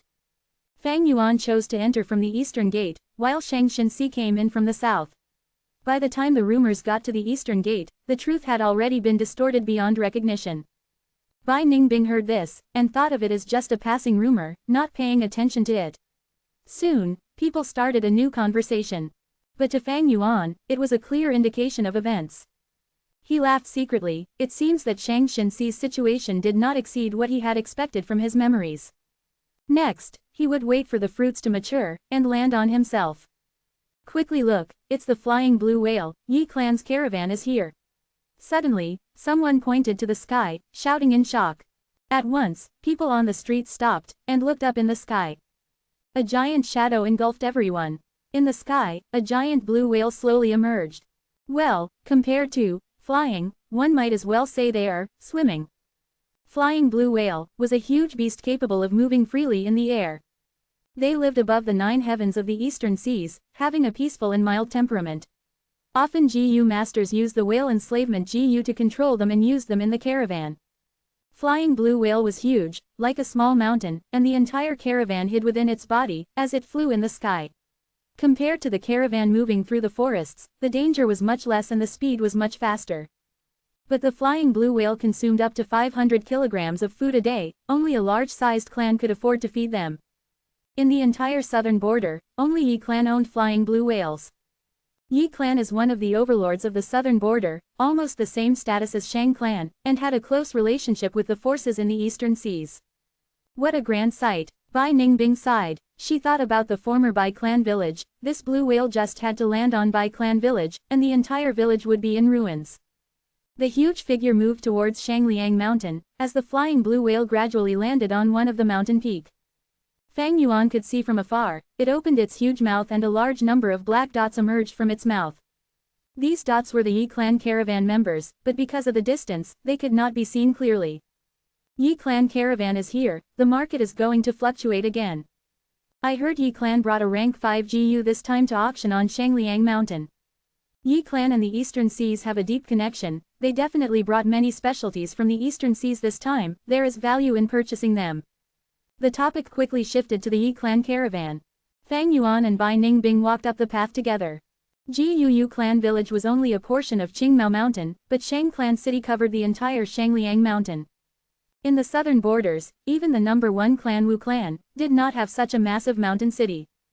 The entire Shang clan city had all sorts of buildings, bamboo buildings, dried mud houses, brick houses, shacks, tree houses, and even mushroom houses, caves, towers, castles, and much more. These structures blended together, covering Shangliang Mountain in a beautiful garb with assorted colors. As the trading hub of the entire southern border, Shang clan city occupied the most space among all forces.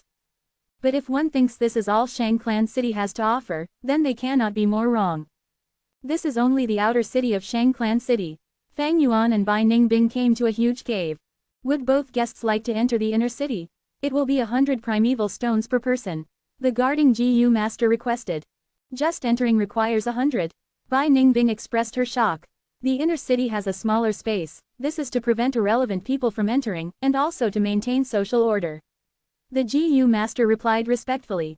Shangliang Mountain had been modeled by Shang clan for thousands of years. Not only did they use up the surface of the mountain, but even deeper into the mountain's interior, they built an inner city.